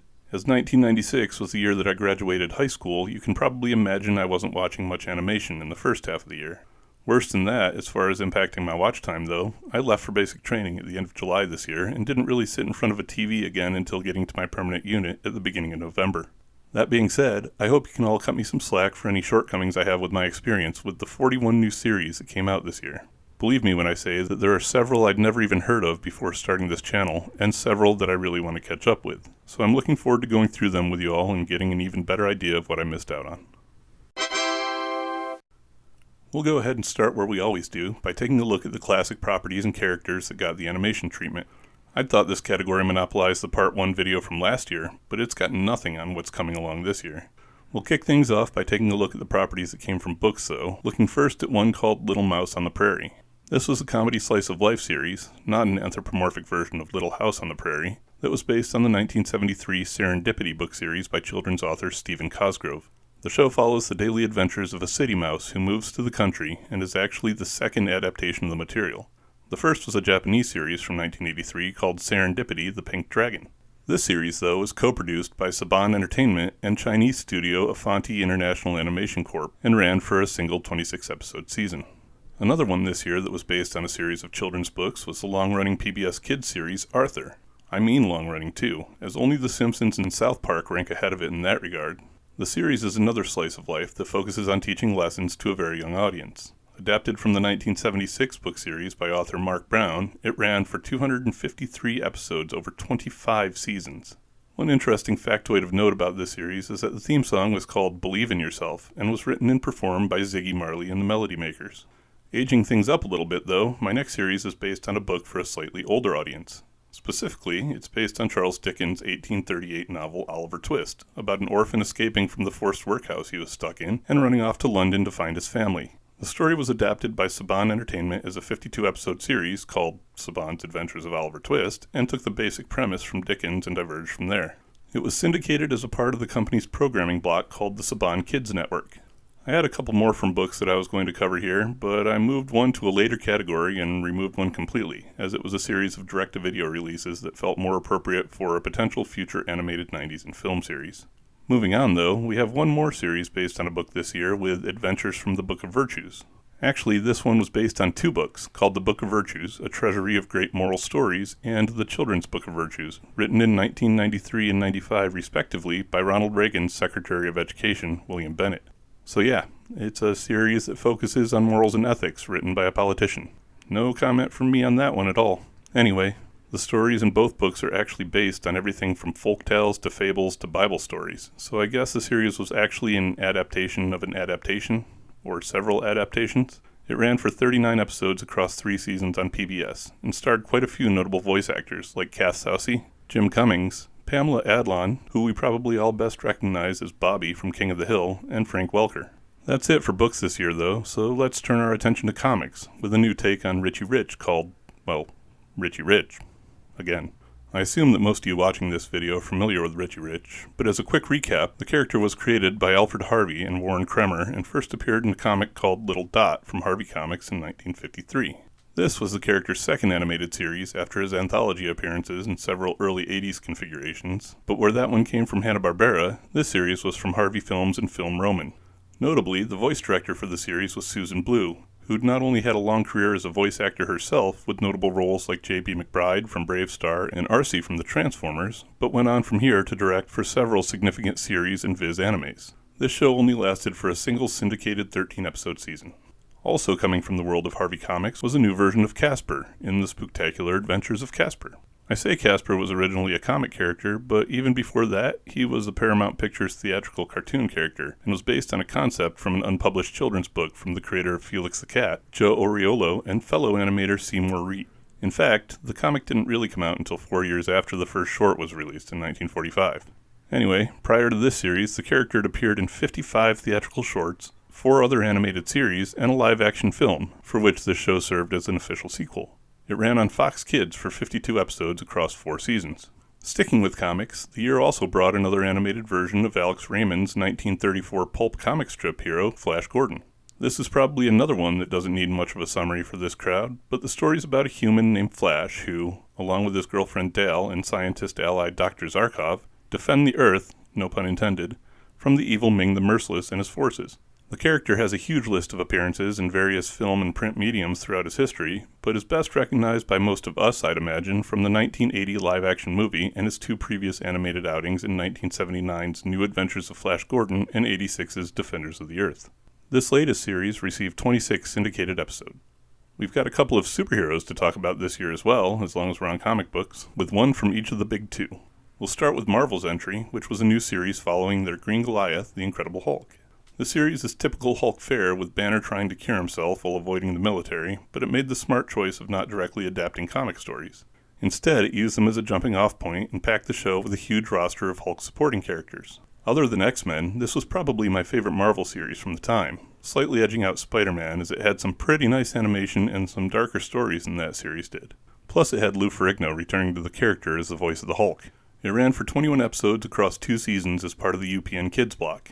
DC's entry for the year was a follow-up to the highly praised and much-loved Batman the Animated Series, and came from the same creative team behind that, with Bruce Timm, Paul Dini, and Alan Burnett. This time, though, they shifted their focus to the company's Big Blue Boy Scout with Superman the Animated Series. It was a pretty great show, and as good as Batman in a lot of ways, but it took an entirely new approach by using the same art design and style as that series, but applying more of a Silver Age aesthetic rather than Batman's Golden Age look, and by having that style dominated by bright, vivid colors, rather than its sister series' dark shadows and contrast. Also, just like Batman introduced what have become the most iconic voices of both Batman and the Joker in Kevin Conroy and Mark Hamill, this series does the same with Superman and Lex Luthor in the forms of Tim Daly and Clancy Brown. The show's most significant contribution, though, was becoming the second pillar in the DC animated universe, and it ran for 54 episodes across 4 seasons on Kids WB. Well, now I feel all weird, though, because I don't normally cover one of the best shows of the year this early in the video. Oh well, I guess I'll have to power through. Let's shift focus again here and look at all of the series in this category that came from classic animation, starting with another Donald Duck cartoon from Disney called Quack Pack. It's actually the first of 3 Disney cartoons released this year, but we'll get to the other 2 later. The series takes Donald and Daisy and casts them as a cameraman and reporter, respectively. They travel around the world looking for stories to cover, accompanied by the Nephew Trio, who generally cause more trouble than they're worth.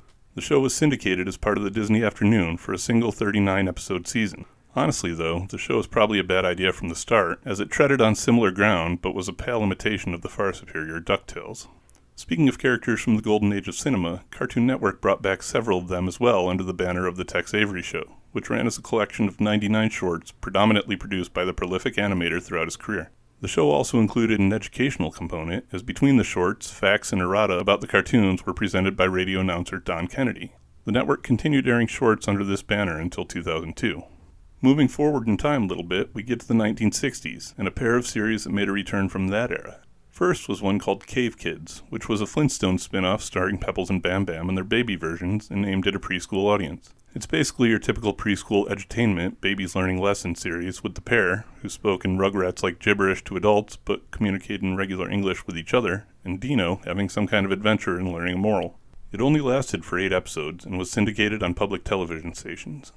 The other product of the 60s to re-emerge with a new series this year was Johnny Quest, with the real adventures of Johnny Quest. The series was conceived as being in continuity with the original, but taking place a few years later with Johnny and Haji as teenagers. It also supplemented the cast with a new addition in the form of Race's daughter Jessie, who was the techie and scientist of the newly formed trio, with Johnny being the man of action and Haji the thoughtful, contemplative one. It was a pretty well done and really nice looking series, well, except for some era-limited CGI, that aired on Cartoon Network for 52 episodes over 2 seasons. It's somewhat ironic that the series wanted to take a more grounded and realistic approach to its stories than the original version had, but then cast notable sci-fi voices in the form of Star Trek The Next Generation's Q, John Delancey, as Dr. Quest, and the T-1000 himself, Robert Patrick, as Race, as well as the future iconic voice of female Commander Shepard, Jennifer Hale, as Jessie. Lastly in this category, finally, is a new version of a classic cartoon that was adapted from an even more classic anime with Eagle Riders. The series was the third in the US for Japanese superhero team Gatchaman, having been previously seen in the 1978 series Battle of the Planets and 1986 series G-Force Guardians of Space.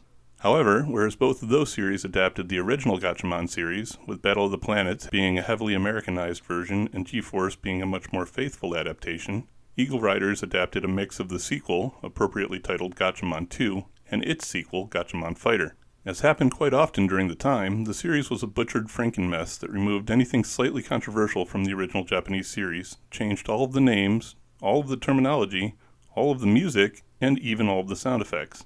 And it was generally such a mess that several episodes are credited as being written by R.D. Smithy, a pseudonym used for writers who have their names removed from a project. And yes, when I say different music, I mean they ditched Hoyt Curtin's original iconic soundtrack as well. It also probably doesn't help that Gatchaman 2 and Gatchaman Fighter were both somewhat weaker series than the original. Oh well, at least they gave the characters better names than they stuck them with in G-Force.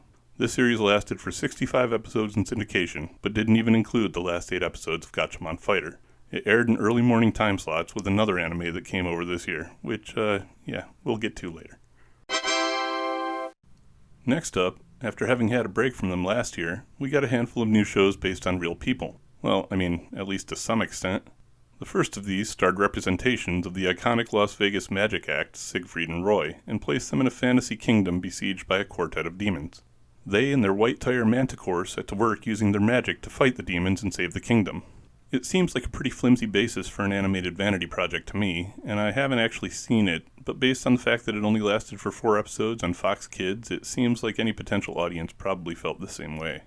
Speaking of flimsy plots, we also got a series this year created by comedy-turned-action star Bruce Willis in the form of Bruno the Kid. Remember when he went all in on that Bruno nickname in the mid-90s with an album and everything? Tried to have a singing career, had his own video game, all sorts of multimedia? Yeah, I think this was part of that.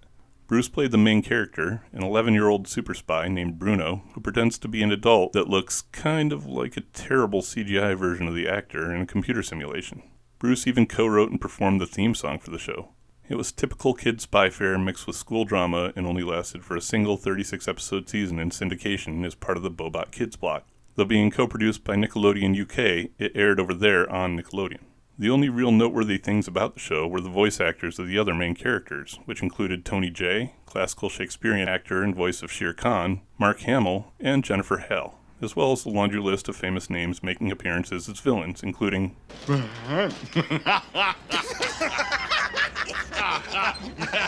And closing out this category, we have a series from the mind of actor-comedian Damon Wayans called Waynehead. The show was a somewhat autobiographical story of a young poor kid growing up in New York City's Chelsea neighborhood. There's not much else to say about this one, as it was mostly just a slice-of-life comedy and only lasted for 13 episodes on the Kids WB. This year also saw another batch of new cartoons based on movies, as had been a consistent trend over the previous years of the decade. The first one to talk about here was based on the classic 1989 movie from Don Bluth Studios, All Dogs Go to Heaven. Well, it was based on it, but Bluth and his team didn't actually have anything to do with the series or any of the sequel films. The show takes place after the second film in the series and follows main characters Charlie and Itchy, who've been assigned to San Francisco as guardian angels, and several other returning characters from the movies. It's basically an adventure of the episode show with some returning and new villains causing trouble in each that the heroes have to handle, with a healthy dose of antics mixed in. It proved fairly popular and ran for 40 episodes over 3 seasons in syndication. Next up, though, we'll move from the city to the jungle for an animated spin-off of Disney's Jungle Book, which is the one I'd originally put in the classic section, as the movie actually came from Rudyard Kipling's original 1894 collection of stories, but since this version was very specifically a continuation or prequel to The House of Mouse's adaptation, I thought better of it. It's called Jungle Cubs, and continues the sporadic trend of kidifying characters from popular series. This one does so with the animal stars of the film and follows child versions of Baloo, Bagheera, Louie, Kaa, Shere Khan, and others on various adventures throughout the jungle. It ran for 21 episodes across 2 seasons on ABC, but in my opinion suffers from the same issues as the Quack Pack. Much like DuckTales was similar but far superior to that series, Tailspin takes the same characters but is far superior to this one. But I guess this series was more true to the source than Tailspin and pretty well received, so what do I know? Anyway, let's stay in the jungle for another movie spin-off with Jumanji, which is based on another movie that was based on a book. This time, Chris Van Allsburg's 1981 picture book of the same name, via the Robin Williams movie, also of the same name.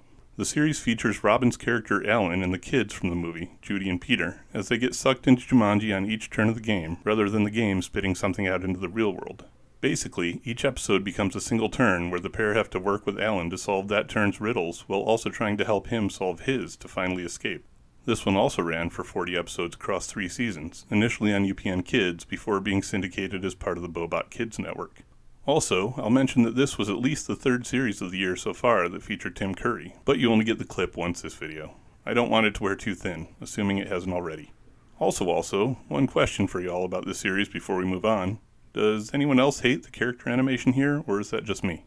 Finally, though, we get to the last, and my personal favorite, movie adaptation of the year. And just so you know, I'm using the term adaptation very loosely, as the show has pretty much nothing to do with the film, except for the shared title. It's another Disney adaptation with the Mighty Ducks. I didn't get to watch much from this year, but I do remember this show, maybe from reruns or something, but either way I remember it nonetheless, and it's awesome. The series essentially follows a team of anthropomorphic alien ducks from a hockey-based society on a planet called Puckworld.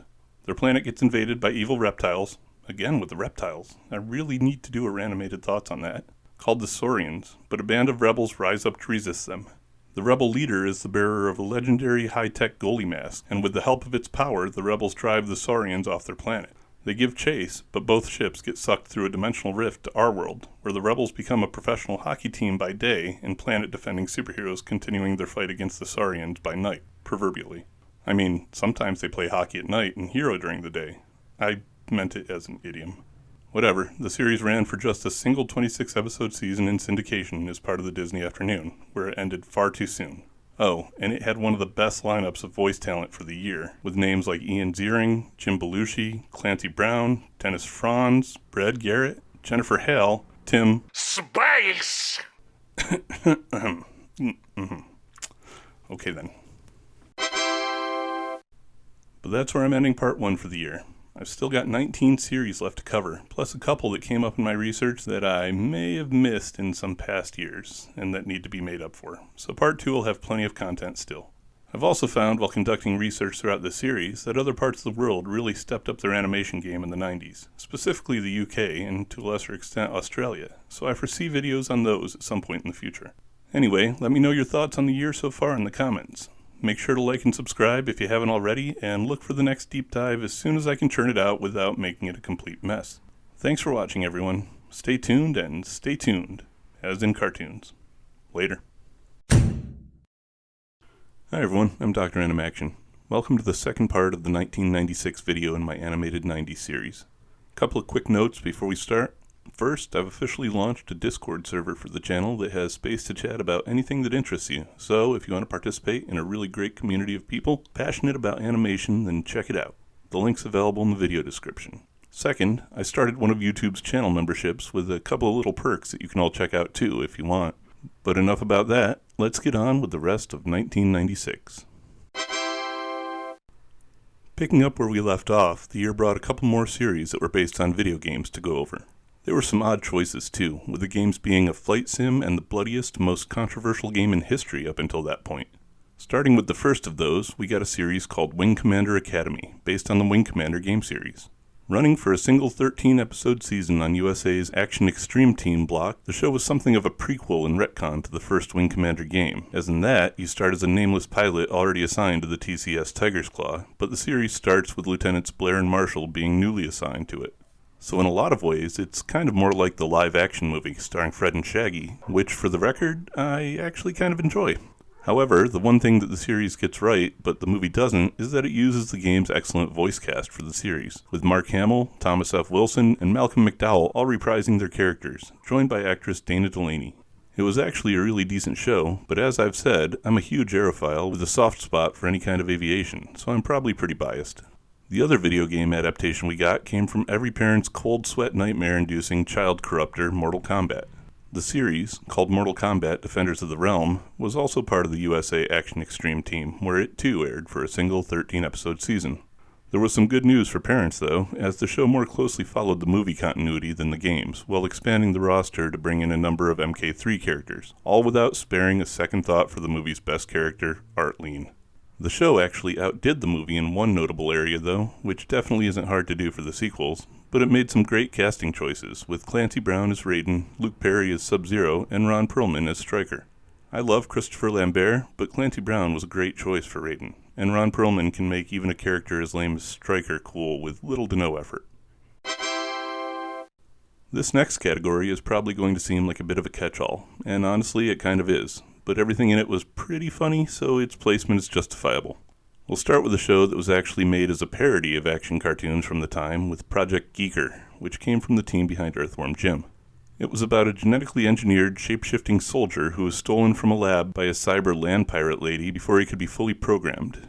The soldier was intended to be used by your typical generically evil business person to take over the world, so the series is Geeker and the thief, named Lady Macbeth, trying to keep away from the evil corporation. The fact that Geeker is essentially a brainless klutz who can't control his powers means the series is a constant stream of antics in some form or another. It only lasted for a single 13-episode season before it was unceremoniously killed off in CBS's Great Saturday Morning Purge in December of this year. Speaking of brainless lab creations, the next series I have in this category is called The Mouse and the Monster, which aired on UPN Kids for one 13-episode season. This one starts with a concert pianist dying on stage from a heart attack and having his brain stolen to be used in a mad scientist Franken ripoff. Somehow, though, the monster, whose name is Mo, already has a personality and is capable of independent activity even without a brain, and an escaped lab mouse named Ches helps him get away from the mad scientist. Just like Project Geeker, the series then follows their exploits as they try to avoid being recaptured by the Doctor. But let's not leave the world of science just yet, as we get a third series this year focusing on the field in the form of the first entry into Cartoon Network's Cartoon, Jendi Tartakovsky's Dexter's Laboratory. For those who don't know, Cartoons were spun off from the previous year's What a Cartoon Show, and it was the landing spot for series successfully born out of that. Anyway, Dexter's Lab's about a boy genius and his troubles dealing with a destructive older sister, oblivious parents, and a fellow boy genius arch-nemesis. Honestly though, I don't think I probably need to say anything else about its plot, as I'm relatively certain most of you are familiar with it. I'll just mention that it also gave us the pretty hilarious Dial M for Monkey and the Justice Friends, both of which probably deserve shows of their own. It was also a launch point for a handful of other Cartoon Network animators who ended up having their own series that we'll cover later, as well as Seth MacFarlane. The show ran for 78 episodes across 6 seasons. Okay, now we're done with science and labs, so let's move on to a series that just takes place in a normal neighborhood and school that aired on Cartoon Network's most direct competition, Nickelodeon. Hey Arnold follows a cast of 4th graders from a fictional American inner city through their normal everyday 4th grade lives. It was a pretty good slice-of-life sitcom and told some interesting urban legend-based stories, but it's not something I ever saw more than a couple of episodes of, even though it ran for a full 100 of them over 5 seasons. Finally in this category, we have a show that was something of a spiritual successor to Liquid Television, as it was a showcase for alternative and indie animation. It was a new addition to the Nicktoons lineup called Kablam. The series was an anthology of short films from various creators and was actually spun off of an earlier Nickelodeon live-action sketch comedy show called All That. It ran for 4 seasons and a total of 48 episodes. The series was packed full of an eclectic mix of stories and styles, and there's a lot more of it than I can cover here. So I won't, and instead I'll just kind of breeze past it and on to the next category. The year also brought a quartet of what I'm considering to be educational series with it as well. I'll start with the one that probably makes the worst fit in this category though. The show is called Sea Bear and Jamal, and it aired on Fox Kids for 13 episodes. It follows an elementary schooler named Jamal and his rapping teddy bear, who was voiced by iconic 90s rapper Tone Loc. The reason that I'm putting it in this category is that it was a heavily moral of the episode series, with each teaching a different life lesson about things like avoiding fights, respecting your parents, and growing up. The show had several well-known comedians and veteran actors on its cast, too, including Margaret Cho, Tootie from Facts of Life, Kim Fields, and Jaleesa from the Cosby Show spin-off A Different World, Dawn Lewis. Next up is a Disney Channel series called Amazing Animals, or Henry's Amazing Animals if you saw it on home video. This one's another moral of the episode series, but told through the activities of a CGI gecko named Henry and his best friend, Crab Tuesday, as they're guided through different jobs and tasks by an unseen narrator. I put it here for the moral lessons, even though you'd think it would be teaching about animals. Actually, the facts that it does give about animals are pretty often done comedically and wildly inaccurate, which is kind of weird. It ran for 52 episodes over 4 seasons. Our next series mixes classic cartoon style with edutainment storytelling. The YY family came from Saban Entertainment and ran on Fox Kids for a single 26-episode season. Each episode of the series starts with the main character Victor asking a member of his genius family a scientific-based question, which the rest of the segment, of which there are 5 per episode, proceeds to answer. It was kind of an interesting series, with each member of the family having a particular scientific area of expertise and presented in a Steamboat Willie color aesthetic. Lastly here, we get to a series presented by the History Channel for the second video in a row, and it won't be the last. This year's entry is produced by Deke, though, and comes in the form of the mixed media Inspector Gadget's Field Trip, which has the animated inspector visiting real-world, real-video locations over its 2 seasons and 22 episodes. It was pretty much a travel documentary, with Gadget introducing and talking about famous locations and landmarks. Don Adams reprised the Gadget role here, but none of his supporting characters made appearances. Oh, wait, there is one other series I wanted to mention here. I'd hesitated to include it because it's not exactly traditional animation, but it's iconic enough that it at least deserves a mention. It's everyone's second, or maybe third, favorite mystery-solving canine show, Blue's Clues. I hadn't heard this, but was recently told that the show's original pilot, which had been thought lost for the past several decades, had been found and made available in its entirety. I'll admit that I've probably seen more episodes of this than any other series so far this year, but that's because it was a favorite of my own kids in their early years. It ran for 143 episodes across 6 seasons on Nickelodeon. Enough learning, though. It's time to rot our brains with the good stuff. Let's start this category off with a spiritual successor of some 80s action royalty with Vortek, Undercover Conversion Squad. The show is about a group of special operatives who fought a villain trying to infect the world with a techno-plague using transforming vehicles and superpowered masks, meaning it obviously took the reins from Thundercats. Wait, no, wrong 80s royalty. It was really, even more obviously, trying to pick up where Mask left off. Unfortunately, with no supporting toy line and really no original ideas, cool as the reused ones were, it only lasted for a single 13-episode season as part of the Power Block with Reboot, G.I. Joe Extreme, and another series we'll get to in a minute. The voice cast was mostly Canadian, as it was a joint production between Universal Cartoon Studio and a French-Canadian producer, but it was directed by Susan Blue, who we talked about in Part 1 as the Richie Rich voice director. She's going to show up yet again in a couple of minutes as well.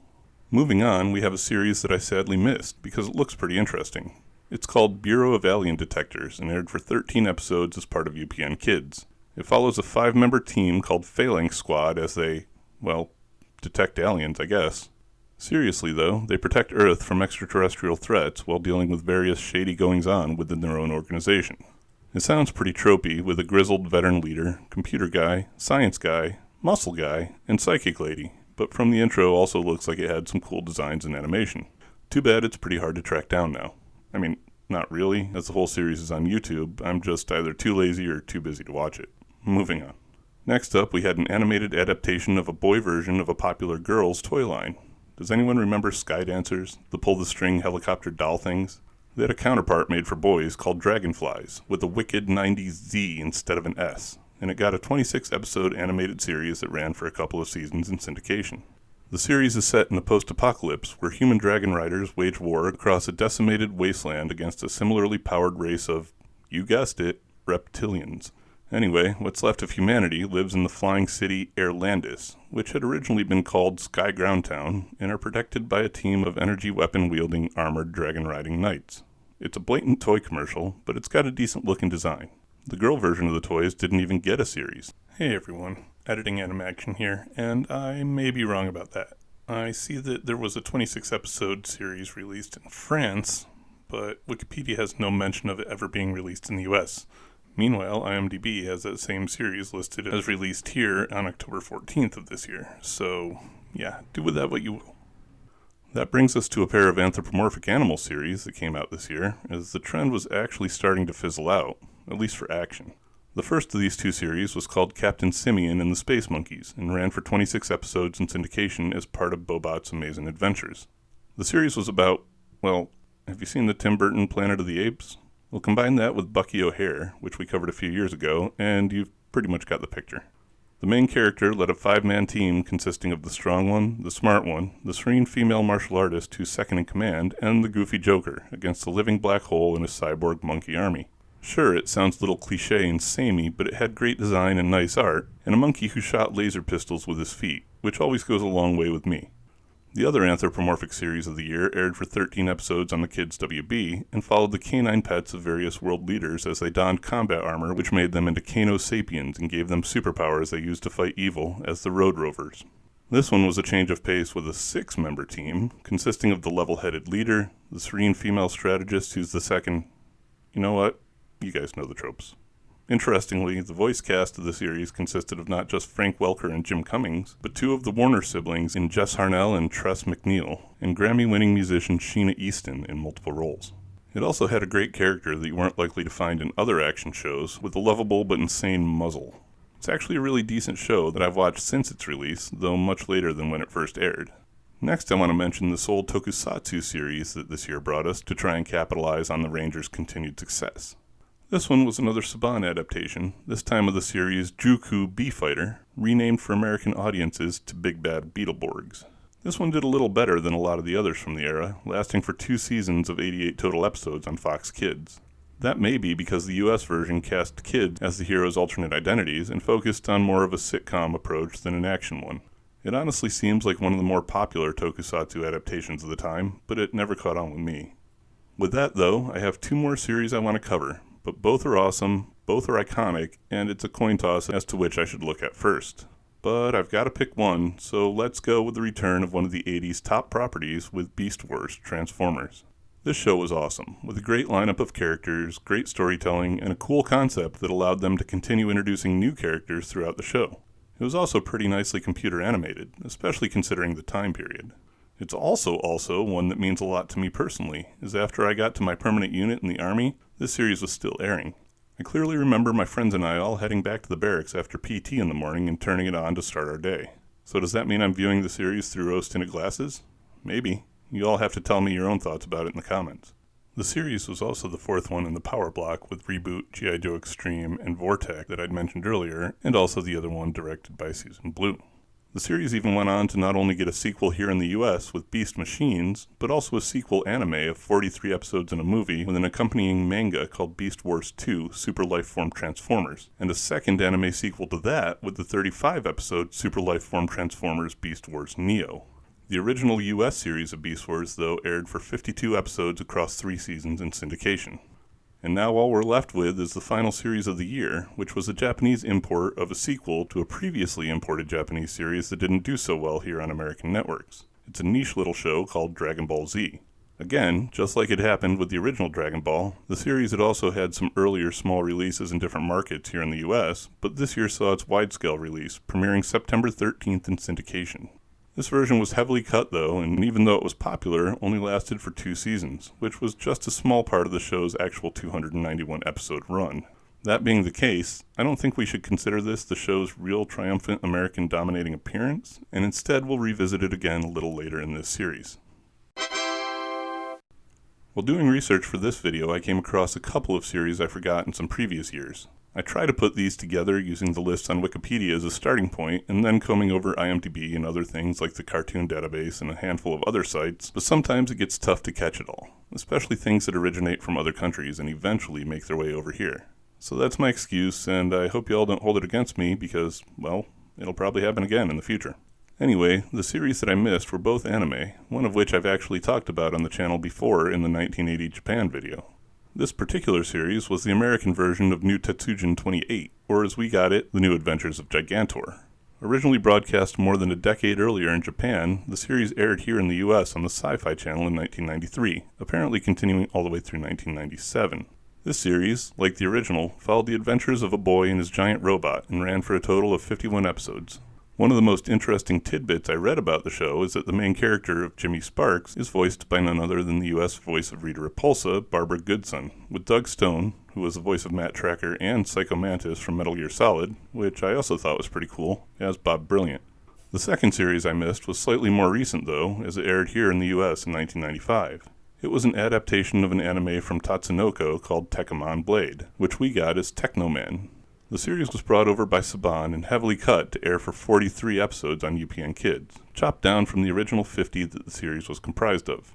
It's an alien invasion anime where Earth's best hope is a special defense unit called the Space Knights, and combines a handful of anime standards like superhero transformations and mecha. It's a pretty cool series, but unsurprisingly the cut version is kind of lacking compared to the original. Now that I've made up for those omissions, let's take our usual look at where the series from this episode can be watched as of September 2023. Like with so many years before, there are several that don't have any official release, including Little Mouse on the Prairie, Project Geeker, Richie Rich, Vortec Undercover Conversion Squad, Captain Simeon and the Space Monkeys, Dragonflies, Eagle Riders, The Mouse and the Monster, Saban's Adventures of Oliver Twist, and The Tex Avery Show, though that one consists of shorts that can be found elsewhere. I tell ya, seeing how many of these series throughout all these videos don't have an official release, or did at one point and don't need more, makes me want to start fundraising to acquire the rights to them and start a print-on-demand DVD company to make them available again. Maybe someday. Anyway, there are a decent number from the year that can be streamed, like Quack Pack, The Incredible Hulk, and The Mighty Ducks on Disney+, Flash Gordon, All Dogs Go to Heaven the series, and Beast Wars Transformers on Pluto TV, with Beast Wars and Flash also on Tubi. Tubi also has Bruno the Kid, which is on Vudu and the Roku channel as well. You can also see Inspector Gadget's Field Trip and Sea Bear and Jamal on Roku while you're there. Hey Arnold is on Hulu, and Siegfried and Roy Masters of the Impossible is on Apple TV, with Dragon Ball Z available on Crunchyroll. And lastly, Arthur can be watched on the PBS Kids site, Jumanji and the Big Bad Beetleborgs on Prime Video, and Adventures from the Book of Virtues on a service called Yippee, which I've never heard of. Then there's another chunk that can be bought on various digital purchase sites, like Superman the Animated Series, Kablam, Amazing Animals, but under the Henry's Amazing Animals name, Jungle Cubs, Dexter's Laboratory, Road Rovers, and The Real Adventures of Johnny Quest. Finally, several of the year's series can be picked up on DVD, including Quack Pack, Wing Commander Academy, Johnny Quest, Road Rovers, All Dogs Go to Heaven, Dexter's Lab, Gadget's Field Trip, The Spooktacular Adventures of Casper, Arthur, Beast Wars, Hey Arnold, Jumanji, Superman, and DBZ. Links, as always, are in the video description. And there you have it. An overall pretty solid year of releases. There were definitely a couple there that have become all-time classics, and will probably make my attempts at a decade ranking when we're done fairly difficult. What do all of you think about the year, though? Taking into account how this particular release of Dragon Ball went, we don't want that tipping any scales. Anyway, make sure to drop by and check out the Discord server if you want to chat about tunes, or anything else. I've also got channels over there for board games, video games, and anything that may interest you. Take a look at the channel memberships too if you're so inclined, and see if there's anything there to interest you as well. Thanks for watching, everyone. Stay tuned and stay tuned, as in cartoons. Later. Hi everyone, I'm Dr.Animaction. Welcome to what I'm going to do my best to try and make the full year video for 1997. Enough of that though, let's get into this new year.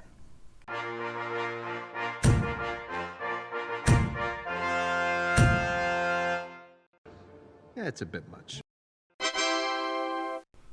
In 1996, we saw a lot of new releases, with a huge portion of them being modern versions of classic properties originating from sources as varied as literature to comic books to older cartoons. We got a new batch of adaptations from movies and video games to continue those trends. We also continued the growth trend for edutainment releases, as well as straight-up comedies. We also saw anime sputter a little after the release of a couple of major series the previous year. As we all know, anime was coming to America in a big way, but it hadn't found its niche on TV just yet. Action, though, seems to have done so again, with several series that fit in that category having come out. So let's see what continues, what improves, and what fades away here in 1997. As usual, we'll start off by seeing what was still hanging around from years gone by. Well, as I said last episode, the 80s had officially faded into memory, so we have no shows from that decade hanging on this year. Bobby's World was the only survivor from 1990, with Rugrats carrying the year from 1991. 92 was sticking around with a quartet of shows, including Donald's Quack Attack, Eek the Cat, X-Men the Animated Series, and Toonheads. There were several more than that from 93 as well, with Beavis and Butthead, The Terrible Thunder Lizards, Animaniacs, Madeline, Tales from the Crypt Keeper, VeggieTales, The New Adventures of Gigantor, and Mighty Morphin Power Rangers, but this year as the Power Rangers Turbo. Here's a look at the 11 remainders from 1994, with a few of that year's best still on the air. 1995 was still going strong too, with 20 from its lineup still around. And finally, a little over 73% of the shows from 1996 ran into the new year, which is a slight decrease in that rate from the previous couple of years. The 29 of those are pictured here, and also include the new Disney version of Doug, which I forgot. Not everything had that kind of fortitude though, so let's see what fell off. Some of the shows on this list sting, but it is what it is. Starting with 1990, we lost Captain Planet and the Planeteers, Ren and Stimpy from 91, and Biker Mice from Mars, The Itsy Bitsy Spider, and Rocko's Modern Life from 1993. 11 different series from 1994 fell by the wayside this year, with Creepy Crawlers, Dino Babies, Fantastic Four, The Head, Highlander the Animated Series, Iron Man, Mega Man, Mutant League, Phantom 2040, The Tick, and the not-pictured VR Troopers making up that list. From 1995, there were 11 casualties as well, including Action Man, The Adventures of Hyperman, Dumb and Dumber, Earthworm Jim, Clutter, Princess Guinevere and the Jewel Riders, The Savage Dragon, Sky Surfer Strike Force, Tenko and the Guardians of Magic, What a Mess, and Gadget Boy and Heather, though we'll actually see them again this year. And lastly was the 27% attrition from 1996, comprised of the Bureau of Alien Detectors, Cave Kids, Little Mouse on the Prairie, Mortal Kombat Defenders of the Realm, Project Geeker, Quack Pack, Richie Rich, Siegfried and Roy, Masters of the Impossible, Vortec Undercover Conversion Squad, the YY Family, and Wing Commander Academy. Hopefully 1997 steps up to fill some of those gaps.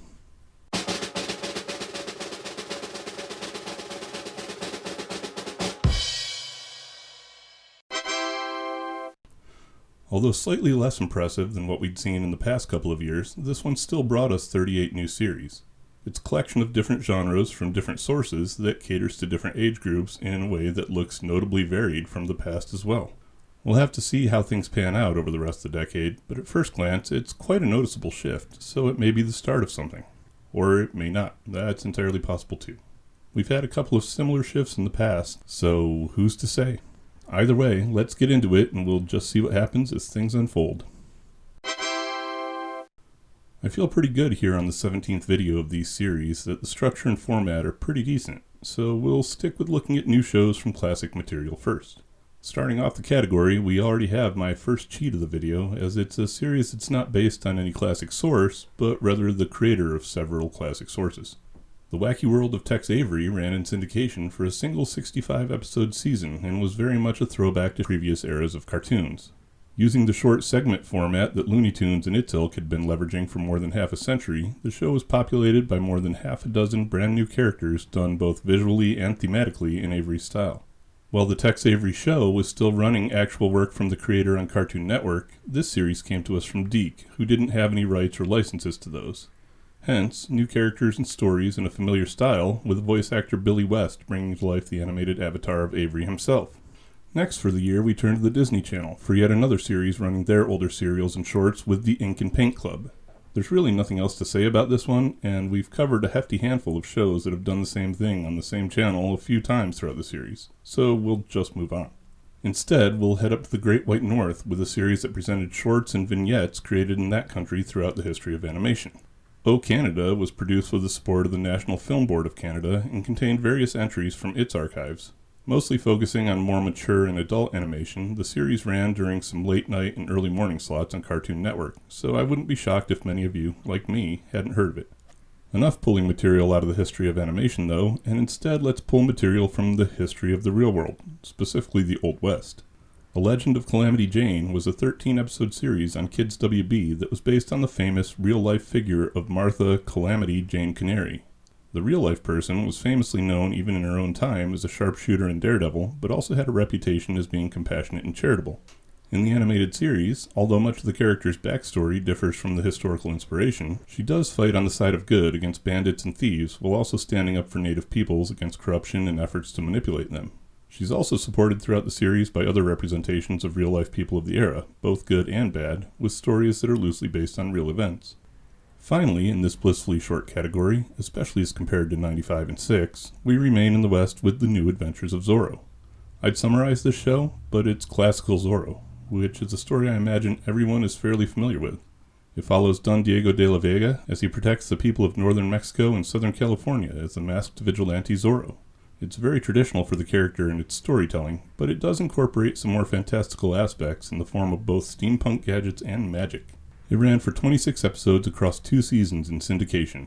While the decreased volume in this category was the first notable change for the year, but let's keep going and see what else we find.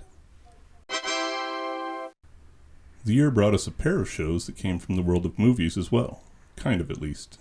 The first of these was based on the 1961 Disney film of the same name, with 101 Dalmatians the series. This show ran for 65 episodes across 2 seasons, the first of which was on ABC before moving to syndication as part of the Disney Afternoon. Unlike the movie, it primarily followed a small group of the titular 101 Dalmatians. This group, consisting of Lucky, Cadpig, and Rolly, and accompanied by their chicken friend Spot, got up to various antics on the Dearly farm and had to deal with Cruella de Vil as she attempts to steal the farm away. The series also boasted a few big names doing most of the heavy lifting, with Pamela Adlon, Kath Soucie, and Tara Strong as the core characters. Our next series in this category is a modern take and a completely new version of the concept from the seminal 1984 movie Ghostbusters, in the form of Extreme Ghostbusters. This series spun off of the real Ghostbusters cartoon for a single 40-episode season as part of the Bobot Kids block. In it, the founding Ghostbuster Egon Spengler has been living in the firehouse and maintaining the original containment unit, with Slimer keeping him company, though supernatural activity has declined to the point where the other members of the team have gone their separate ways. When ghosts and ghouls start to reappear, though, Egon recruits a new team as the modern reincarnation of the Ghostbusters, and with the help of Janine Melnitz, mentors them through their efforts to clean up New York. Closing out this category, we have a series that was based on a movie that was based on a comic, but of which the movie is far better known. Men in Black the series takes place in the same universe as the movies, but in a parallel timeline, which puts it out of continuity with those, allowing the creators to tell their own stories. In the series, Agent K never retired, Jay is still a rookie, and Linda Fiorentino's Elle is a senior MIB staff member. For the most part, the show takes an alien of the episode approach, though there are a few small threads that stretch throughout. It's a fun series with a great art design and ran for 53 episodes over 4 seasons. Not necessarily as many of these as we'd had previously, but probably not a sufficient enough change to throw off the trend. Does that hold true for video games as well, since we also got a pair of those this year? First was a series that was supposed to coincide with the release of a game by the same name, but actually beat it to market. Not only that, but Nightmare Ned only ended up running for 12 episodes on ABC, ending its time on the air in July of this year, a full 5 months before the game even saw the light of day. The short run was mostly because there was a lot of conflict during its production between the creator of the series and game and the cartoon's directors. Not only that, but it was a surprisingly dark show that received quite a bit of criticism about its borderline disturbing content, which was especially surprising as it was produced by Disney. Of course, that also means it's one that's never seen a re-release and Disney doesn't like to talk about, so it most likely never will. The second series to go over in this category is almost the polar opposite of that, though, being essentially purely comedic and nonsensical. And before you head to the comments, I'll just say that I know The Adventures of Sam and Max Freelance Police is originally based on a 1987 comic book from creator Steve Purcell, but I'd be willing to bet heavily in favor of most people knowing them from the 1993 LucasArts point-and-click adventure game, Sam and Max Hit the Road. Regardless of how people were familiar with them, though, this 13-episode Fox Kids series followed the detective noir dog and his hyperactive, psychotic, rabbit-thingy partner as they take on assignments doled out by the mysterious commissioner. As I said, the series is also very strange and nonsensical, much like the source material, and sees the pair travel to the moon, other dimensions, and even across time, although it did tone down some of Max's more violent and destructive tendencies. Moving right along, we get a trio of educational series to learn from in this batch of new shows. The first of these isn't technically a whole new show, but rather a second season continuation of a 1995 series following a year-long hiatus. Gadget Boy's Adventures in History sees the title's young detective moved over to join his adult self on the History Channel, and follows him and his crew as they pursue the evil Spydra throughout time to stop her from changing history. Even though the series got a name change and a new network, though, it continued to use the same intro and was structurally very similar. It ran for 26 episodes and was the last time Don Adams voiced the character, along with the concurrently running Inspector Gadget's field trip. Next up for our learning enjoyment came the series Channel Umpty 3, which aired for 13 episodes on Kids WB. The show follows a group of characters called the Umpties, as they drive around in a van broadcasting a pirate TV station on which they'd teach their lessons about appreciating the world in its many splendors. They're pursued throughout the series by the Frumps, a somewhat evil businessman and his sidekicks, who wants to put a stop to the message the Umpties are sending. The show is notable for using several pop culture references and including stock footage from a wide assortment of movies and TV shows over its run. Closing out this category, we have a series called Science Court, which ran Saturday mornings as part of ABC's Disney block of the time for 29 episodes over 3 seasons. This is not a show I ever watched. Well, to be honest, all of them in this category fit that description, but this is one I never will either, as it's in squiggle vision, a less nauseating version of it than Dr. Katz. The show is a comedic take on science set in a courtroom where a pair of lawyers would argue a case whose outcome depended on some scientific principle or another. The intelligent and patient lawyer Allison Kremple would present those principles in an easy-to-understand manner while her ignorant slimeball of an opponent, Doug Savage, argued against her. The show also featured the voices of comedian Paula Poundstone as the judge and H. John Benjamin as the professor who appeared as Allison's expert testimony. Speaking of comedic takes on shows, we got a pretty substantial number this year for which that was the sole inspiration. First among these was the spoof series Walter Melon. No, not the character from Aqua Teen Hunger Force, which provided sarcastic takes on other pop culture properties of all shapes and sizes.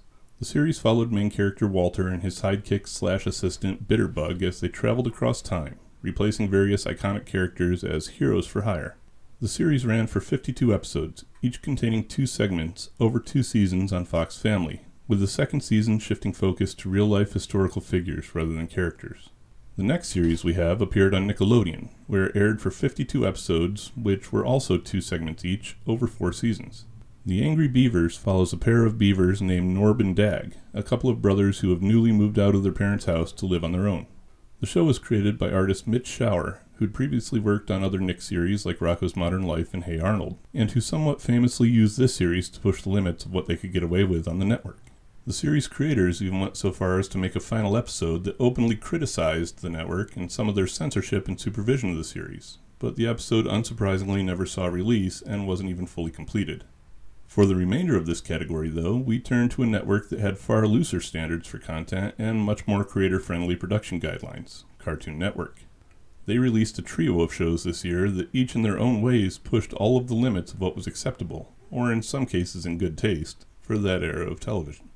The first of these was a new cartoon from creator David Feiss called Cow and Chicken, which followed the antics of the anthropomorphic cow and chicken offspring of a pair of human parents and heavily employs gross-out humor in its stories. Almost every episode contains something disgusting or violently disgusting. Not only that, but the show also included a naked, obvious analog of the devil called the Red Guy, who would often barter with the kids or manipulate their situation in some way. And all 3 of these main characters were voiced by a single actor, Charlie Adler. I was never much of a fan, but apparently there were plenty of other people who were, as it ran for 4 seasons and a total of 52 episodes. Each of these episodes was actually an hour long and contained 2 15-minute segments of Cow and Chicken, as well as 1 segment of the next show in this category, I Am Weasel. This series takes place in the same universe as Cow and Chicken, even featuring the Red Guy as a significant character. The series followed the brilliant, talented, and widely beloved hero I.M. Weasel, voiced by Commander Worf, across various adventures, and his jealous rival I.R. Baboon, who constantly tries and fails to prove his superiority. Oddly enough, the show actually had something significant to say about society, as over its run it quietly shifted more and more attention to Baboon as a nod to the dumbing down of the people in the show, eventually ending with his character as the main star, which I tend to believe was a subversive statement about the world in general. Oddly enough, we'll talk a little more about that later. Lastly in this category, though, is this year's final new cartoon, Johnny Bravo, created by Van Partible. The show followed the Elvis Presley, James Dean wannabe man-child as he tries to pick up women. The main character is a completely self-absorbed idiot with pretty much no moral compass, who is easily controlled by his mother, easily manipulated by his preteen neighbor, and constantly and violently rejected by the women he harasses. If the show were set in modern times, it would have had a very short run, as Johnny probably would have ended up in jail in the first episode. He's also quite often joined by some celebrity or another in his pop culture-filled adventures, and even has several guest appearances from classic Hanna-Barbera characters throughout. The show lasted for 65 episodes over 4 seasons. As a new category, at least for the US series, as I've had it in the Japan series since the beginning, I've decided to add Slice of Life. Sure, several of the shows I've already covered in this video and others could fit here, but we're starting to see more and more that combine comedy and social commentary in contemporary real-world settings, so I figured it was time to differentiate. The first series I'm putting here is from Disney and ran as part of the One Saturday Morning block on ABC for 5 seasons and 65 episodes.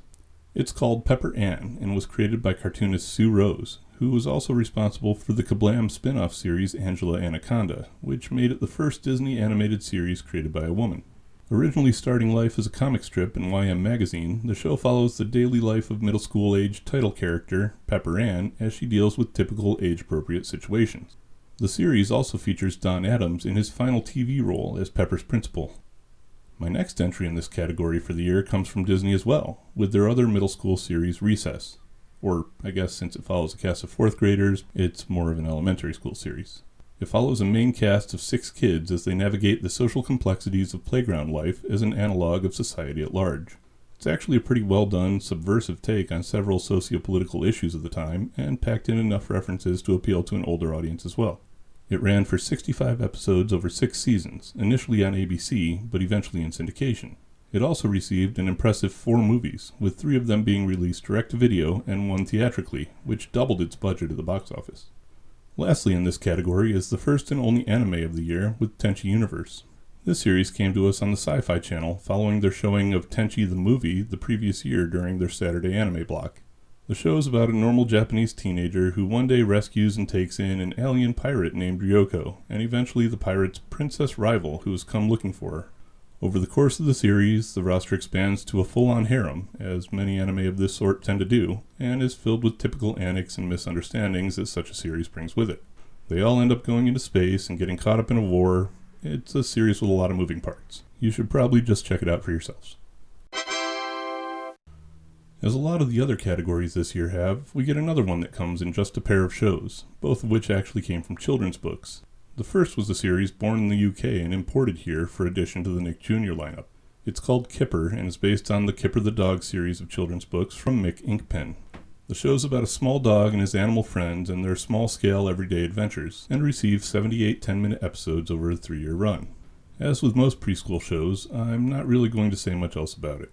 The other one in this category, though, actually appeals to an older audience as well, with it even being one of my favorite shows that my own kids watched. The Mr. Men Show is an American remake of the 1995 British series Mr. Men and Little Miss, based on the 70s book series by Roger Hargreaves. This was a 39-episode syndicated show that was comprised of small lesson-teaching segments featuring characters from the very large cast of the Mr. Men's and Little Misses'. It was quite often really funny, and the portrayals of the various characters were generally great. So this is one I can recommend for pretty much any age. Well, I'd had every intention of fitting this entire year into a single video, but by the time I was done recording just the raw audio, I was well over 50 minutes already. That being the case, I decided to go ahead and split it up into 2 parts. So we'll end this one here for now, and I'll have the other one done this weekend. Also, one thing I just wanted to mention is I put a link to my personal website for my writing on the channel's homepage, and I'll add one in the video description as well. If you're at all interested, you can go over there and check out some writing samples of different projects I've been working on. By the time you're watching this video, though, I'll already be working on the deep dive and should probably, hopefully, maybe, have it out tomorrow. So thanks for watching. Stay tuned and stay tuned, as in cartoons. Later. Hi everyone, I'm Dr.Animaction. Welcome to the second part of the 1997 entry in my animated 90s series. There's some real awesomeness to get to in this video, so I won't delay long. I'll just throw out a quick reminder to come check out the Discord server and become part of a really excellent community over there, and spare you from any of my other logistics in this episode. Without further ado, let's pick up where we left off, now that we finished the kid stuff. The year didn't just bring shows for the little kiddies, though, as we got a very healthy dose of adult-targeted animation as well from a variety of different networks. Kicking things off here, we'll take a look at Fox, which gave us one of the biggest hits of the year and longest-lasting animated series of all time with King of the Hill. I know I usually save the best in each category for last, but this category for this particular year is way too stacked to do that with. Anyway, King of the Hill came from creator Mike Judge, who we spoke about a few years ago with his first massive hit, Beavis and Butthead. Unlike that show, this one was based much more firmly around mostly normal people in the mostly real world, following the daily life of Hank Hill, purveyor of propane and propane accessories, his family, and his group of drinking buddies. Seeing as the show has a current record of 259 episodes over 13 seasons, with a revival on the way to Hulu sometime in the near future, I don't imagine there's much more I need to say about this one. One piece of trivia that I found interesting is that one of the composers for the series' music, Greg Edmondson, was the man responsible for the soundtrack to Firefly, which is actually one of my favorite TV soundtracks.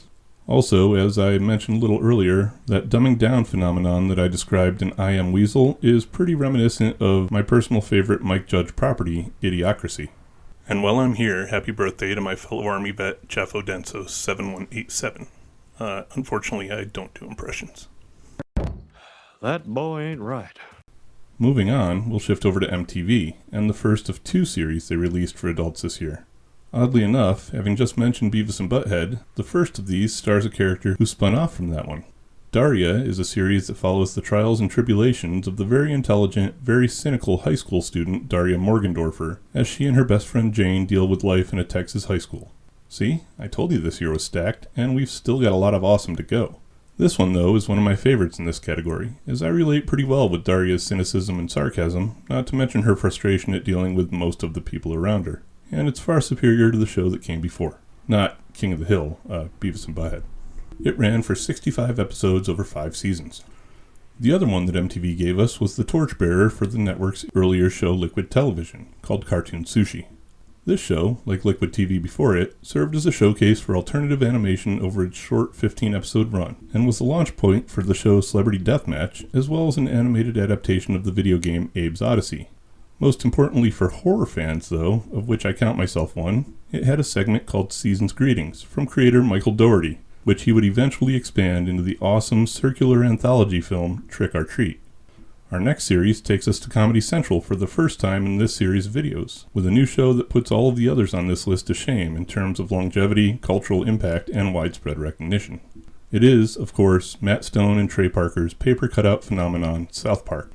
You know how I mentioned King of the Hill was a long-running show just a minute ago? Well, South Park puts that to shame, with 325 episodes over 26 seasons. Currently, that is, as the series is still airing new weekly episodes to this day. Really, though, there's not much to say in this short format, as a huge chunk of the world's population has likely at least heard of this show. It's a true pop culture pillar at this point that can rival any other property out there. There's so many awesome things about the series that I'll just mention a couple of them, like it having the fastest turnaround time for any animated series in history, with the ability to fit world events into an episode the same week they occur, or having a theme song by the always amazing band Primus. Oh, and it also had 2 of the best licensed video games ever released, with the RPGs The Stick of Truth and The Fractured But Whole. I'm not going to say it the way they want me to, sorry. We'll end this category with a look at HBO, which aired a series from animation renegade Ralph Bakshi this year called Spicy City.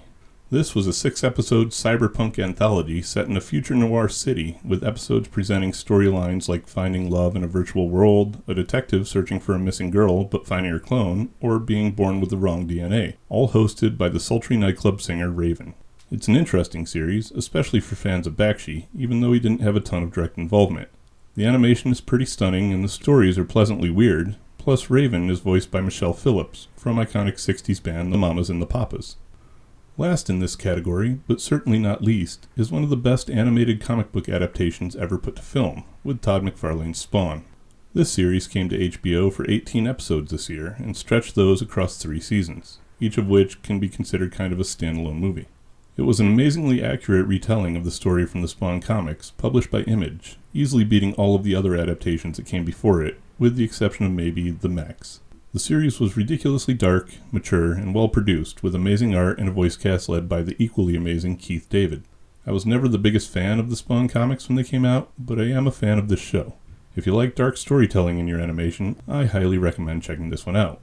And that's what I meant about a stacked category, with 2/3 of the series in it probably deserving entire episodes of their own. So this is a category that I'm just going to include in every year going forward, as there will be more and more series that I think aired in the US or incorporate some weird method of blending animation with other formats or some other excuse that I can make that precludes them from any other category on the list. Let's begin with a couple of shows that I'm fairly confident aired here but originated somewhere else, and I'm not able to find solid records for. The first of these is a series of shorts from the UK called Microscopic Milton, which I think made it to the Disney Channel this year. It's a collection of 26 5-minute episodes about a tiny humanoid that lives in a clock in a lady's house and his adventures after making friends with her dog. The other one I'm not completely sure about is called Princess Sissy and comes from the Paris branch of Saban International. As best my research can tell, I think this one may have gotten some airtime on Fox Kids or in its Jetix programming block sometime this year. It's a fictionalized story about the real-life Empress of Austria and Queen of Hungary, Elizabeth Amalie Eugenie, and follows a young version of the monarch as she falls in love and tries to arrange a marriage in the face of court intrigue and deception. And finally here we have a live-action series out of Canada that I'm almost positive did air here in the US on various Fox affiliates called Student Bodies. No, not that one. This one was more in the vein of Saved by the Bell, mostly following a group of normal high schoolers, but occasionally going into the imagined animated world of teenage cartoonist Cody. These parts of the show are why I'm including it here at all, as they were a significant aspect of the series and deserving of a mention. It ran for 65 episodes across 3 seasons in syndication. And finally we reach my favorite category, where I get a chance to talk about all of the action series that this year brought. Or the rest of them, I guess, as we've covered a few that could really fit here pretty nicely. Let's begin with the return of a badly missed series from last year with the new Batman adventures. This one picked up the reins of Batman the Animated Series and served as an official 3rd season of that show, but revamped it with some of the newer animation styles being used in Superman the Animated Series to create more continuity across the universe. Running for 24 episodes as part of Kids WB, the show is set in what would appear to be a timeline taking place several years after the original animated series, with an expanded roster of Bat Family characters like the Tim Drake Robin, who they actually presented as kind of an amalgamation of both Tim Drake and Jason Todd, Nightwing, and Batgirl, and focus more on the other inhabitants of Gotham than the Dark Knight himself. There were also some modifications, like changes to Batman's equipment and the use of Batgirl as a partner character more often than Robin. I love big rosters in superhero shows though, so this new approach to the series worked just fine for me. Next up is the latest entry in the Anthropomorphic Hero Team and the second Extreme series to come out this year, with Extreme Dinosaurs. This one has an intergalactic criminal appearing on Earth 65 million years ago and turning 4 normal dinosaurs and several velociraptors into superpowered soldiers. Unfortunately, the leader of the Raptors, called Bad Rap, accidentally uses one of the aliens' weapons to cause the extinction of all of the other dinos and forces them to flee to modern day, where our heroes rebel and stand against the criminal and the Raptors as they try to terraform the Earth by speeding up global warming. It ran for a single 52-episode season syndicated as part of the Bobot Kids Network. Moving on, we have the show Vampires, which I'd never heard of before researching this series, but which I'm told is somewhat controversial. Not because of the series itself, which was like the Hammer Films version of Turbo Teen, and focused on 4 kids who were turned into non-transformers by a meteor to protect Earth from the evil anthropomorphic vampires, and their leader Dracula, as the horrendously named Motorvaders. With a premise like that, I can't imagine why it only got 13 syndicated episodes. But back to the controversy, that's apparently about a debate whether or not the series featured actor Gary Oldman in the role of hippie mentor Van Helsing. The character only appears in the credits as being played by himself, and there's a persistent rumor that it really is the prolific actor. I did as much research as I could on the debate though, and I don't really buy it. Primarily I don't because in 1998, Oldman was already a well-established actor who was paid $5 million for his role in Lost in Space. I'm going to go out on a limb and say that that was more than the entire budget for the whole Vampire series. There's no way they could have afforded him. I did see, however, an interesting suggestion that the character was played by The Who's John Entwistle, who is credited by name for work he did on the series soundtrack, and was actually proud enough of that work for him and his band to release an album of the music from it. I personally find that to be far more likely, but I don't have any more evidence than anyone else out there, so believe what you will. Next up here in action is one of my personal favorites of the year, and it's another team of transforming characters with superpowers, this time using a group of ancient Egyptians in the form of mummies alive. The series tells the story of a 12-year-old boy who possesses the soul of a fictionalized King Ramses named Rapses XII. The mummies of the show's title are a quartet of the prince's former bodyguards, brought back to life by the reappearance of his spirit and that of the evil sorcerer who killed him. The mummies use the mystic power of Ra to become armor-clad representations of various important animals in Egyptian mythology, with a variety of powers and gear which they use to protect the young Presley from the wicked scarab. It was a really cool show, and I thought it had some great animation, but it only lasted a single 42-episode season in syndication. And finally, we'll close out both this category and the year overall with the closest thing the year gave us to a tokusatsu: Teenage Mutant Ninja Turtles: The Next Mutation. As the term tokusatsu would lead you to believe, this was a super suitimation series starring our 4 favorite turtles with appearances similar to those they had in the first 3 movies, and with the addition of a new partner in the form of a previously unknown 5th turtle who had been in the same bowl and exposed to the same mutagen but had been swept off and lost to Chinatown. If this were in canon, then not going to look for a missing child would knock Splinter down a bit on my list of best dads. Anyway, this fifth turtle is the female Venus de Milo, who rejoins the main four in their battles against first Shredder and the Foot Clan, and later Dragon Lord and his evil minions called the Rank. They even crossed over with another popular tokusatsu series of the time by appearing in Power Rangers Space. Unfortunately, the show wasn't very well received, especially by the standards set by the original animated series, and it only got a single 26-episode season on Fox Kids. Worse yet, Venus de Milo, who was actually really interesting and added a new dynamic to the core four, is a creation that original Turtles co-creator Peter Laird hates with a passion and is banned from all of the main canon, so we'll never see her in another official Turtle series he's involved with. Oh, one other item of note for the series is that Michelangelo doesn't have his normal nunchucks either, but instead sports a pair of nightstick-like tonfa, probably because nunchucks are not only actually really dangerous, but also illegal in most states. Now it's time for that part of the video where I tell you all where and how to watch these series as of September 2023. There's a few that you can't, but it's a fairly light list.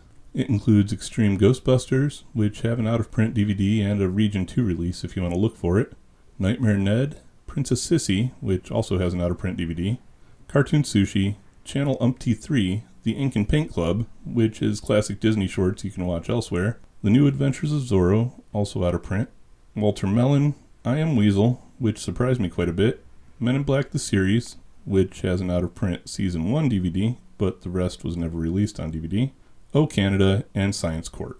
There are a decent number of these that you can find on YouTube though, so take a look there. A couple of series can be found on various free streaming services though, like The Adventures of Sam and Max, Freelance Police, The Legend of Calamity Jane, and Extreme Dinosaurs on Tubi, with Extreme Dinosaurs multiple other places as well, like Peacock, Prime, and Pluto. You can also find Power Rangers Turbo and Daria both on Pluto as well. We have our first Sling TV appearance of the series with Kipper, and King of the Hill is on Hulu. Disney Plus and HBO Max come in strongest this year though, with 101 Dalmatians the series, Pepper Ann, and Recess all on Disney Plus, and Todd McFarlane's Spawn, South Park, The New Batman Adventures, and Spicy City on HBO Max. Several series this year can be watched on other various subscriptions or digitally purchased from a few places as well, like Mummies Alive, Tenchi Universe, The Wacky World of Tex Avery, Microscopic Milton, Gadget Boys Adventures in History, The Angry Beavers, Cow and Chicken, Johnny Bravo, and TMNT The Next Mutation. And finally, of course, there are several that can be at least partially purchased on DVD, including Vampires, Power Rangers Turbo, Tenchi Universe, The Wacky World of Tex Avery, though that one costs an arm and or leg, Microscopic Milton, Kipper, Gadget Boys Adventures in History, TMNT The Next Mutation, The Legend of Calamity Jane, The Angry Beavers, Daria, King of the Hill, The Mr. Men Show, The New Batman Adventures, Recess, well, at least the movie, South Park, and Todd McFarlane's Spawn. As is the norm, you'll find links to all of those in the description. And that's all I've got for 1997. It was a pretty full year, and easily the best in the decade so far in the area of adult animation. There are plenty of other series from the year that I'll happily watch, but with South Park and King of the Hill on the list, it's hard for anything else to compare.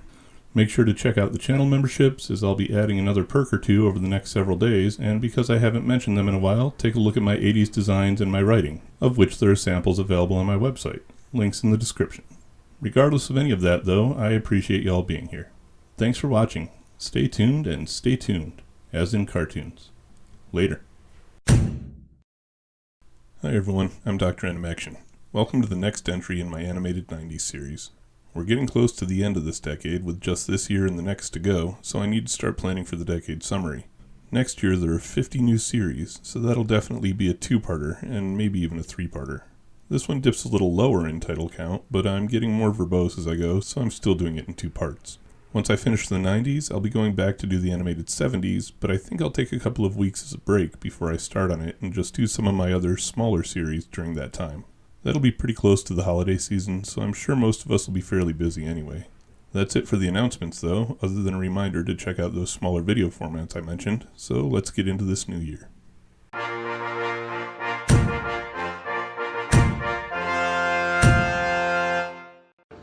Yeah, it's a bit much. The absolute most significant takeaway from last year is that we had reached what may very well be the pinnacle of adult animation with the sheer volume and quality of the shows we got in that category. We also saw a couple of other categories continue to grow, specifically comedy and action, with action beginning to feel a little like it did in the 80s again, and the addition of the slice of life category to contain the growing number of series that focused on real-world scenarios and settings. Lastly, I added a permanent category for random, as so many different series from so many different origins were beginning to find their way to American TVs on so many different channels, that sometimes it's getting hard for me to say empirically whether they play it or not, but for the sake of not missing any, they'll be going in there. So that's how things are looking as we approach the end of the decade, but let's see if any of those observations become trends. First though, as we always do, let's take a look at what was still in the air from previous years. I've been remiss in this one for almost a full decade now, so I'll go ahead and mention that The Simpsons was and still is on the air from its 1989 premiere, so consider that and South Park both probably permanent entries here. We had one surprising survivor from 1990 with Bobby's World, Rugrats was still here from 91, and Cartoon Network was still showing episodes of Toonheads from 1992. 93 had a pretty decent presence still with Animaniacs, Madeline, Tales from the Crypt Keeper, VeggieTales, The New Adventures of Gigantor, and the latest incarnation of the Power Rangers, which this year was represented by Power Rangers in Space. From 1994, we had a quintet of shows sticking around, including another surprise in the form of Life with Louie, Spider-Man, Where on Earth is Carmen Sandiego, Reboot, and Space Ghost Coast to Coast. A 9-pack of series were hanging on from 1995, consisting of Pinky and the Brain, Dr. Katz Professional Therapist, Happily Ever After Fairy Tales for Every Child, Little Bear, The Little Lulu Show, The Sylvester and Tweety Mysteries, Timon and Pumbaa, Sailor Moon, and Rupert. An impressive 17 series remained from 1996, which are pictured here. I'm not going to read them. And finally, nearly 30 of our 1997 shows made it into the new year as well, giving us a truly impressive 76% survival rate. The 29 series comprising that lineup are these, and I'm also not going to read them.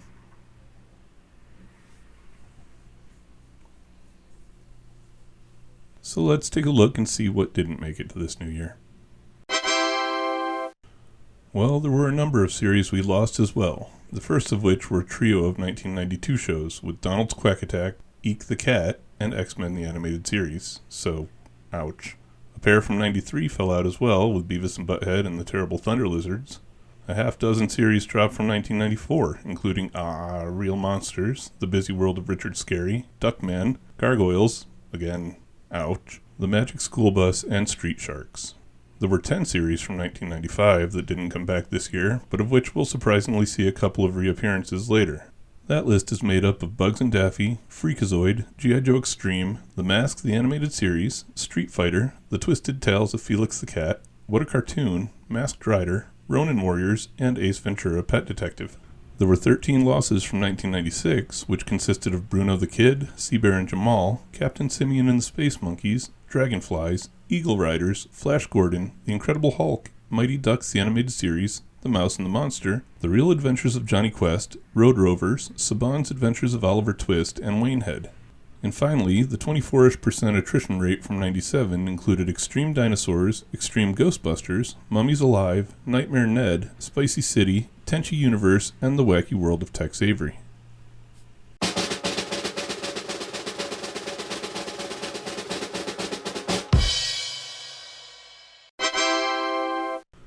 There were some especially painful losses in there with Gargoyles and X-Men, even though both experienced their worst seasons at the end. But ideally we'll get some good replacement options this year.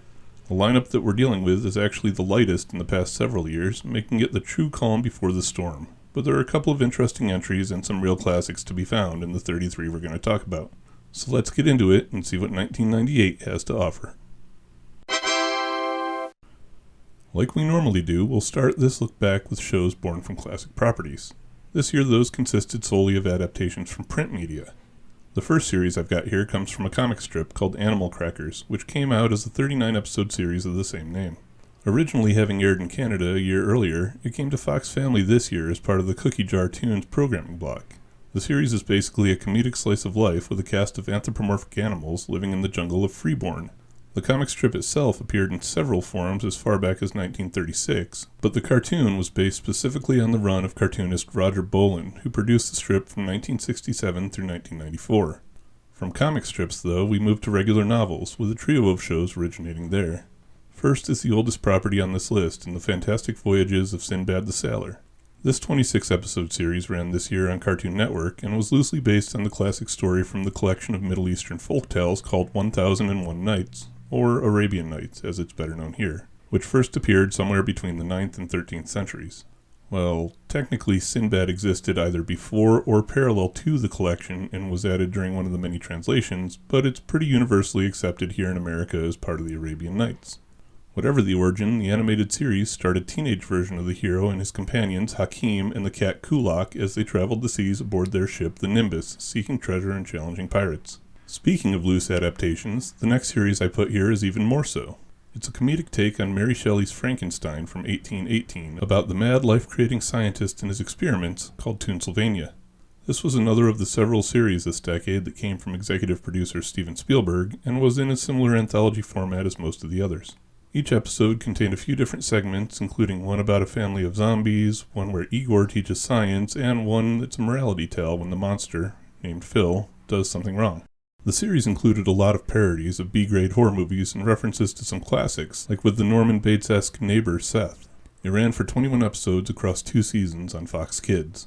Lastly in this category is a series technically based on an animated film from earlier in the year that was based on a 1945 book series by Astrid Lindgren called Pippi Longstocking.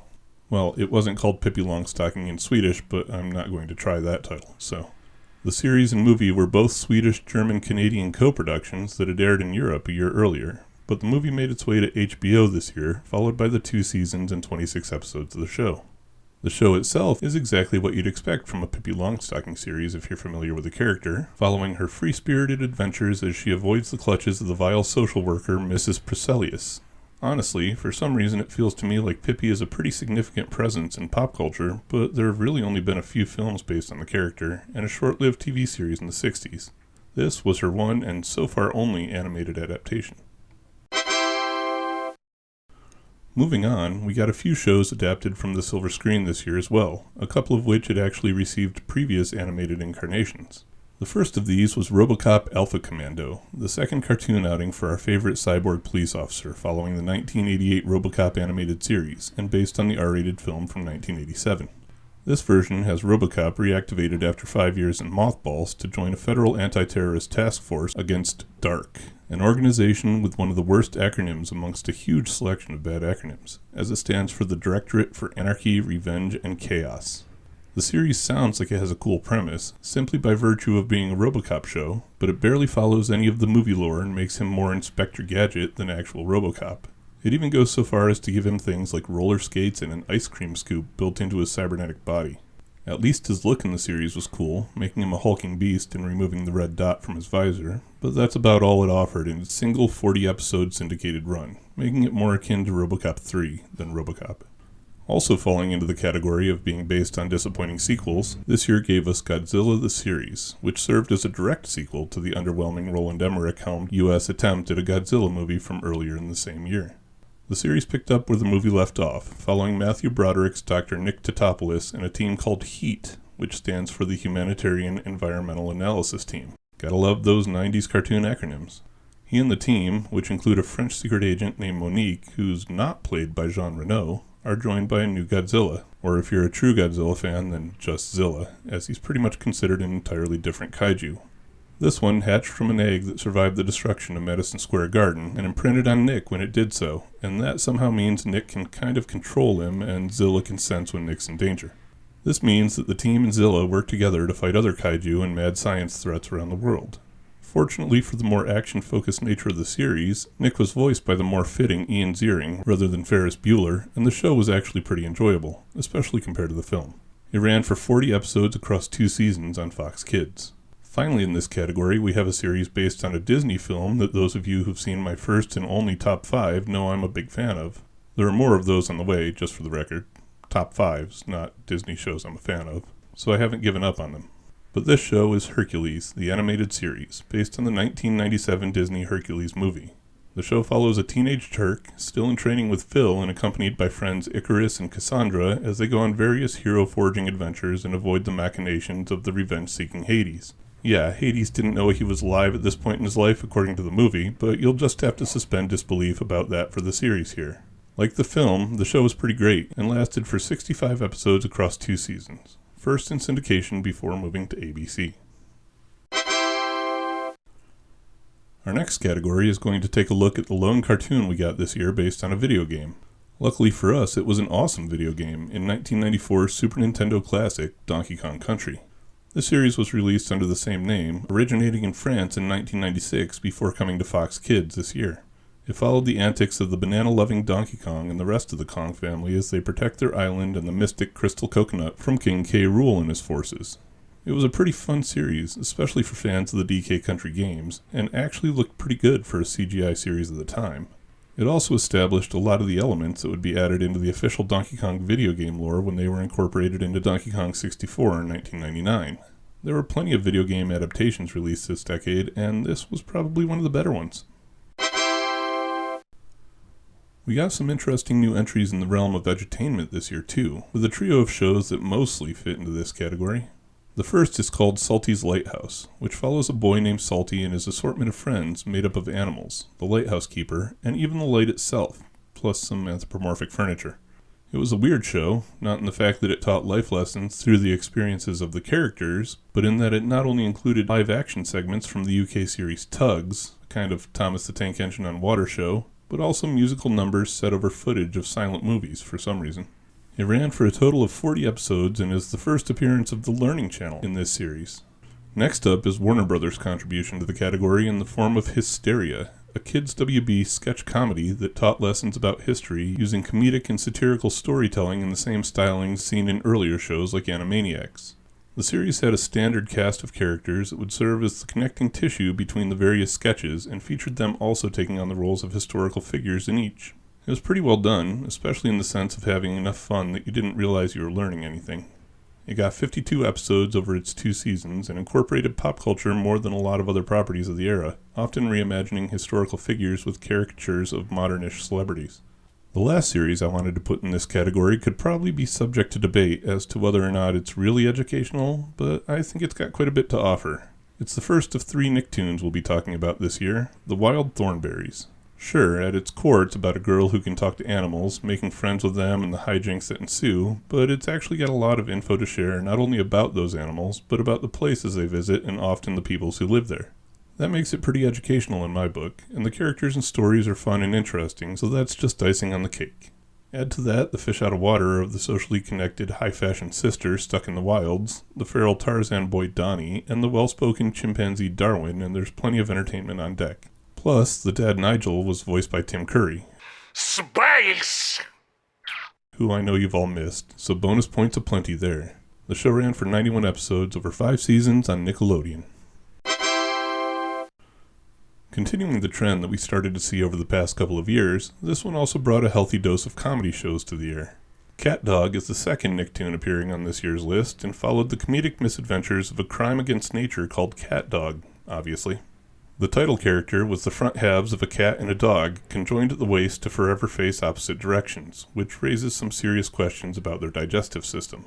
The writers of the show took the classic comedy conceit of polar opposite characters in an unlikely partnership to the extreme, making cat fastidious and cultured and dog fun-loving and slovenly.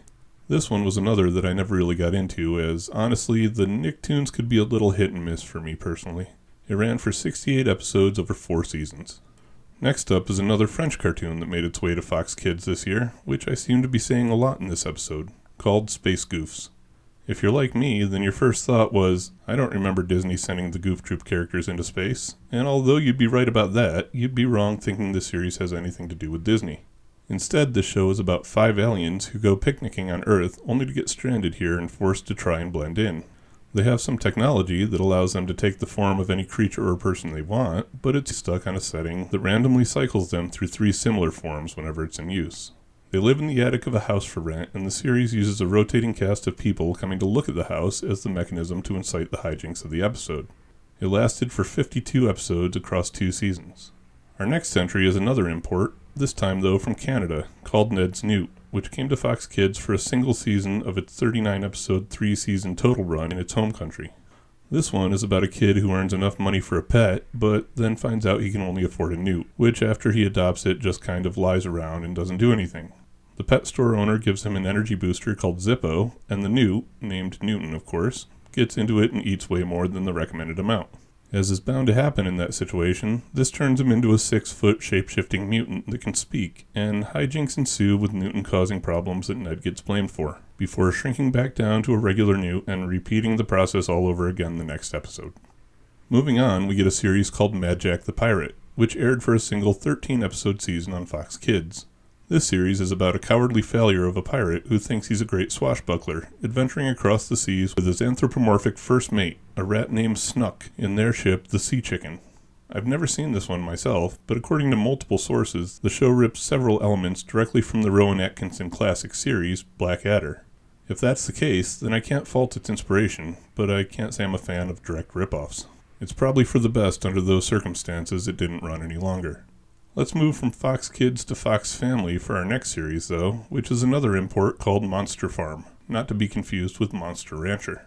This show came from Germany and told the story of a young man who inherits a farm from his great-uncle only to find that said farm is inhabited by anthropomorphic, monstrified versions of traditional farm animals.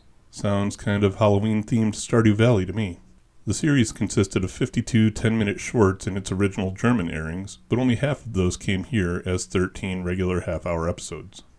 Lastly in this category, we have an evolution of an existing series, as this year Pinky and the Brain became Pinky, Elmira and the Brain. This one took the basic premise of Pinky and the Brain, but moved them out of the lab and into the smothering embrace of Elmira. Brain still spends his time trying to take over the world, but Elmira serves as a constant disruptive presence. It's honestly pretty inferior to the original, and I can't say I love the character of Elmira at the best of times. Seems like I'm not the only one though, as it only lasted for one 13-episode season on Kids WB. But I think that'll do it for the first half of this year. We're not off to a bad start, so we'll take a look next week to see if we build on that or fizzle out. Like and subscribe if you haven't already so you don't miss those or the rest of this year. Thanks for watching, everyone. Stay tuned and stay tuned, as in cartoons. Later. Hi everyone, I'm Dr.Animaction. Welcome to the second part of the 1998 entry in my animated 90s series. We've almost made it through a whole new decade, so in a few weeks I'll be doing a 90s summary similar to what I did for the 80s series, and then next year we'll be moving on to something new. I hope you've all been enjoying some of the new series that I've launched here recently, like the Personnel Office, and I have a couple more in the pipeline as well. I've also got some plans for covering some other topics through a couple of live streams during the week, specifically games of both the tabletop and video variety, but I'll make a community post about those when I'm ready to roll them out. Keep an eye out if either of those topics interest you. Now though, let's pick up where we left off and see if we can close the book on 1998. We had a couple of series this year that felt to me like they'd fit here in the slice of life category, but I've never actually seen either of them except for what I watched while researching this video, so that's just my best guess. The first of these is called The Lionhearts, a sitcom about a family of lions who are, oddly enough, based on the MGM Studios mascot. You know, this one. This was about, well, it was The Simpsons with lions. Parents, son, 2 daughters, plus an occasional grandpa with a little softer edge. It also had a supporting cast of humans who worked at the studio, voiced by the likes of Joe Pantoliano, Betty White, and Wallace Shawn, while the main cast included Disney Channel staple Ashley Tisdale and Oscar nominee William H. Macy. The series ran weekend mornings for a single 13-episode season in syndication. The other one I'm putting in this category for the year is called The New Chucklewood Critters, and was actually born from a series of holiday specials created by former Hanna-Barbera animators Bill Hutton and Tony Love that first aired in 1983. It follows the daily adventures of a pair of young anthropomorphic woodland creatures, a bear cub named Buttons and a young fox named Rusty, through Chucklewood Park. They go to an animal school with an owl teacher and have a bunch of animal friends. I don't really know what else to say about it, as it seems pretty animals learning lessons in a forest typical, and I haven't really seen enough of it to say otherwise. I'm not even really sure what age group it was aiming for. It started as a collection of 9 specials between 1983 and 1994 before becoming this series, which ran for 26 episodes across 2 seasons, but I have no idea where. The preschool crowd got a pair of new shows this year we'll touch on briefly as well. The Family Channel got one in the form of Franklin, about a young anthropomorphic turtle named, Franklin, obviously, and you know what? Just take what I said about Chucklewood Critters and apply it here. Pretty much the same idea. This one ran for 78 episodes across 6 seasons, with some heavy focus on sports and games. The other series from the year for the very young crowd came to the Disney Channel as part of its Playhouse Disney block with PB&J Otter. Again, we had some young anthropomorphs, this time in the form of a family of otters, living in the countryside town of Lake Hoo-Ha. I may be wrong here, but I kind of thought hoo-ha was slang for, something else. My hoo-ha is full of joy. Anyway, the show was about 3 kids named Peanut, Butter, and Jelly, the titular PB&J of the title, going about their lives and learning things, just like every other preschool show ever made. Side note, their parents must have been really committed to the gag and in it for the long haul, since the older siblings are named Peanut and Jelly, with Butter being a significantly later addition. Gotta admire that kind of dedication. The series lasted for 65 episodes over 3 seasons. This next category is going to be a fairly quick one, and a little bit of a cheat considering the only show in it is done in claymation. I did mention it in a previous episode in this video series though, as it was born out of MTV's cartoon Sushi, which was in the 1997 lineup. It's called Celebrity Deathmatch, and was a spoof series about clay models of popular celebrities from the era brutalizing each other in no-holds-barred wrestling matches. It was probably one of the most late 90s shows ever made, considering the celebrities that, quote, appeared, unquote, on the show and a theme song by shock rock legends Marilyn Manson. It was pretty lowbrow and super violent, but I'll admit that my army buddies and I watched it all the time. There was just something appealing about matchups like Jim Carrey versus Mariah Carey or Bill Gates versus Michael Flatley that kept us coming back. This one got a massive 93 episodes over 6 seasons. That brings us to my catch-all category, which I shoved a trio of shows into this year. We'll start off with a new entry for the syndicated Bobot Kids Network programming block called Pocket Dragon Adventures.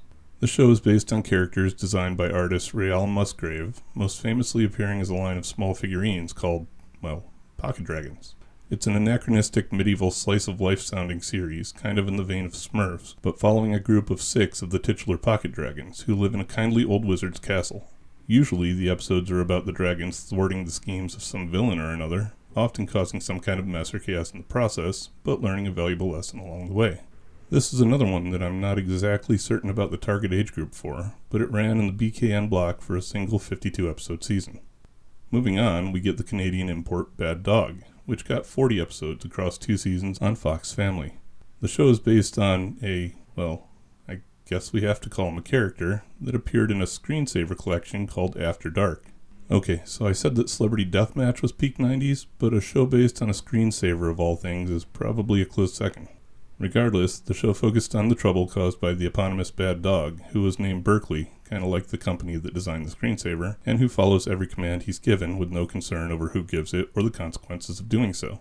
Also of note was that the father in the show was a bumbling inventor, which was a really odd kind of trend that happened with a lot of series throughout the 80s and 90s. And I say odd because I don't think I've ever met a professional wacky inventor in real life. The last series I want to put in this category was this year's entry into what seems to have become the recurring occurrences of showcase shows this decade. I just realized that that was 2 pairs of words that are either related to or based on the root forms of the same words, and I honestly didn't intend to do that. Anyway, it was this year's entry into those kinds of shows that have been popping up all over the decade with Nickelodeon's Oh Yeah cartoon. Seriously, we've pretty much gotten at least one of these a year since Liquid Television in 1991. This one, though, according to Wikipedia at least, was the largest of all of them, featuring 101 animated shorts from several dozen creators over its 24-episode 3-season run. It also gave birth to the ongoing Nickelodeon cartoons The Fairly Odd Parents, My Life as a Teenage Robot, and Chalk Zone. Other than that, though, there's not really much else to say about this one either, so I'll go ahead and move along. Starting off this category, we have an animated primetime series from Steven Spielberg and Harvey Bennett called Invasion America. The show was produced by DreamWorks and ran on the WB for a single 13-episode season, which amounted to an entire self-contained story. The show followed an outcast teenager who didn't know he was a half-human, half-alien prince from a planet that was preparing to invade the Earth. The main character, David's father, was opposed to the invasion and deposed and eventually killed by the dissenters who disagreed with that stance, though not before fathering a child with a human woman. The local sheriff is a loyal retainer of David's father, who's been watching over the teen since birth and saves him when the dissenters finally track him down. What follows is a high-concept sci-fi story of opposing the invaders, navigating interactions with humans, and dealing with the military. Though it could be kind of slow at times, it was still an entertaining watch, and boasted some real sci-fi credibility from not only Spielberg, but the presence of Leonard Nimoy as one of the voice actors. Speaking of hidden wars and conspiracies, the next show I've got to talk about here is called The Secret Files of Spy Dogs, and ran for 22 episodes on Fox Kids over 2 seasons. The series was built around the concept that dogs were members of a secret agency called the Spy Dogs that defended the world and their owners without humans ever knowing what was happening. I feel like that's treading fairly close to the same ground that Road Rovers covered earlier in the decade, but without the supersuits. The Spy Dogs are led by the enigmatic Dog Zero, voiced by Batman great Adam West, and dispatched to fight the plots of a wide range of colorful villains like Mistress Pavlov and Porkzilla. Funnily enough, West also voices a human character in the show named Gordon. I just found it amusing that Batman voices Gordon. Anyway, I know I compared it to Road Rovers, but it was actually pretty clever and able to stand on its own. Plus, one of those villains was a parody of James Bond's staple Blofeld, named Ernst Stavro Blowfish, and voiced by Ben Stein, which on its own probably makes it worth watching. But let's leave our planet behind for a while and take a look at a handful of shows taking place in the depths of space instead. The first series we run into out in the inky void of the galaxy is a new property out of Canada, as so many have been so far in this half of the decade. This one is called Shadow Raiders, and is somewhat based on a toy line called War Planets, which were little playsets kind of like Mighty Max or some of the older Micro Machines. The show was developed by the creative team behind Reboot, and done in the same CGI art style as that one had been. The series is about a quartet of planets engaged in an ongoing 4-way war over specific resources that are unique to each. There's an uninhabited planet in the same star cluster, though, which one day shows signs of life and begins attacking and destroying other planets. Now the warring factions of rock, fire, ice, and bone need to form an alliance to stand against the aggressive forces of the Beast Planet. The series lasted for 2 seasons and a total of 26 episodes through syndication here in the US, but in one of the most egregious examples of the 30-minute toy commercial was cancelled before a planned season 3 because of poor toy sales, even though the show itself was generating decent ratings. As long as we're talking about CGI though, let's take a look at a new take on some 80s royalty with Voltron: The Third Dimension. This show was, well, it was Voltron. Do we really need to recap Voltron? Yeah, I didn't think so. The series was essentially a direct sequel to the beloved original, and starts with Prince Lotor, now voiced by Space! escaping from prison. This, in turn, leads to the reformation of the Voltron Force, 3/5 of which were still voiced by their original voice actors, with only Hunk and Pidge being replaced. It was actually a pretty decent series and successor for the Voltron story, but it got a lot of hate for the animation and designs of the characters and technology, even though Voltron itself stayed pretty true to the original. The show got 26 episodes over 2 syndicated seasons. Our last spacefaring adventure to chat about was another entry in the surge of Marvel comic shows that we received here in the mid-90s, with Silver Surfer, which ran for a single 13-episode season this year on Fox Kids. The show took inspiration, but deviated in some significant ways, from the comics, starting out with the Surfer's origin, but telling a version of it involving Thanos and Ego the Living Planet instead of the Fantastic Four. From there, it's a basic spacefaring adventure guest starring several other Marvel space characters as the Surfer searches for his faintly remembered home and lost love, Shallow Ball. It was okay, but the Surfer to me had always been one of those characters who's so powerful that it's hard to do interesting stories for him. The absolute best thing about the show wasn't the plots, though, but rather the animation, which combined hand-drawn art and computer effects to pretty faithfully reproduce the style of the amazing Jack Kirby. It was always pretty cool to see how well they were able to really bring those designs to life. Let's stick with superheroes, but bring things back down to Earth, to the embattled city of Townsville, in one of the absolute most classic series this year brought us, the Powerpuff Girls. This was such a great show, and a clever deconstruction of the superhero genre as a whole. Children with superpowers had been done before, but they'd never been preschoolers, and they'd never had all the responsibility of defending an entire city dropped on them. Fortunately for the girls, most of the villains they faced were usually somewhat incompetent or barely a threat, with some notable exceptions like him, and occasionally Mojo Jojo. The conflict with the villains were usually just there as more of a B-plot to the real message or story about family or responsibility or some other deeper concept anyway, though. Between the real-world problems wrapped in kaiju battles or superhero antics, the pop culture references, and the mostly hilarious character designs and representations throughout, it deserves to be recognized as a true classic of the era. It got 78 episodes across 6 seasons on Cartoon Network, plus a handful of specials, a movie, eventually an anime, several video games, and even a reboot back in 2016. Next up, I want to mention the one and only tokusatsu show we got this year, as it kind of closed out the era overall, and we really wouldn't be seeing them anymore the same way we did here in the 90s. Okay, so it's not tokusatsu the same way Power Rangers is, but more in that American implementation of tokusatsu concepts and design. It's called Mystic Knights of Tir na Nog, and changed things up by being a period piece set in medieval Ireland and based somewhat on actual Irish mythology. The series is about an evil queen who magically summons a string of monsters in an attempt to take over the kingdom of Kells.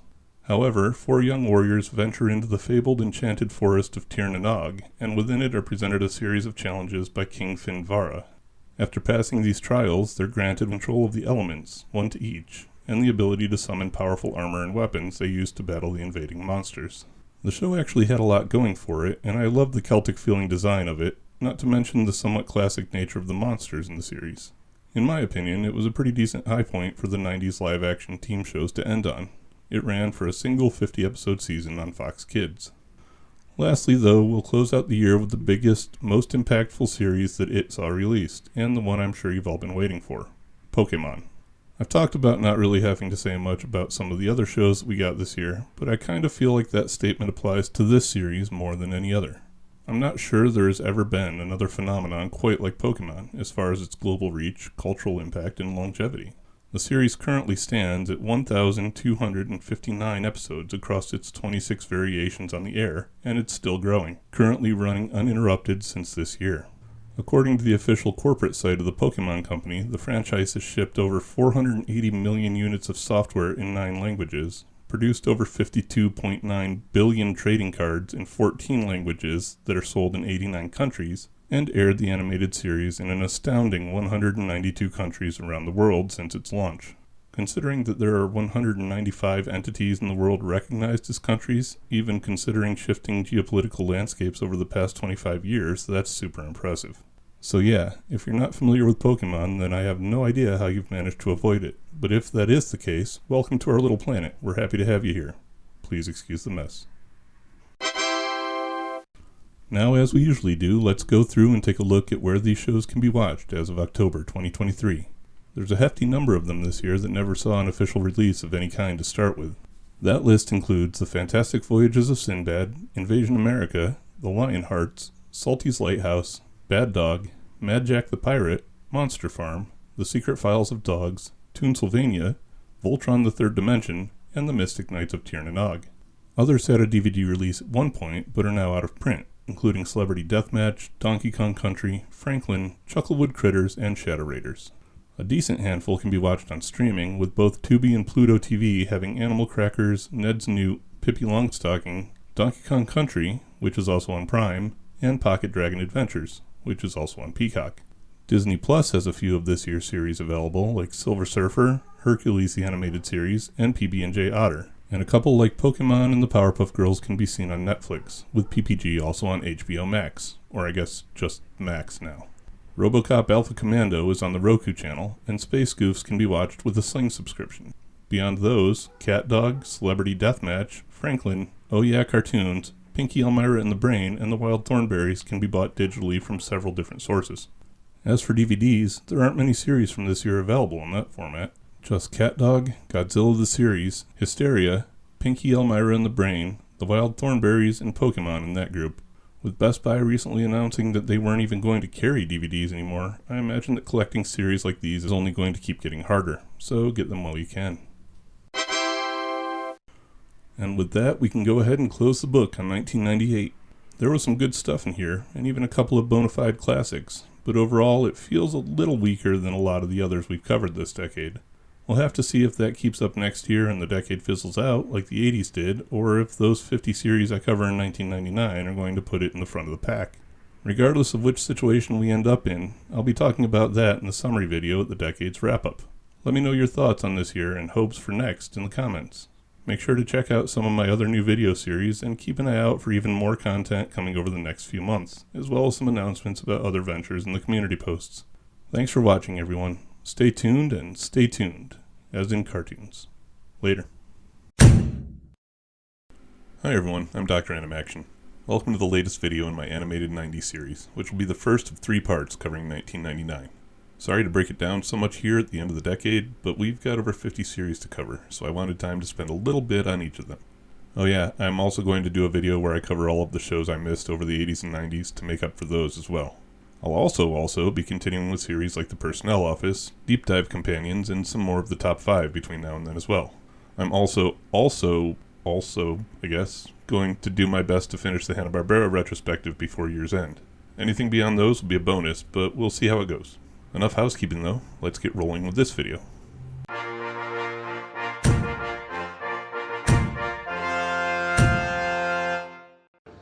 Yeah, it's a bit much. Well, it's been more than a couple of weeks since part 2 of 1998, so let's see if I can remember what happened that year. We had a decent number of things that we've come to expect, like new adaptations of classics, video game cartoons, and edutainment, but the big categories for the year were comedy and action. Those 2 categories alone accounted for more than a third of the 33 new series we got. Well, I say 33, but I actually missed quite a few that year, so look for them on that makeup video I talked about. Beyond that, adult animation continued its momentum with a few new releases, although, spoiler alert, it's got nothing on this year. And the last noteworthy thing of the year to put here is the continuing trend of releasing more basic slice-of-life type programming, as younger people around this time seem to be more eager to watch those slightly humorous series starring characters they could relate to in contemporary settings. Those have never really been any of my favorite types of cartoons, but I like to think that's because us 80s kids dreamed big and things started to come back down to earth around this point. But who knows? Let's see what stuck around here at the end of the decade. The oldest shows not called The Simpsons that were still on the air this year came from 1991. Kind of. The only one of these that had been on continuously since then was Rugrats, but Little Dracula made an unexpected comeback after 7 years off the air with a quartet of new episodes even. And Doug was also still on, even though that was the newer version on the Disney Channel. Toonheads was still doing its job of preserving animation history from 1992, and 93 was decently represented by Madeline, Tales from the Crypt Keeper, VeggieTales, The New Adventures of Gigantor, and the latest incarnation of the Power Rangers, with Power Rangers Lost Galaxy. Only Space Ghost Coast to Coast was still around from 94, but an 8-pack remained from 1995. These included Ace Ventura Pet Detective, Dr. Katz Professional Therapist, Happily Ever After Tales for Every Child, Little Bear, The Little Lulu Show, The Sylvester and Tweety Mysteries, Timon and Pumbaa, and Rupert. 10 series from 1996 were still holding out here, consisting of Adventures from the Book of Virtues, Amazing Animals, Arthur, Beast Wars Transformers, though that would be changing a bit this year, Hey Arnold, Jumanji, Kablam, Superman the Animated Series, The Tex Avery Show, and Big Bad Beetleborgs. The leftover 1997 lineup was comprised of The Angry Beavers, Cow and Chicken, Daria, I Am Weasel, Johnny Bravo, King of the Hill, Men in Black the Series, The Mr. Men Show, The New Adventures of Batman, O Canada, Pepper Ann, Recess, Science Court, South Park, and Todd McFarlane's Spawn. Finally, of the more than 33 series that we got in 1998, all but 6 of them were still on the air this year. That's a huge list that's not getting read, but you can look at it here. Well, unless you're listening to this as a podcast. Sorry. Moving along though, let's see what we lost before the turn of the millennium. 1990 lost its last hanger-on with Bobby's World finally dropping out this year. Nothing from 91 or 92 disappeared, but we had a painful one from 1993 with Animaniacs. 94 saw a quartet of losses consisting of Life with Louie, Spider-Man, Where on Earth is Carmen Sandiego, and Reboot, and 95 gave up Pinky and the Brain. As if devoured by a hungry shark, a quintet of shows, pause for laughter, disappeared from 1996, with All Dogs Go to Heaven the series, Dexter's Laboratory, Inspector Gadget's Field Trip, Jungle Cubs, and the spooktacular New Adventures of Casper falling away. The largest losses for this year came from 1997, though, with a lineup containing 101 Dalmatians the series, Kipper, The Adventures of Sam and Max Freelance Police, Gadget Boys Adventures in History, Cartoon Sushi, Channel T3, TMNT The Next Mutation, The Ink and Paint Club, The Legend of Calamity Jane, The New Adventures of Zorro, and Walter Mellon. Finally, we have a mere 6 series that vanished from 1998, including The Fantastic Voyages of Sinbad the Sailor, Invasion America, which was actually a miniseries that ran to completion, The Lionhearts, Pocket Dragon Adventures, Salty's Lighthouse, and Silver Surfer. All in all, it wasn't the worst year for losses, with the exception of a couple like Animaniacs and Spider-Man, and maybe a few others. But let's see about their replacements.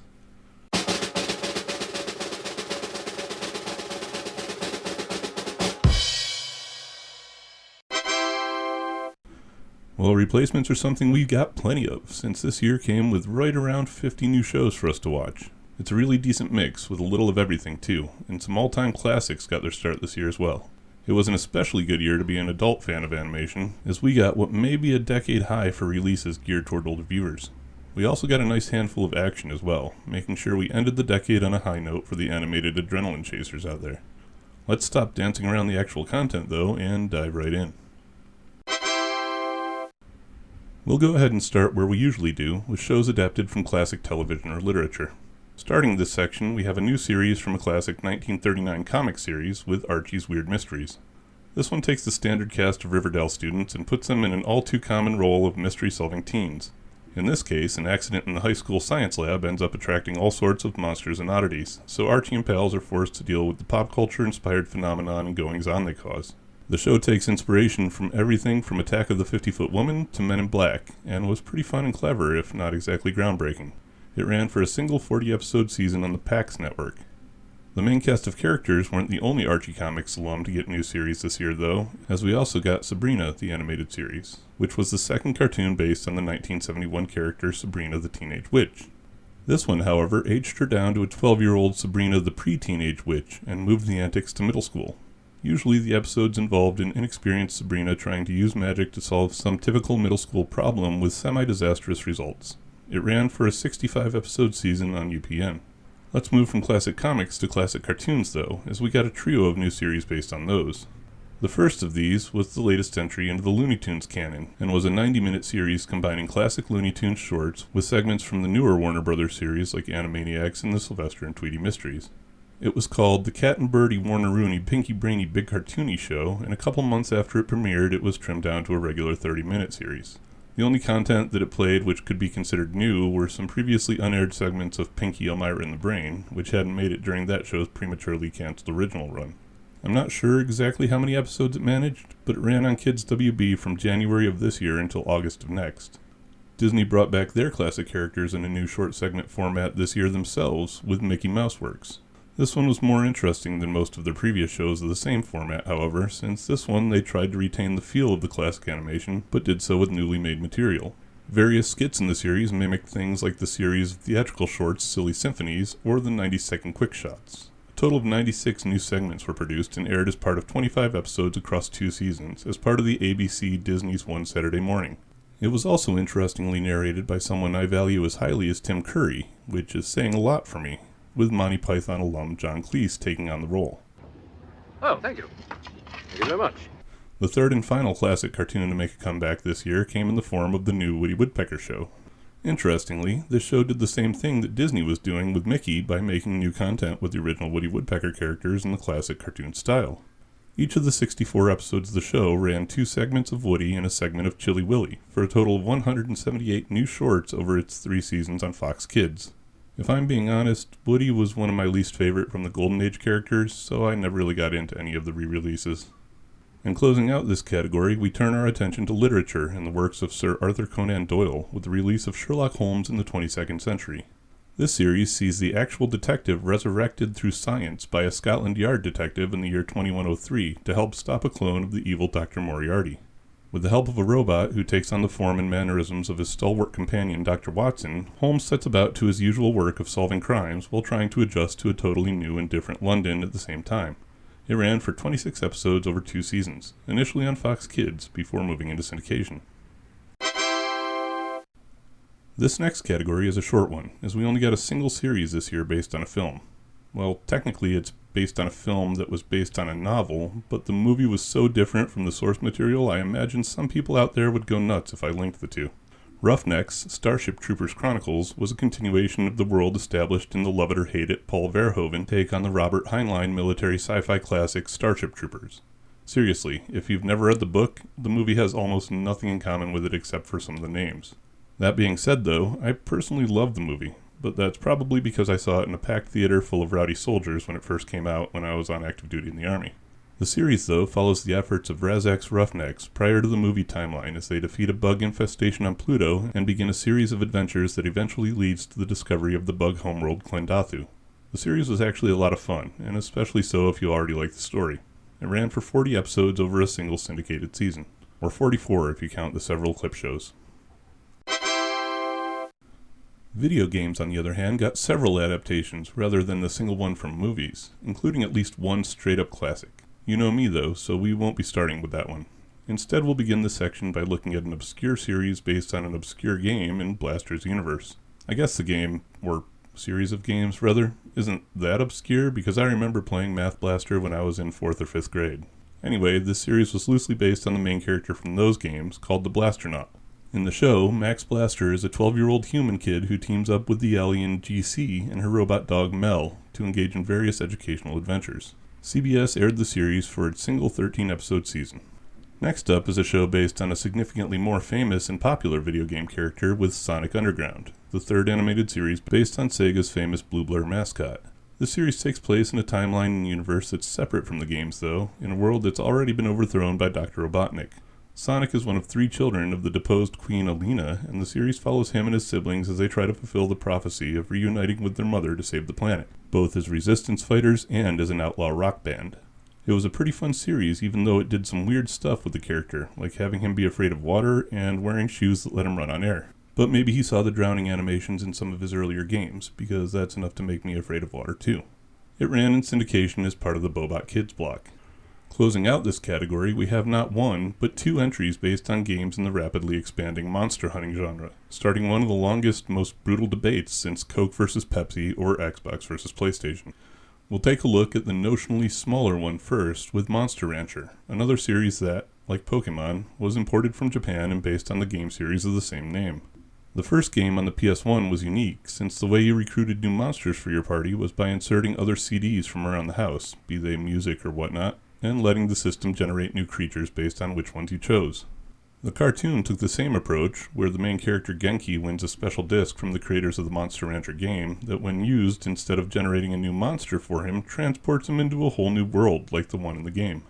There he meets a young girl named Holly and an assortment of monsters, and joins them on their journey to discover the legendary Phoenix and save their world. The show ran for a total of 73 episodes and appeared at various times as part of the Bobot Kids network, on Fox Kids, and on the Sci-Fi Channel.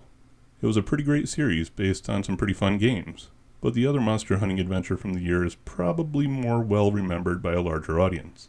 That's because this year brought us the first animated entry in the very long-running Digimon series, with the 54-episode Digimon Adventure.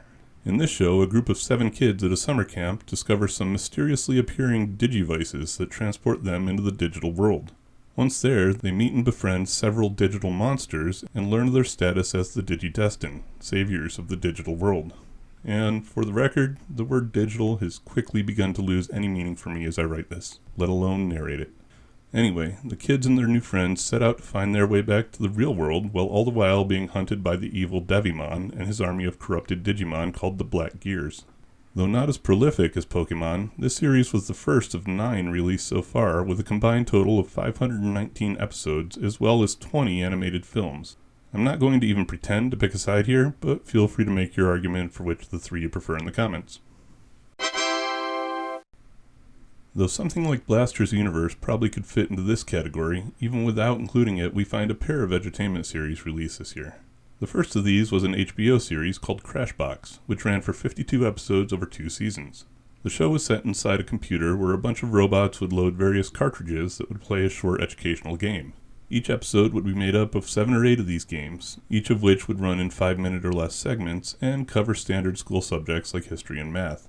Occasionally, the robots themselves would be part of an interstitial skit between the segments that was a standalone component, kind of like the Electric Company format from almost 3 decades earlier.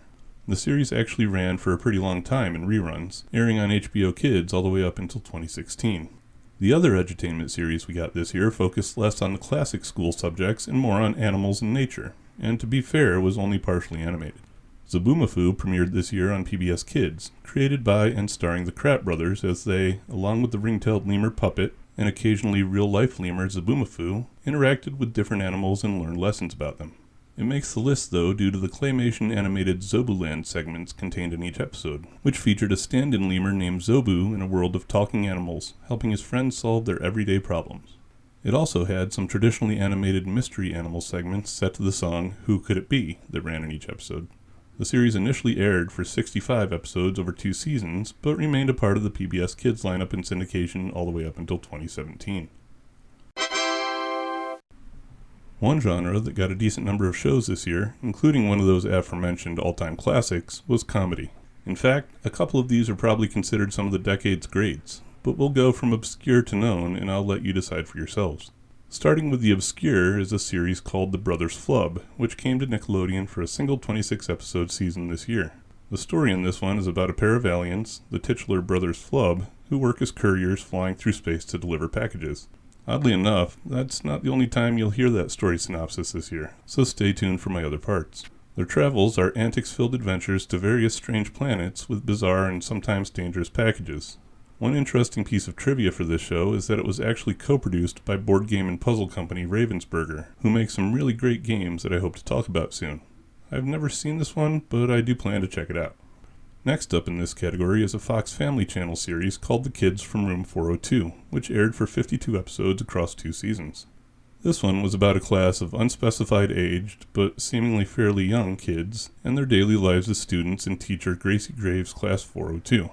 It's apparently based on a children's book that came out in 1995, but I've both never seen the show or book, nor had I heard of them before researching this video series. In fact, I'm only putting it in this section because Wikipedia calls it a comedy, but based on the couple examples I watched on YouTube, that description is fairly subjective. So moving on. Here's where this category starts getting into some heavy hitters, starting with Ed, Edd and Eddy. This one I actually have seen, which shouldn't be very surprising since it was pretty popular and on all the time when it came out. The show follows the trio of assorted Eds from the title as they try and fail to enact various money-making schemes under the leadership of Eddy. The plans usually involve some kind of creation made by Ed, with 2 Ds, and often disrupted unintentionally by the dim-witted single D Ed. I can see why the series was popular, but most of its humor didn't land with me. It ran on Cartoon Network for 69 episodes over 6 seasons. Sliding further along the popularity scale, debatedly I admit since it ran for fewer initial episodes, is another Cartoon Network entry with Courage the Cowardly Dog. This is kind of a strange one since it is comedic, but it's also downright creepy and disturbing at parts throughout. The story follows the title character Courage, who lives with his elderly owners at an isolated farmhouse in Nowhere, Kansas. Courage spends most episodes defending the farm and the couple from various supernatural or paranormal threats that invade the home or surrounding area. The series only ran for 52 episodes over 4 seasons, but I still say it's more popular than the Eds, since Courage crossed over with none other than Scooby-Doo as recently as 2021, and those 3 can't claim anything nearly as cool. Finally in this category though, we come to our very first full-fledged cultural phenomenon of the year with the disturbingly popular SpongeBob SquarePants, which is another entry on the list of shows that need no introduction, especially since it's been running uninterrupted since releasing in May of this year and has so far racked up 293 episodes. You probably all know the deal with this one already, as it follows the misadventures of a not-too-bright sponge and his even less bright starfish best friend as they work at a fast food restaurant for a grumpy Clancy Brown and cause varying degrees of trouble for him and neighbor Squidward in the cozy town of Bikini Bottom. Oh, and he may have a romantic relationship with the scuba diving squirrel. Okay, I know that's not really the case, and the show creators have had to deal with, well, let's just say relationship controversy over the show's lifespan. I thought I'd toss that joke in there, though, to have a chance to mention that I am aware of said controversies, and I don't care, so no need to mention them in the comments. Regardless of various attempts at politicizing the series, it is still going strong and widely beloved today, stretching into every other corner of multimedia and merchandise, up to and including theme park rides, and is definitely a heavy hitter from this year. But that's where I'm cutting it off for part 1 here. Anyone expecting anything from the year with the reach and impact of SpongeBob? We'll see here in the next couple weeks. Keep an eye out for the Snake Eyes episode of the Personnel Office here soon, and the deep dive companion for the comic strip too as I get back on pace and try to catch up a little.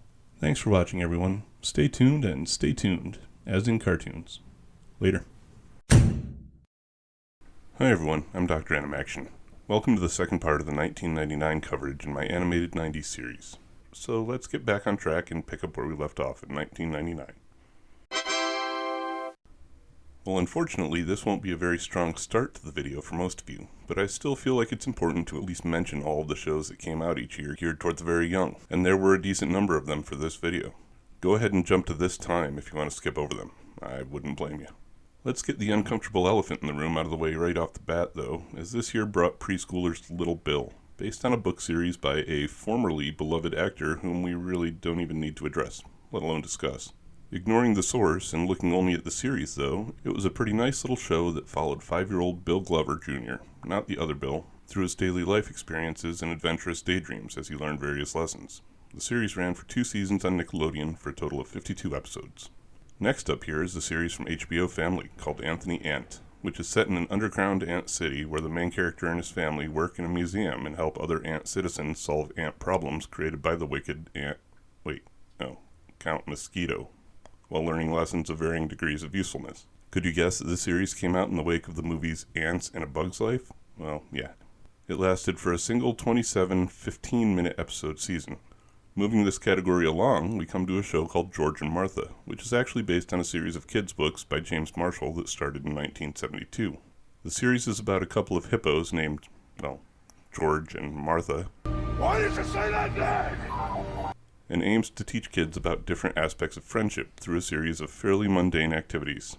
There's honestly not much else to say about this one. It aired for 26 episodes over 2 seasons. Speaking of HBO Family, they premiered a second series for the little kiddos this year called A Little Curious as well. In this one, a cast of anthropomorphic household items are animated using various techniques in anthology episodes, each focusing on a single topic, or set of topics, which usually take the form of various adjectives. It lasted for 2 seasons and clocked in at 43 episodes. Oh, and the theme was performed by the Manhattan Transfer, which is a name I'm sure at least some of you recognize. Let's leave HBO, though, and shift our focus to preschool channel Noggin, which launched a series this year called Fred on Your Head. Thankfully not that Fred. The pretext of this show was that the main character, Fred, lived inside the dot of the noggin.com URL, and the show encouraged kids to visit the website. It was kind of an early commenter engagement, and Fred would answer fan questions and read comments submitted on the site in future episodes. It started with an hour-long format, and then tried running for a few months as 2 hours, eventually becoming a regular 30-minute series, which I guess also sometimes concurrently aired with hour-long episodes. I have no idea how many total episodes that represents, or in what configuration, so sorry about that. Fortunately for me, I doubt that many of you watching this really care. Finally, though, we'll end this category with a brand new PBS series from the Children's Television Workshop, one of the last they made before changing names to Sesame Workshop. Dragon Tales followed human siblings Emmy and Max upon finding a magical dragon scale that could transport them to Dragon Land. Once there, they befriend several dragon natives and help them overcome struggles and obstacles in their lives, yada yada. The series lasted for 94 episodes during its initial 3-season run. Welcome back to those of you who skipped the preceding section. You're just in time to hear me talk about some shows that may or may not have aired this year, or, even existed at all. The first of these is one I only found a single mention of as an uncited reference here on Wikipedia. Normally, without a citation, I'd dismiss it outright, but for the sake of being thorough, I figured I'd mention it here. On that site, it mentions a series called The Judy Show from Hanna-Barbera, but I see no other mention of it anywhere online, and therefore tend to believe it doesn't actually exist. Like I said though, I wanted to bring it up in case it does, and if in fact it does exist, someone out there can hopefully provide some details about it. This is a good lesson for everyone watching, though, that if something on Wikipedia can't be verified, then it's probably not accurate. And if it can be verified, you're better off citing the original source. Sorry, the college teacher in me came out for a minute. Let's move on to something else, specifically a show called Please Save My Earth, which is actually an OVA anime based on a long-running manga series. Did it air here in the US? No idea, but the Absolute Anime website says it did this year on PBS. IMDb, alternatively, says it aired here in 1996, which episosedate.com agrees with, though they don't provide any additional details to go with said date. So yeah, I mentioned it here. It may or may not have been a thing, or I may or may not have put it in the wrong year, but at least I did, in fact, put it on a list. Okay, I feel like I'm quickly starting to lose control of this video, but I'm going to press ahead anyway with the series Weirdos, which is at least one I'm confident saying was on the air this year on Fox Family. It goes in this category, though, because I just didn't know where else to put it. It's based on a line of models of the same name that were originally released in 1963 by the Hawk Model Company.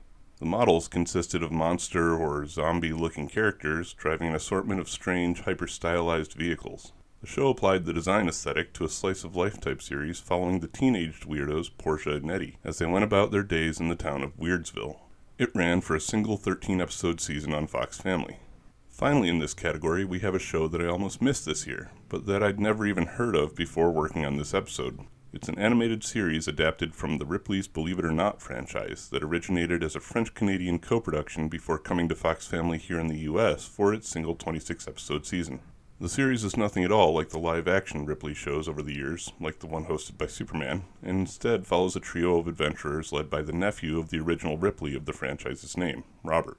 Each episode has the three of them venturing to a new place to investigate something that falls into the category of weird or unexplained to document it for the Ripley collection. It's not the strangest basis for a cartoon I've ever heard, but it's pretty close, and definitely not a property I'd have expected an animated series from. And now I'm going to finish part 2 of this year with the largest assortment of cartoons for adults that we've seen yet. We got a full 10 series to cover here, including a pair of the most significant animated shows for adults to this day. Let's begin with a series that only managed to get 6 of its intended 13 episodes aired on FX, called the Dick and Paula Celebrity Special. This was another Squigglevision series, so not one I would have had any interest in. That was about a pair of talk show hosts and their keyboardists interviewing different, famous dead people. I'll have to go back through some of the previous series we've covered over the past couple of decades, because that premise sounds really familiar. Let's stay in the nauseating realm of Squigglevision, though, for another series in this category, with Adult Swim's Home Movies. I remember this show being fairly popular, but again, I just couldn't get past the art style. Of course, I also wasn't really a fan of the show's particular brand of comedy either, so I'll go out on a limb and say I wasn't the target audience. Anyway, this one's about a kid and his friends making movies with a handheld camcorder and the antics they get up to in the process. It ran for 52 episodes over 4 seasons, so it must have had a viewership. One of the show's creators went on to create Bob's Burgers, which, like this and the last series we talked about, starred H. John Benjamin. It's weird because I absolutely love Archer, but learning about what else he's done voices for, I find that I'm not much of a fan of the shows in his filmography. Oh, but one of the other show creators also went on to co-create a show that I do love, Metalocalypse. Oh well, let's continue forward with another Adult Swim series that this year brought with Mission Hill. The 13 episodes of this one are about a trio of roommates and their dog living in the Mission Hill district of the fictional city Cosmopolis. Their lives are disrupted when one of the roommates is forced to take in his nerdy high school-aged younger brother. It was pretty much a standard sitcom in every way, and actually became significantly more popular after its cancellation, like a John Carpenter movie. Let's get away from Adult Swim, though, and look at some of the other networks, like MTV, which also saw a pair of new animated series hit the air this year. The first of these is called Station Zero, and ran for 20 episodes in its one and only season. It's about a quartet of teenagers living in the Bronx and hosting a public access TV show where they watch and comment on videos. It's kind of like an animated Wayne's World for the hip-hop crowd, as it mostly stuck to that specific genre. I'm pretty surprised that it didn't last longer than it did, since it honestly seems like Beavis and Butthead with less stupid, more motivated characters, but maybe the stupidity and sheer randomness of those two is what made them so popular. The other series that premiered on MTV was called Downtown, which ran for an even shorter 13 episodes. This one was pretty much a slice-of-life sitcom about 20-somethings living in New York City. Think Friends, but with an exponentially more diverse cast and a much more urban setting. This is another one that's surprising to have seen canceled so soon, especially since it was even nominated for a Primetime Emmy, but there's a good chance it was a victim of circumstance. I mean, at this point, people still kind of expected MTV to play music, and a lot of times didn't really go there looking for much else. Sadly, this one was short-lived and the channel went in the direction of the real world and the road rules instead, so we get the MTV we have today. The next series that I wanted to mention for the year is actually the first of its type throughout my coverage of these past couple of decades, and was kind of groundbreaking for its era. Happy Tree Friends was a web series at a time when most people were still on dial-up internet, and ran an impressive 94 5-minute or shorter episodes over 5 seasons being produced. Sure, those 5 seasons took over 17 years, mind you, but it's 5 seasons nonetheless. It even got a 13-episode run on G4 in 2006, but here's where it started. I mean, barely. It premiered this year on Christmas Eve and got 2 episodes on the air, or on the net, before the end of the millennium, just scraping by to make this video. The mix of cute and colorful woodland design with over-the-top violence and gore made for a pretty funny combination, though, if you're into that sort of thing.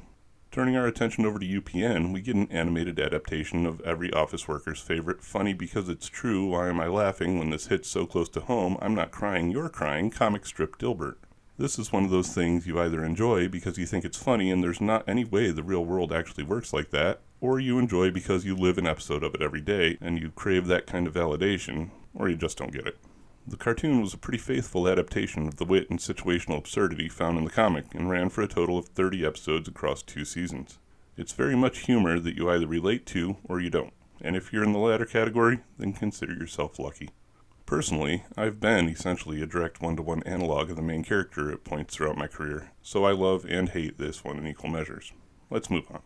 We'll close this category out by looking at a trio of series that came to Fox this year, starting with The PJs, which was a stop-motion animated series co-created by comedian Eddie Murphy and co-produced by Ron Howard.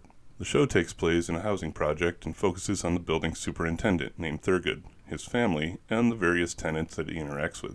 Like a lot of the others we've talked about in this category, this one was a slice-of-life sitcom mainly dealing with Thurgood's unwillingness to do maintenance or service the building's various dilapidated facilities. The series managed 44 episodes over 3 seasons, supported by Murphy's star power and a theme composed by George Clinton and Quincy Jones III. Also, since it was produced in association with Touchstone Television, that technically makes it Disney's first adult animated series as well. Finally, though, we get to the last 2 new releases of this category and of this video as well, and they're both big. Like, really big. Come back from the dead big, even. In fact, it was tough to choose which one to cover first, but I eventually settled on Pedigree to make that decision. Therefore, the next series that came out this year, and another 90s adult cartoon that proved popular enough to still be on the air today, is Family Guy. You all know this one. It ranks right up there with The Simpsons and South Park as far as recognition and longevity, currently clocking in at more than 400 episodes. Created by animation veteran Seth MacFarlane, and kind of being the launching point for what his career is now, the show's another of those love-it-or-hate-it affairs. It's full of what we can charitably call inappropriate humor, no-holds-barred social commentary, and completely meaningless filler scenes. You're either going to be highly amused or highly offended by it, if not both simultaneously in equal measures. Regardless of your stance on the series, though, you can't argue its impact or longevity. And that, of course, brings us to our final entry for this video, and the only one that could not only give Family Guy a run for its money, but even beat it based on the strength of its ancestry, seeing as it's a descendant of the all-powerful Simpsons. I am, of course, referring to Matt Groening's space epic Futurama. Sure, it's only managed a little under a third of the episode count of Family Guy, but I just personally feel it's the stronger series of the two. In fact, I'd say it's a stronger overall series than The Simpsons, but that's a debate that walks a razor's edge. Whatever your personal beliefs about how all these series stack up against each other, though, I'd argue that Futurama just has a higher quality of storytelling behind it, with more episodes that can give you the feels in a significant way than any of its contemporaries. When you get right down to it, the show just has more heart than most others, and deserves to be recognized for that. In my opinion, that is. And each of you are welcome to agree or disagree as you see fit. And sure, The Simpsons and Family Guy and South Park may all have more of a back catalog, but Futurama is the one that's stuck with people enough to be brought back not once, but twice, and is currently in the midst of its second revival on Hulu. That's where I'm going to end this part, though. Even though the video started a little slow, it's nice to have ended on a high note. Also, this one may be a bit shorter than the other parts of the year, but it's because it doesn't have either the recap or the SOS section. We did manage to cover pretty much the same number of shows, though. Almost done with the decade, with just one last part to go before the summary video, so make sure to like and subscribe so you don't miss those. Thanks for watching, everyone. Stay tuned, and stay tuned, as in cartoons. Later. Hi everyone, I'm Dr.Animaction. Welcome to the third and final part of my 1999 coverage in the animated 90s series. We'll go ahead and knock this video out, and then I'll do the 90s summary video before the end of the year and finish things off with an episode that covers any shows I may have missed over the past 2 decades. Anyway, let's go ahead and get going with this one, and we'll figure the rest out as we move along. We've only got a couple of categories to cover in this video, so we'll start off with the slice of life. Kicking us off here is the Fox Family series Angela Anaconda, which ran for 65 episodes across 3 seasons. This one is about the 8-year-old main character and her friends, family, and classmates in the small town of Tapwater Springs. It follows their normal daily lives, but is made somewhat more interesting by the vivid daydreams Angela has in each episode about karmic retribution being inflicted on her rivals and enemies, which is honestly pretty dark, but also pretty funny at the same time. I mean, we can all relate to that, right? Right? Okay, I'll assume you all said yes, and that it's not just me, and we'll keep going. One other thing I'll mention here, though, since I've talked about the toy aisle gender divide in the past, is that the series creators did a good job of not making Angela, quote, typically feminine, unquote, and created a character that was willing and happy to engage in any activity, regardless of traditional gender leanings. Next here, we'll turn our attention to Kids WB and age things up a bit for a show about a group of 6th graders. Detention was a series that followed the antics of 8 kids causing mischief and mayhem for their school, that inevitably ends up in the detention of the title. It's one of several shows in the same vein released around this time, like Recess and Hey Arnold, with a diverse cast of characters and some fairly grounded circumstances. But it didn't last nearly as long as those and ended after a short 13-episode run. Let's stay in the world of middle school, but head outside for the next show I have to talk about. Rocket Power followed the extreme sport-loving Rocket siblings and their pair of techie friends on their adventures in the action sport lifestyle. Episodes often found them entering competitions or making videos in any of the several PlayStation 1 era extreme sports like skate and snowboarding, surfing, and BMX biking. It lasted for 71 episodes over 4 seasons on Nickelodeon.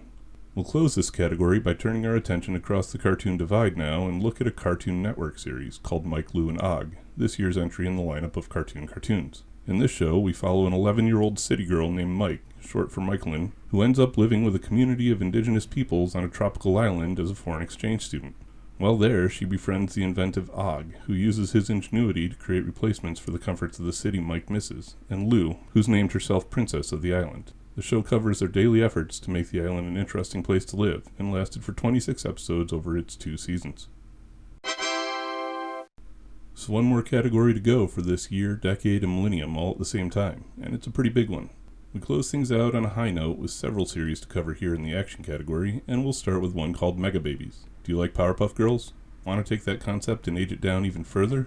That's what Mega Babies did, with a cast consisting of a trio of infants who were given superpowers when the incubators they were in got hit by lightning during a planetary alignment. Their nurse also gained super intelligence in the same incident and remains with the babies as their caregiver. Mostly the show deals with problems and threats that directly affect things that babies would be concerned with, but did so with entirely too much gross-out humor for my liking. It ran for 26 episodes over 2 seasons on Fox Family. Continuing on, we'll take a look at something with older characters, but for a somewhat younger crowd. Rescue Heroes was a show based on a line of Fisher-Price toys of the same name, about a team of specialized operatives working in areas of firefighting, law enforcement, medical, and search and rescue. Sure, the characters had cheesy, kid-friendly names, and it was based on toys designed for the 3-and-up crowd, but it was honestly a great show. Think of G.I. Joe or 1987's Cops, but skewed a little younger and with a lineup that fought disasters and accidents instead of bad guys. As a former first responder myself, and coming from a long family history of various first responders, it was great to see such a concept with some cool character and equipment designs. It lasted for 39 episodes over 3 seasons, first on CBS before moving to Kids WB, and even got a YouTube-exclusive revival series in the late 2010s. Oh, and those cheesy character names actually had some real gems among them, like rescue diver Maureen Biologist and the astronaut Roger Houston. Very pleasing to my pun-loving self. Well, since Rescue Heroes came out of Canada, let's go ahead and look at a series from an Associated Geography with the French show The Magician. This one's essentially a superhero series, with the main character being the titular magician and fighting organized crime in the futuristic Electro City.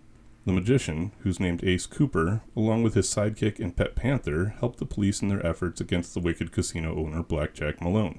It's kind of like someone threw Batman, Doctor Strange, and Siegfried and Roy in a blender, but actually came out a lot cooler than that initially sounds. It got a single 39-episode season when it premiered here on Fox, and don't worry, we'll have more superheroes shortly. Our next series is, well, it's kind of a little bit of everything. Cyber, we'll assume it's Cyber 9 New Dawn follows the journey of Jack, a teenager filling the Chosen One archetype, destined to free the embattled world of Tirana from the evil Machestro. Every time I read that, I think of cheese, but I guess that's Manchego. Either way, it's a weird name for a villain. Whatever. Jack has an all-powerful computer, the Cyber 9 of the title, that allows him to travel to various other worlds, fighting evil and recruiting new party members in the best RPG stylings, all the while evading Manchego's army of what are, for all intents and purposes, vampires. Or, more specifically, people who can't go out in the sun because it hurts, like the antagonist from the Omega Man. Also, with his literal ex machina computer, the series reminds me of the movie Dungeon Master. You guys remember that? It had Bull from Night Court as like an all-powerful Satan-type character. Yeah, it was fun. Oh hey, ironic that I called it Ex Machina, since the vampire-like bad guys in this show are called Machina, which really doesn't make any sense. It lasted for a single 22-episode season on Fox Kids. Now, where to go from here? I guess we'll stick with the Save the Planet from Evil Dictators theme and check in with this year's contribution to the Transformers mythology, Beast Machines. This series was a direct continuation of Beast Wars and followed the surviving Maximals upon their return to Cybertron and the discovery that the planet has been overrun by drones called Viacons under the control of Megatron. Who else? The Maximals get turned into new, techno-organic versions of themselves and become a resistance force attempting to free the sparks of Cybertron's imprisoned population and introduce organic life into the planet's ecosystem at the same time. At the risk of upsetting any hardcore Beast Machines fans out there, I personally think this may be the weakest entry in the entire non-live action Transformers catalog. Feel free to share your own thoughts about that in the comments, though. The rest of the year's lineup is pretty stacked, a statement I'm sure quite a few of you may disagree with, but let's head back to Earth for a series that I think is actually kind of awesome. NASCAR Racers is what happens when you take the brand name and only the most basic core concept of NASCAR, with car goes fast, outfit each racer with a version of the Mach 5, and put them on a track made by a Mario Kart designer. I mean, yeah, the show might have been a less comedic wacky races, with a good team versus a bad team and each episode being about a new race, but as I've said in the past, I'm a bit of a technophile, so the designs of the cars and the gear had me sold. It may not have had the deepest storyline or the most high-concept premise, but it's fun. A lot of fun. I don't doubt a lot of you won't agree, and I'm willing to bet a lot of people pass simply because of the NASCAR label, but I promise there's enough here to enjoy. It lasted for 2 seasons and a total of 26 episodes on Fox Kids. Next up is a series based on a 2-issue comic by Frank Miller, creator of such acclaimed works as Batman: The Dark Knight Returns, Sin City, and 300. This isn't any of those, though, but rather a show called Big Guy and Rusty the Boy Robot. This one's about the most sophisticated robot ever built, the childlike Rusty, who's essentially an Astro Boy type analog, and his hero and mentor, the enormous war machine Big Guy. Rusty thinks that Big Guy is the most amazing robot in history, but he doesn't realize that he's actually a battlesuit piloted by a human. The series follows the pair as they defend their Earth-like world, and specifically Neutronic City, from various threats. One of the best things about the series is the design aesthetic, which has that awesome kind of retro-futuristic look and feel of the Fallout games, with Big Guy even sharing some design elements with that series' Liberty Prime robot as well as DC Comics' Stripe. The show was a personal favorite of mine from the year and ran for 26 episodes over 2 seasons on Fox Kids. This next series is one that I may have missed during its initial run, but have since been able to catch up on. It's also one that deserves to be part of any Best Cartoons of the Year discussion. Roswell Conspiracies, Aliens, Myths, and Legends aired for 40 episodes as part of the Bobot Kids Network and followed Nick Logan, a special agent for the enigmatic Global Alliance. The Alliance is a secret section of the government that's been monitoring and covering up alien activity on Earth for decades, even before the actual supposed alien landing in Roswell, which it staged as a cover-up for its ongoing activities. The aliens in the show come in several different forms, and interestingly are used as representative of several mythological creatures, like werewolves, vampires, and banshees. What makes the show really superb, though, is the deep, mature storyline that runs continuously throughout the entire series. Unlike too many cartoons of the era, this one is allowed to tell its story all the way through, building through a crescendo over its run with a real end-cap finale that brings the series to a satisfying conclusion. It's another one that I'd highly recommend, especially to fans of anything like The X-Files or Fringe. I kinda think I went out of order there, though, since now I'm heading back into the world of comic books, specifically Argentinian comic books with the series Cyber 6. This one has a somewhat complicated story that I'm going to have to tap dance around a little bit, but it's about a genetically engineered clone that was created by a, well, let's call him unscrupulous scientist from a certain pre-World War II but now mostly defunct Central European political party with very narrow worldviews. The scientist fled to South America, where he continued his experiments by creating 5,000 clones, which he intended to use as super soldiers. However, when he discovers they're flawed, he destroys all of them, except for 2. One whose brain is transferred into the body of a panther, and a second who goes into hiding, the eponymous Cyber 6. She spends her days in the guise of a male teacher named Adrian, and her nights fighting against the scientist and his monstrosities as the cape and fedora-clad woman Cyber 6. Along the way, she crosses paths in her Cyber 6 persona with her fellow teacher Lucas, her panther brother Data 7, and several other characters as she hunts the Doctor's creation to harvest sustenance, an artificial chemical that she needs to maintain her clone body. It's full of interesting themes like conflicted origins and hidden identities, as Cyber 6 questions her rights to a normal human existence due to being lab-created, and deals with her developing feelings for Lucas as she interacts with him in both aspects of her life and in both her male and female personas. It lasted for a single 13-episode season on Fox Kids, but deserved much more with its dark story and mature subject matter. Staying with comics, though, we also got a few new takes on some classic characters this year, starting with Avengers, United They Stand. This one is fairly derided for a Marvel series, and people don't seem to like the whole transforming armored suits aspect of it, but I've got to be honest, I really like this show.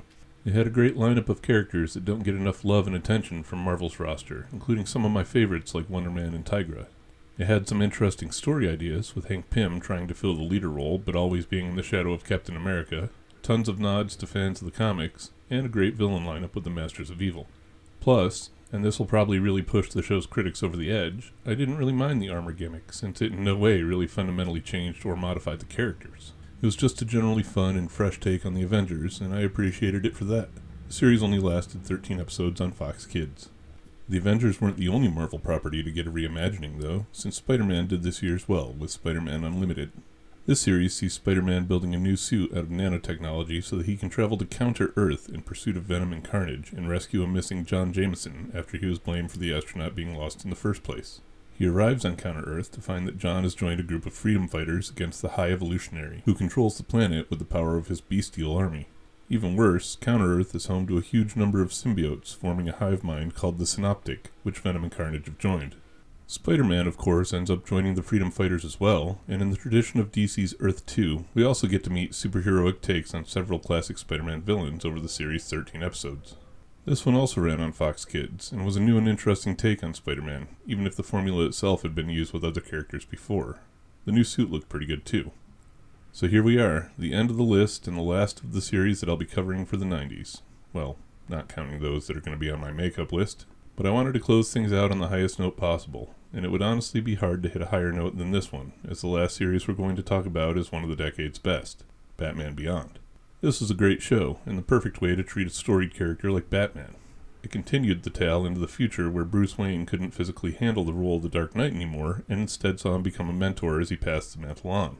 Terry McGinnis as the new Batman was an awesome character, combining several of the personality traits we'd seen in previous incarnations of Robin, none of whom appeared in the series and were only mentioned. Well, other than Tim Drake in the Return of the Joker movie. The new suit and the Batmobile were ridiculously cool and a reasonable evolution of Batman's gadgets and tactics as well. Best of all, it does a great job of tying into the rest of the DC Universe mythology and even crossed over with the other series of the time, including Justice League and Static Shock. And similar to Bruce Timm, Paul Dini, and Alan Burnett's other creation, Harley Quinn, this version of Batman was adopted into the DC comic universe as well. I personally think the series is capable of standing side by side with Batman the Animated Series in a lot of ways, and is a definite contender for the best of the decade. And sure, maybe I'll do some video rankings like that at some point in the future. We shall see. And now we can finally take a look at the year and see where we can watch this huge boatload of shows as of December 2023. As usual, there's a decent number that we can't, or at least not easily, so we'll go over those first. This list includes Anthony Ant, Blaster's Universe, The Magician, The Brothers Flub, The Cat and Birdie Warner Rooney Pinky Brainy Big Cartoony Show, which didn't really contain any new material so you can watch the original material in various different ways, The Dick and Paula Celebrity Special, MTV's Downtown, The Kids from Room 402, Mega Babies, Mickey Mouse Works, Mike Lou and Og, NASCAR Racers, Fred on Your Head, Station Zero, Weirdos, and Cyber 9 New Dawn. As usual, YouTube's a pretty good place to start looking for these, as I know for a fact at least a few of them are fully available here. The others are much more readily available today though, with several freely able to be streamed. Archie's Weird Mysteries, Beast Machine's Transformers, and Sabrina the Animated Series are all available on Tubi, Pluto, and the Roku channel, with Roswell, Conspiracies, Myths, and Legends on Tubi, Pluto, and Prime. Tubi also has Monster Rancher, Sherlock Holmes in the 22nd Century, and The PJs, which is also on the Roku channel. And Pluto has George and Martha, Rescue Heroes, which is also on Peacock, and Ripley's Believe It or Not, which is also on Roku channel. And lastly, Roku has Angela Anaconda, and Peacock also has the new Woody Woodpecker Show. Moving on to the paid services, there are several where some of these shows can be streamed. Hulu has Family Guy, Futurama, and Digimon Adventure. Disney Plus has Avengers United They Stand and Spider-Man Unlimited, and Max, or HBO Max if you prefer, has A Little Curious, Home Movies, and Crashbox. You can watch Sonic Underground, Rocket Power, and SpongeBob SquarePants on Paramount Plus, and Zaboomafoo with a PBS Kids subscription. And then there are the shows that you can digitally purchase through various providers, including Batman Beyond, Courage the Cowardly Dog, Detention, which is only on Prime, Dilbert, Ed, Edd and Eddy, and Happy Tree Friends. Last but not least, though, is my personal favorite way to watch any series, which is by picking them up on DVD. You can do that with Archie's Weird Mysteries, at least partially, Batman Beyond, Big Guy and Rusty the Boy Robot, Courage the Cowardly Dog, Detention, Dilbert, Dragon Tales, though you'll have to piecemeal that one, Ed, Edd and Eddy, Family Guy, Futurama, Happy Tree Friends, again, partially, Mission Hill, The New Woody Woodpecker Show, again, piecemeal, Sonic Underground, SpongeBob SquarePants, Digimon Adventure, and Roswell, Roughnecks, and Sabrina, all of which are partially available. Plenty of shows from this year can also be found on out-of-print DVDs if you want to spend that kind of money, so who knows how long the rest of them will be available at a reasonable price. And with that, I'll bring the year, decade, millennium, and this particular video all to a close. These past 10 years have been a bit of a workout, and not without some mistakes and omissions, but I'll make up for those in the next video or two. I hope everyone's enjoyed walking through all of these years and looks forward to more in the future. Make sure to like and subscribe to see the rest of this series and all of my other side series as well, and check out some of my other efforts and projects at the various links in the video description. Thanks for watching, everyone. Stay tuned and stay tuned, as in cartoons. Later. Hi everyone, I'm Dr.Animaction.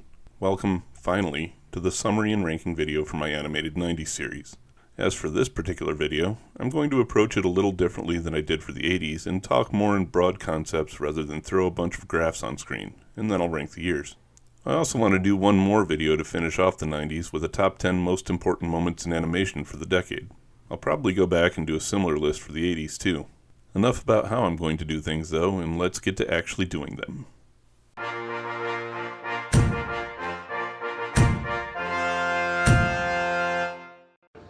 Yeah, it's a bit much. Okay, so let's start this video out by immediately going against something I said in the intro, and looking at a couple of graphs. I promise these are the only ones I made though, so bear with me. This just happens to be the easiest way to take a look at the volume of releases that we saw throughout the decade. Checking that out, we see that the decade starts with less than 30 new series and ends with more than 50. That's a 93% increase between 1990 and 1999. Trend-wise, that makes the 90s notably different from the 80s, which ended on a sharp decrease. If I put the two decades up together to compare them, we see similar trends right up to that point, including that small late-decade dip in each. I don't have any graphics to demonstrate it, but that increasing trend is pretty indicative of how things continue into the new millennium as well. But the more interesting question is what kind of activity was that trend comprised of?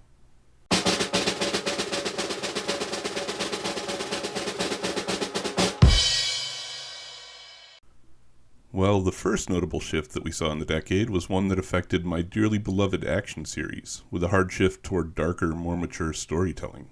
It probably goes without saying to those of you watching this channel, but we've got Batman the Animated Series in 1992 to thank for that. Interestingly enough, though, there was another series from that same year that introduced a second shift for action cartoons that became a persistent and permanent fixture of the genre. Specifically, we saw the introduction of ongoing narrative and through stories that continued across an entire series run. Thanks, of course, to X-Men, the animated series. Sure, we'd seen elements of that before with things like Zack's search for his wife in Galaxy Rangers, but that was a B-story that only popped up occasionally, whereas X-Men made significant references to the events of previous episodes all throughout the series. In my opinion, both of these were indicative of the influence of anime working its way into the way US animators and writers thought, since the only real examples of that from shows we'd gotten before were found in things like Star Blazers, Robotech, and other imports. It was 1992 where they really took a firm hold on American-produced properties, though, and action cartoons were better for it. Thanks to that, we ended up with series like Beast Wars, Roswell Conspiracies, and Exo Squad over the rest of the decade. Moving on, we see another important event in, well, not animation I guess, but more animation-adjacent content that happened the very next year. That event was the American introduction of the Mighty Morphin Power Rangers, which brought even more Japanese style to us with the reintroduction of tokusatsu. Again, we'd seen this in the 80s with shows like Voltron and the giant robot fights of Tranzor Z and Macron 1, but this was the reemergence of giant robots and giant monsters in live action. Shows like this hadn't really been popular with US audiences since the early and mid-70s, when shows like Ultraman and Johnny Sacco grabbed the attention of American kids. Saban really came up with something magical, mixing the suited scenes of the original Japanese series with new footage that placed the action squarely in an American setting. I know that this trend didn't necessarily last a long time, as these types of series faded out after a handful of years, but Power Rangers at least continues to air today, and I think that these series were somewhat responsible for the return of kaiju to American theaters. We started those with a whimper, getting the US Godzilla, but eventually it led to things like Pacific Rim and the King Kong remake, or even the legendary Pictures monsterverse we've got today. I've got two more observations I want to make about the decade before we get into the ranking, so let's move on to talking about slice of life. Specifically, slice of life where the characters weren't living some American fantasy, like the rich kids of Beverly Hills Teens or the rock stars of Gem, but slices of lives real kids lived. The 90s was where we started to get shows like Doug, Arthur, Hey Arnold, and Recess. These were shows that were simply kids doing what kids do, with no magical sidekicks or secret second lives or anything like that. There honestly weren't a lot of stylistically similar series in animation before this point. Japan, however, had been making slice of life consistently since the 1960s, so maybe this was more anime influence. I think it's possible that there may have been more to it, though, with things like the end of the Cold War facilitating a shift toward more realism and less escapism, or the rapid proliferation of new technologies throughout the era creating new opportunities that hadn't been available to kids before. Not to mention things like the appearance of newer and more complicated video games creating other mechanisms for wish fulfillment. Could be I'm seeing correlation where none exists, though. After all, I'm definitely not a sociologist. It's an interesting situation to think about, though, in one of the most transformative periods in human history. The final thing I want to mention for the decade, due to sheer significance, though, was the absolute explosion in the influence of adult animation. The Simpsons had opened the door during its first season in the 90s, but it was studios like MTV Animation, with their focus on young adults and willingness to experiment and push boundaries, that really demonstrated the appetite that adult audiences had for animated programming, and material that fell outside of entertainment and even social norms. Liquid Television served as not only a showcase for new creators and new concepts, but also as a testbed for young adults as a primary audience and their willingness to accept new types of media that embrace the bizarre and unusual. The concept was even further refined with MTV's Oddities a couple years later, and Disney and Nickelodeon even tried the same thing for kids through shows like Raw Toonage and Kablam. Disney didn't really follow through, though, instead sticking with their usual programming formats, but Nick and Cartoon Network saw some real success with their efforts. The biggest winners here were the networks, though, when they realized that the situational comedy of The Simpsons could easily incorporate more of this weirdness and left-field storytelling to broaden its appeal. That, combined with a focus on significantly more observational humor and social commentary, led to the release of shows like South Park, Family Guy, and others in that vein, each proving popular enough to remain on the air even today. These obviously weren't the only significant events of the decade for animation, but I feel that they were the most important. We did see things like anime trying to get a foothold with Sci-Fi Saturday anime and early showings of Dragon Ball, Sailor Moon, and Ronin Warriors, but I feel like the real starting point for the anime revolution came with the Toonami version of DBZ in 2000. We also had the huge increase in CGI usage, but I don't really think I want to include that as either a positive or negative in the decade, as it was very much dependent on specific use cases. Then we had the emergence of programming blocks, trying new things and specifically targeting kids in the way Saturday mornings had before, combined with the way primetime was made to get adults in front of their TVs, which was probably easier at this point, as the 90s is when kids started getting TVs in their bedrooms. I could probably make an entire series about the significant events of the 90s, but that's not really what we're here for, so let's get to the ranking. I'd be surprised if many of you didn't see this one coming, but I'm putting 1990 in 10th place since the decade started kind of slowly. That's definitely not to say that we didn't get some great stuff this year, because we absolutely did. 1990 gave us some classics like Captain Planet, Tiny Toons, and Tailspin, as well as some fun shows like Attack of the Killer Tomatoes and Super Mario Bros. 3. It also gave us some false starts, though, with series like Swamp Thing and Barnyard Commandos, which lasted for 5 and 4 episodes respectively. Not only that, but it didn't really give us anything new as much as it continued the same sorts of programming we saw in the late 80s. Worst of all, from a ranking perspective, especially for a channel that's ostensibly focused on 80s action animation, it gave us a fairly weak reboot of one of the most beloved shows of the previous decade, with The New Adventures of He-Man. There just wasn't enough here in 1990 for me to put it any higher on the list. Moving on, I'm choosing 1996 for the next spot here. It would probably rank lowest on the list for me personally, as I didn't watch much animation at all during the year and don't really have any true nostalgia for it. Also, looking down the list of premieres, we don't see much that's especially noteworthy except for Superman the Animated Series, which was really kind of treading the path Batman had already laid out, and Beast Wars, which didn't introduce much that was really new to the Transformers formula. We did get some other fun stuff like Dexter's Lab, Hey Arnold, and Mighty Ducks, but nothing I'd consider to be a benchmark series. Transformers was a great example of the ongoing storyline, and Hey Arnold was one of the best of the grounded slice-of-life series, but neither one's really significant enough to boost the year's placement. 1994 comes next in my ranking, and I'd honestly be completely willing to swap it with 1996, since my analysis of both years is pretty similar. This one was a year of continuing trends, with an influx of tokusatsu in the forms of VR Troopers, Superhuman Samurai Cyber Squad, the long-awaited US airing of Ultra 7, and tattooed teenage alien fighters from Beverly Hills. Honestly though, that last one was a huge black mark for showing how low the quality could get, and in my opinion did more to hurt the genre than help. We also got several continuations of the Dark and Gritty with Phantom 2040, Battletech, and of course one of the frontrunners for Best of the Decade with Gargoyles. That series is why I put this year above 1996 actually, since for my money it's better than anything we got from that previous year.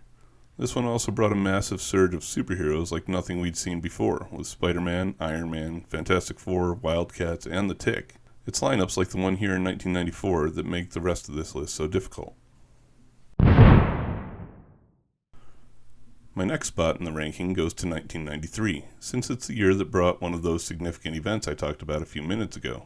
That specific event was the appearance of Mighty Morphin Power Rangers, the first series of the decade to be a bona fide cultural milestone here in the West. It had obviously already been one in Japan, with Super Sentai having been continuously on the air over there since 1974, but it was a gateway series here and has had some massive staying power. That wasn't the only contribution from the year though, since we got the first full series output from Liquid Television with the standalone premiere of Beavis and Butthead, which for better or worse was something of a cultural milestone itself. Then on top of all that, we also got what I consider to be some of the best animated action of the decade, with Biker Mice from Mars, SWAT Cats, Exo Squad, Sonic Sat AM, Cadillacs and Dinosaurs, and Mighty Max. The fact that we got the absolute best kid-friendly animated comedy of the decade with Animaniacs made this a great year too, but you'll see as we go why I chose not to put it any higher. You might not agree, but you'll see. Closing out the bottom half of the ranking is 1991, and I'll take this opportunity to remind everyone that this ranking is based on objective criteria, but because of how close the competition is, it's also heavily influenced by my subjective opinions. If you disagree with my ranking, that's cool, because I'm on the fence about several placements and could easily be convinced that they should be rearranged. It seems as though every year so far has at least one show that's a best of the decade contender. That's true for 1991 as well, since it gave us Darkwing Duck and the Pirates of Darkwater, just to name a couple. But I put it this high on the list because it's really where Nicktoons got its start. Like I said earlier, to me that's the equivalent of primetime programming for kids, which is a pretty significant event in my mind. Especially with the writing being on the wall for Saturday mornings, we were in danger of not really having a time for kids to vegetate over a block of consistent programming. The Disney afternoon was going strong, but after school hours were at the leading edge of fizzling out as well. Nicktoons hit at the best possible time, or, I don't know, maybe it was partly responsible for the failures of Saturday morning and after school. Regardless of which side of that argument you think likely, their appearance was an important thing nonetheless. Opening the top 5 for this list is 1995, which for me was the year my cartoon watching started to really taper off. Oddly though, looking at cartoons over the 80s and 90s like I have through these series, I see that their evolution follows the same trajectory as my own and others of my age. I was starting my senior year of high school in 1995, on the cusp of adulthood as it were, and cartoons were as well, which is why the year takes this spot on my list. 95 brought with it some excellent shows that straddled the line between teen and adult, with Eon Flux and The Max, which also solidified MTV's animation strategy for the decade, and the Sci-Fi Channel really started to bring the dark and mature with Saturday Anime. These were all shows that those of us who were 15, 16, or 17 could get away with watching without too much trouble from the parents, but which definitely weren't for kids. In a lot of ways, they seemed like acknowledgments from creators and showrunners that us 80s kids weren't going to give up on the cartoons we loved, but that we needed them to be more than what entertained us on Saturday mornings. Of course, the fact that we got plenty of series in that vein this year as well, like Freakazoid, Street Fighter, and Earthworm Jim, doesn't hurt for earning this year this spot. My next choice for this list may get some pushback, especially being down here at number 4, considering how many series it gave us that are still going strong today, but my choice for this spot is 1999. Don't get me wrong, I can't argue the quality of the shows we got here, but that's the only reason the year ranks this high. The shows were great, but they were continuations of milestones established earlier in the decade. Futurama and Family Guy are stone-cold classics, but they were carrying the torch of the animated sitcoms that came before. Batman Beyond continued the awesomeness of the DC animated universe, Digimon and Monster Rancher followed in the footsteps of a giant we haven't talked about yet, and SpongeBob was built on the foundation that the Nicktoons and Cartoon series had already laid. So yeah, not a lot to talk about with this year justifying its importance, but it's potentially one that's a contender for the top spot based on content alone. Now we get into the top 3 though, and my pick for the bronze is 1998. Why did I put 98 in this slot? Well, one word pretty much sums up my thinking here. Pokemon. I know I used the term cultural milestone with some previous entries, but as true as that may have been for those series I used it with, none of them can get remotely close to Pokemon. If anyone doubts the validity of that statement, take a look at this. Yes, it's from Wikipedia, but I did verify the information, and yeah, it's true. Pokemon as a franchise is nearly twice as valuable as freaking Star Wars. I'll grant that a lot of that is Japan-centric, but the US has certainly contributed its share, and this was the year that the little pocket monsters jumped from our Game Boys to our TVs. Lucky for 98 that it did too, since there were only really a couple shows this year to get excited about, like Powerpuff Girls and the Wild Thornberrys. We did get some great adaptations, like Godzilla and Hercules the series, but bad with the good though, we also got some shows that really knocked some beloved properties down a peg, like Voltron the Third Dimension, Pinky, Elmira and the Brain, and RoboCop Alpha Commando. But even those smudges couldn't take the shine off the year overall. These top 2 years of the decade are only separated by a hair's width to me, so it could have come down to a coin flip. What it actually came down to, though, was where my true love lies with animation, so I'm giving the silver to 1997. I'll grant that The Simpsons opened the door for primetime adult animation, but this was the year that kicked it off the hinges and brought the drinks and music. South Park, King of the Hill, Daria, and Spawn all hit this year. That's the second longest lasting show of all time, the magnum opus of one of the most beloved animation creators of the 90s in Mike Judge, as well as a spin-off from his Launchpad series, and one of, if not the greatest adaptation of a comic book ever put on screen. South Park is arguably even one of the most important animated series of all times in terms of its contributions to the medium and shattering societal limitations typically applied to cable-based animated programming. Love it or hate it, it's impossible to dismiss the impact that it had on the animation landscape. But hey, kids didn't have much to complain about this year either, with the return of Batman and the new Batman Adventures, Recess, The Adventures of Calamity Jane, and a bunch of Nicktoons and cartoons. Overall, it was just an amazing year for cartoons for everyone. However, it wasn't the best year for fans of animated action. That title goes to my choice for the gold medalist, 1992. Sure, this one didn't have the most new shows of the decade. It didn't give us a series that lasted 15,000 episodes or generate the income of several small countries. All this year did was forever change the landscape of animated storytelling and validate cartoons as true art instead of just children's entertainment. In my opinion, we can thank the artwork of Batman and the storytelling of X-Men for that. And yes, the storytelling of Batman was nothing to scoff at either, but I'll hold X-Men up a little higher in that regard for the persistent storyline. Regardless, this pair of shows is where 90s animation was truly born, and where it became substantially different enough from anything that had come before to truly consider it a new generation. Not to mention that the subject matter covered in each of these shows fits so well for us newly minted teenagers at the time, covering important social and political issues in ways that we actually paid attention to. They were hallmarks of quality in animation and set new standards going forward, so that's why I put this one in the gold medal position. And there you have it, my summary and personal ranking of the 1990s in animation. As I said in the intro, I think I'll make one last video for each decade covering the most important events from each, but I'll also go ahead and throw together a couple of top 10 lists that run down my personal favorite shows from each decade as well. Here's my obligatory plug for you all to check out my book and some of my 80s designs, and also to come over to Discord and join in on the animation chat. It's good to be back. Stay tuned and stay tuned, as in cartoons. Later.